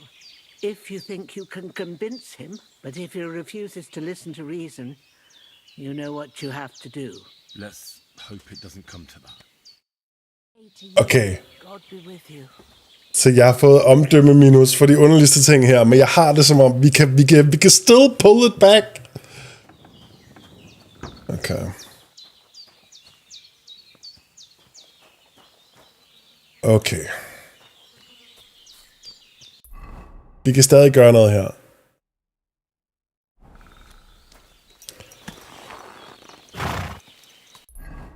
Vi tager vores fineste tøj på. Vi tager et dejligt bad. Vi kommer af vores mest charmerende selv. Vask.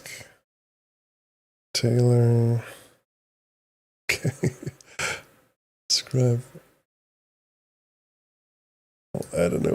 Hvor kan man komme i bad hen? Det hele vejen heroppe, ikke? Ja, det var her. Godt. Nu er det er fuld indsats.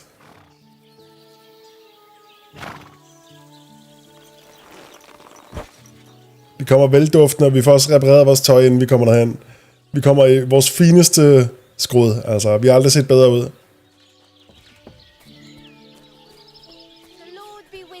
Jo, tak lige måde. Hvor er det?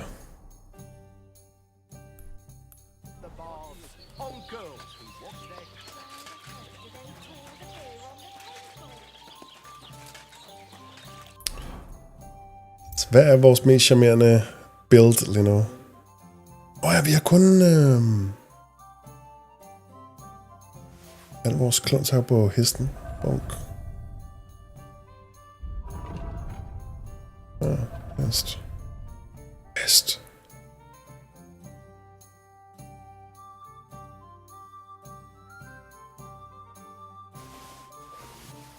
Så tager vi lige alt tøjet tilbage.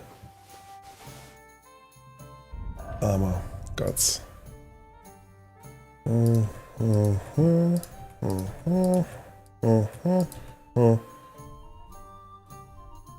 Fuld indsats. Vi kommer som halvnøgen, Henry. Tækkende på vores knæ. Okay. Vi går kun efter ting, der giver os karisma boost. Okay. Tak.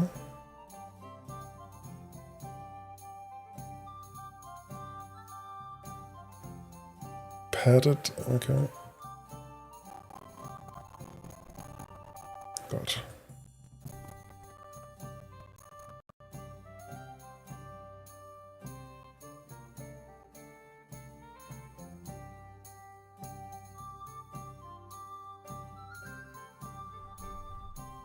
Vil du gamble sådan en... Nå ja, man skal have... Okay. 16. Holy moly. Sådan.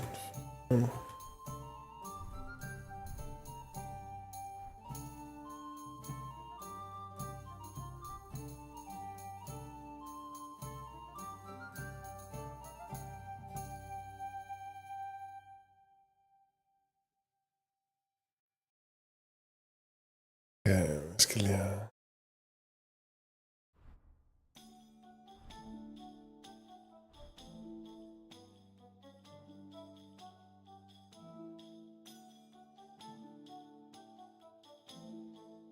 Godt så.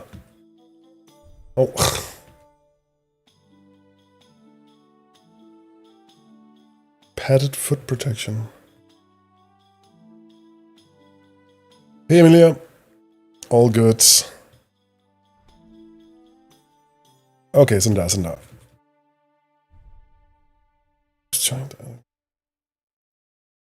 Det kan godt være, at jeg helt har misforstået, hvordan det her skal fungere.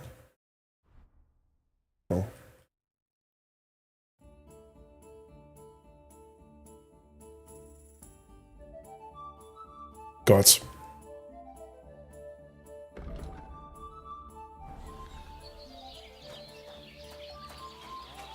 Nå, Dorothy. Greetings to you. Vi skal have os et bad.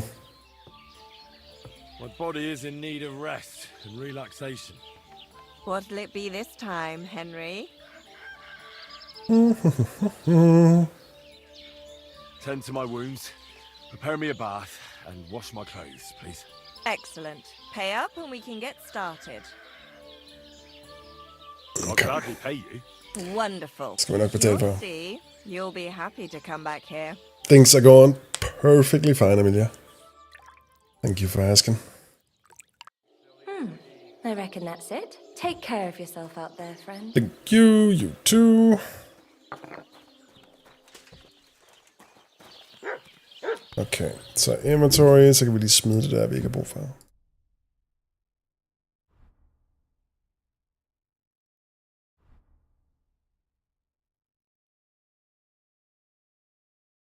Okay, so move that to the horse.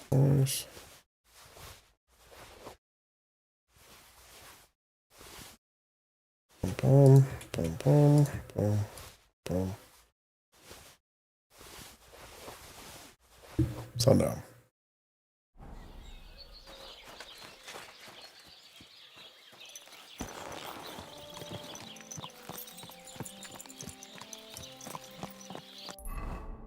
Nu er vi klar til at charmere bukserne af en fyr. Så skal vi lige snakke ham ned fra hans livslange traume.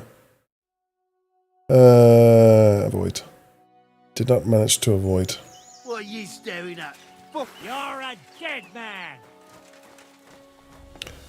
Okay, this is not what we needed. Jeg har lige fået mig et bad, mand. Hvad foregår der? Jeg har ikke tid til det her.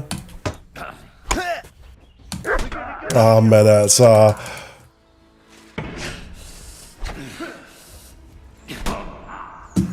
Okay, jeg ved ikke, hvad der foregår. I'll punch you stuff for that.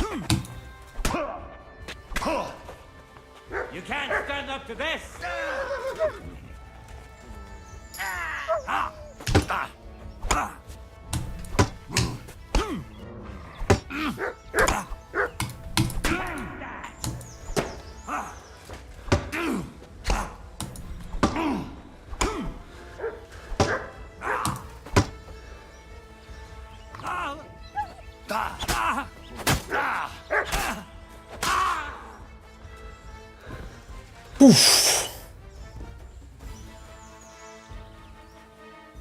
Okay.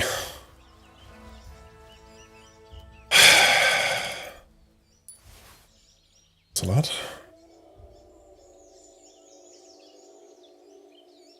Valnød og vin. Sådan der. Mod, du reddede lige min røv.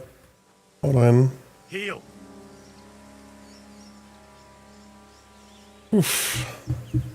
Here you go. Take it. Ja, der er lidt bøf. Der. Poser det hele. Kan du nå den? Inden den triller for langt? Det er din? Det er din? Nej? Okay.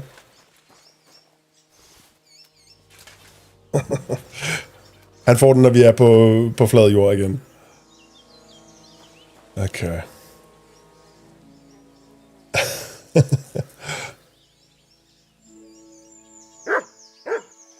Nej, men det er jo også det. Det er der, hvor jeg synes, at nederst til venstre gav mest mening.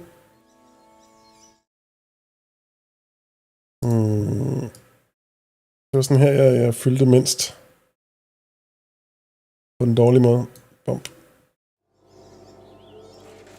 Og no, Emilia, I didn't get affiliated. Like, I still need a couple of days of streams and just a higher, view count generally.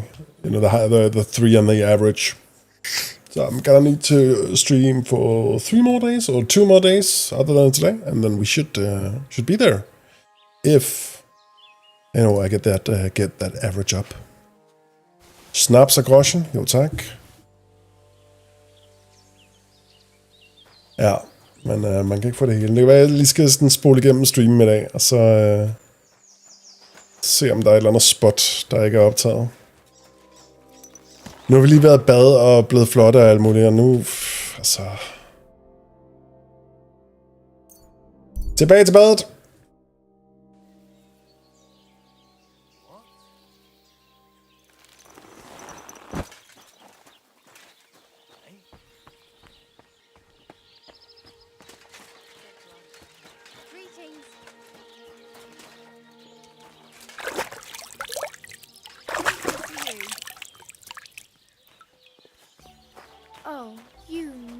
What do you want here, you yokel? Come on. I need a bath. Certainly. We're open. Jeg tror faktisk, man får en karisma boost, hvis man også får The Pleasant Company. Ja, så vi gør det for stat boosten. Kig væk nu, chat. Pretty bath, mate. My girls know how to make a fella happy. What I really need right now is a little taste of paradise. Great, but it'll cost you. That's fine. Great. My girls will take good care of you, Henry.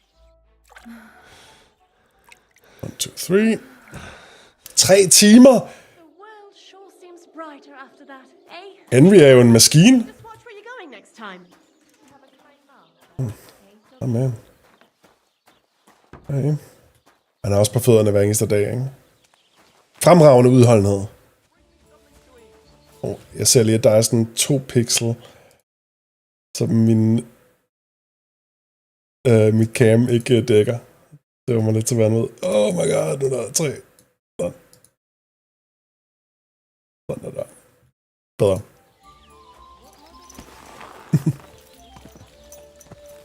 Oh my god, der er lidt plads nedenunder. No!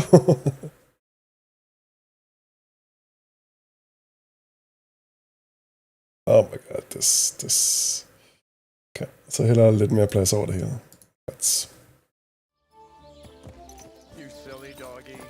Den har sådan noget snap til, og så fordi grafikken fylder lidt, så ja.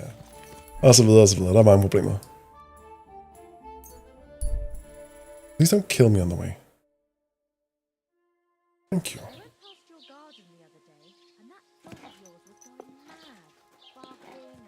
Good doggy. Good boy. Hun elsker. Mud. My man. Vær så god. Ja, du er god.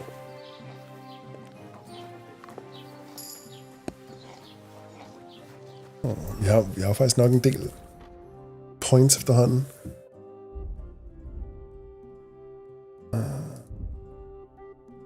Horsemanship. Saddler. Repair with cobbler kit. 20% more efficient. Quick start, left shift. The horse will briefly run faster than the wind. The effect will last 10 seconds. Okay. Towering menace. Rearing your horse frightens your enemies much more than before. You can rear? Det er sejt. Stejle. Vi stejler på dem. Additionally, because you know pouches and satchels well, you have +1 bonus on thievery if you pickpocket. Okay. Jeg tror bare, vi tager head start. Jeg ved aldrig, hvornår man får brug for dem. Sleeping in the wilderness, your dog will keep you warm. The bed quality will therefore increase by 20%. Åh. Det er wholesome. Loyal companion. When Mud flees, the time it takes for him to come back to you is a quarter shorter. When you have your dog with you, your charisma is increased by 3! Det er præcis, hvad vi har brug for lige nu. Boom. Mud coming in clutch. Han kommer til at gøre hele forskellen her. Vi ser nederst der. Vi har en anden buff lige nu. Ups. Boom. Buff. Time well spent. Strength, agility, and vitality increased by 1. You had some sweet moments with which no one can take away from you. I'm a cute companion.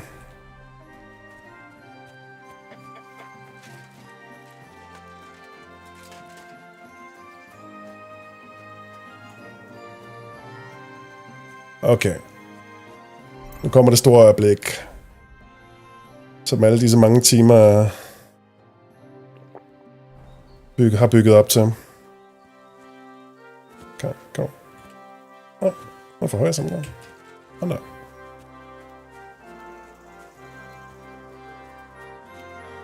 Og vi skal hen, og så skal vi overtale ham om ikke at være sur, mens han sidder og beder til hans kone og søns grav. Promises of Christ. Pour forth, we beseech thee, O Lord, Det er sådan en rough sell. that we, to whom the incarnation of Christ thy Son was made known by the message of an angel, Jeg har lyst til at afbryde. Det virker forkert. to the glory of his resurrection, through the same Christ our Lord. Amen. Why? Okay. Og det er den her sorg, vi skal tale ham ned fra i øvrigt. Hvis jeg ikke gjorde det klart. Okay. Who are you praying for? For my son, Yaroslav. What about your other children? One of my daughters got married and moved out. Marushka and Olina are still here. Once they get married, I'll be left all alone on the farm. Why?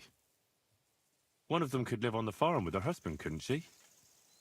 Lots of fellows would give the right arm for a place like this. Aye, true enough. Only a father should pass his livelihood on to his son, God damn it! Don't tell me it's different where you come from.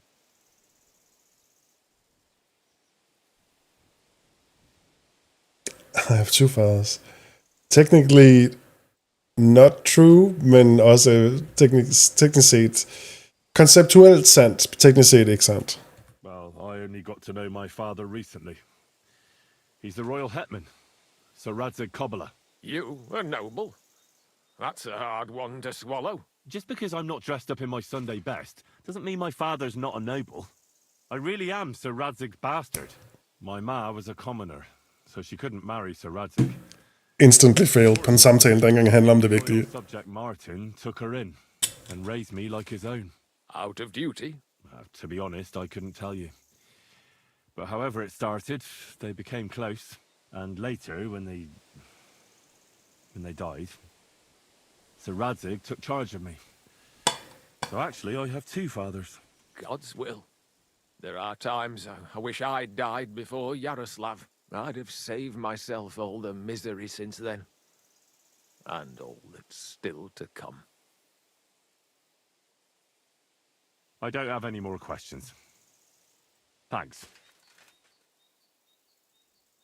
Okay. Look, I know relations between you and Bozhena the herb woman aren't good. But it's time to put an end to the animosity. Where are you going with this? That witch deserves no pity. I understand your bitterness, and I'm sorry about your son. Bozhena would certainly have saved him if she could. But whatever happened between you, it has to end now. Bozhena came very close to losing her daughter on account of your feud. Your farmhands abducted her, and they killed her sweetheart. But I had nothing to do with that. They did it of their own free will, not on my orders. That means nothing. They did it because of you. They wanted you to be indebted to them. But that's not my fault, and I don't see why I should have to make up with Bozhena on account of it.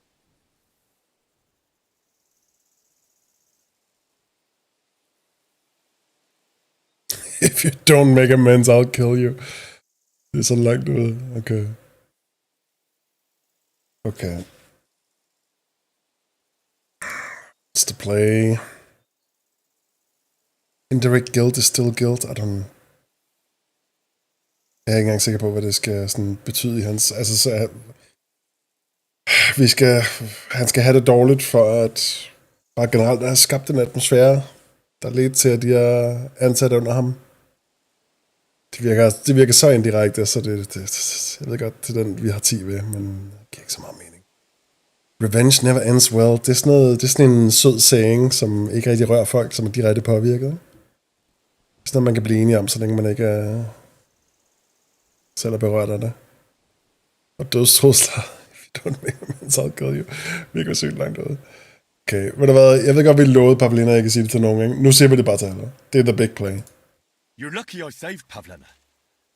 She's expecting Roman's child, the child of a man who your hands killed. If I hadn't stopped them, they'd have killed her too, along with the unborn child. By all the saints, Shit! You're right. It's time to put an end to it. And don't worry, I understand it won't be so straightforward. I'll send Bozhena compensation. I never wanted anything to happen to her daughter, and she's the one who suffered most from that banishment. She can't have been more than 10 years old. I give my word that I won't do anything bad to them, and those two fools of hands, they won't show up here again. And if they do, I'll haul them off to the bailiff myself. I swear to God, Bozhena and Pavlena could return to the village. Very well.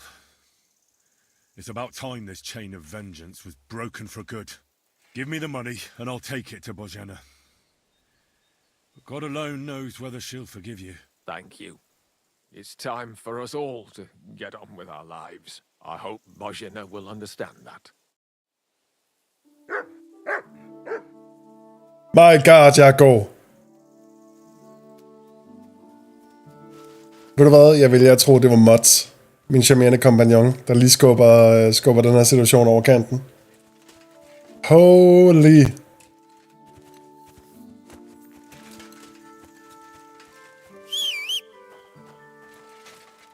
Det var der.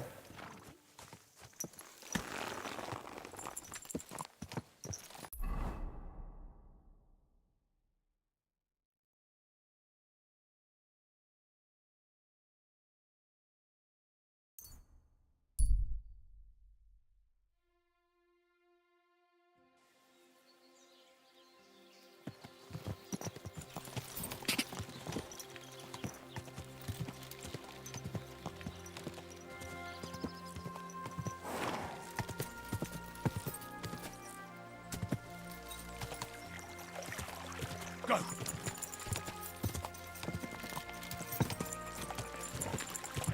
Nej, pas på.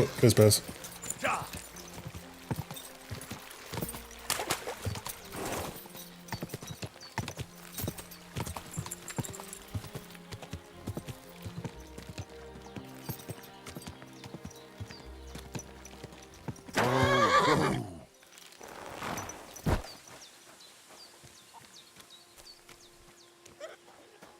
Greetings.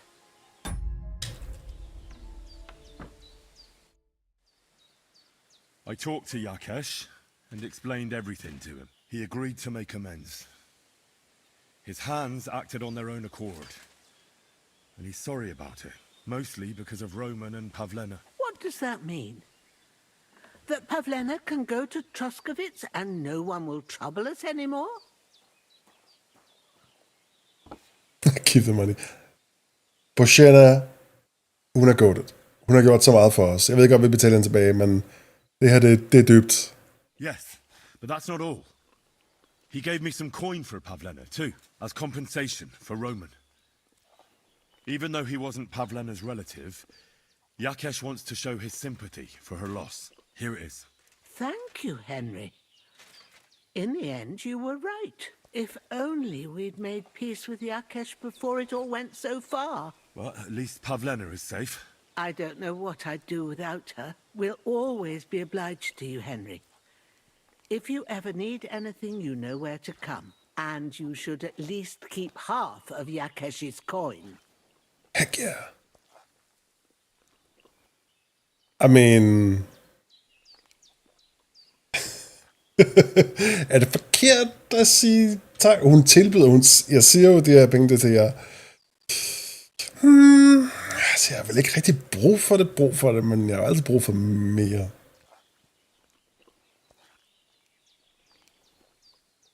I'll take it then. Thanks. Good wife. We thank you, Henry. It was good to see you. Det er dårligt med at sige nej tak til en greve.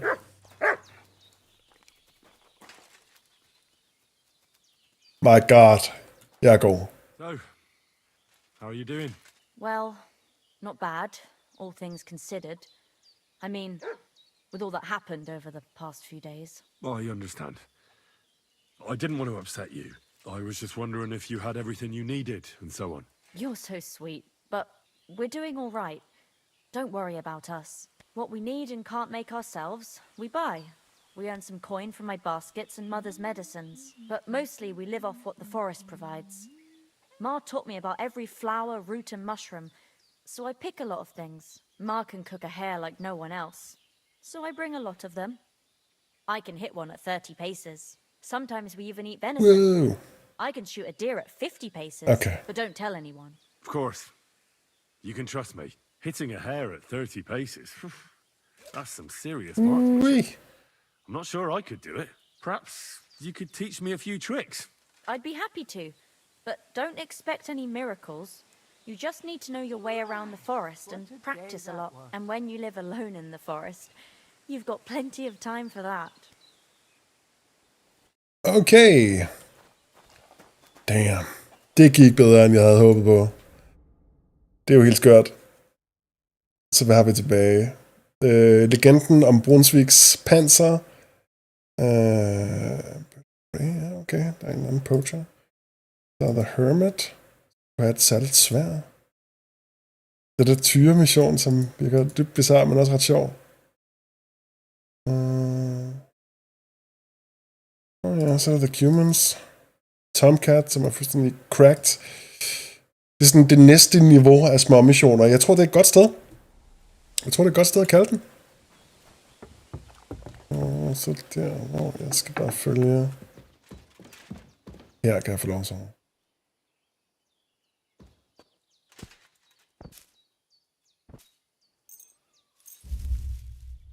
Det næste morgen.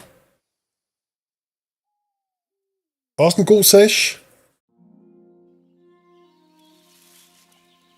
Og min hund ligger og varmer mig. Eller det var måske ikke her, det er kun når man er ude i camp. Ja, fadak. Men stadigvæk.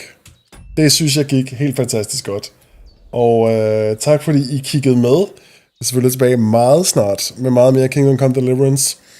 Og ja, det er simpelthen det. Tak for i dag. Ha' det godt. Pas på selv.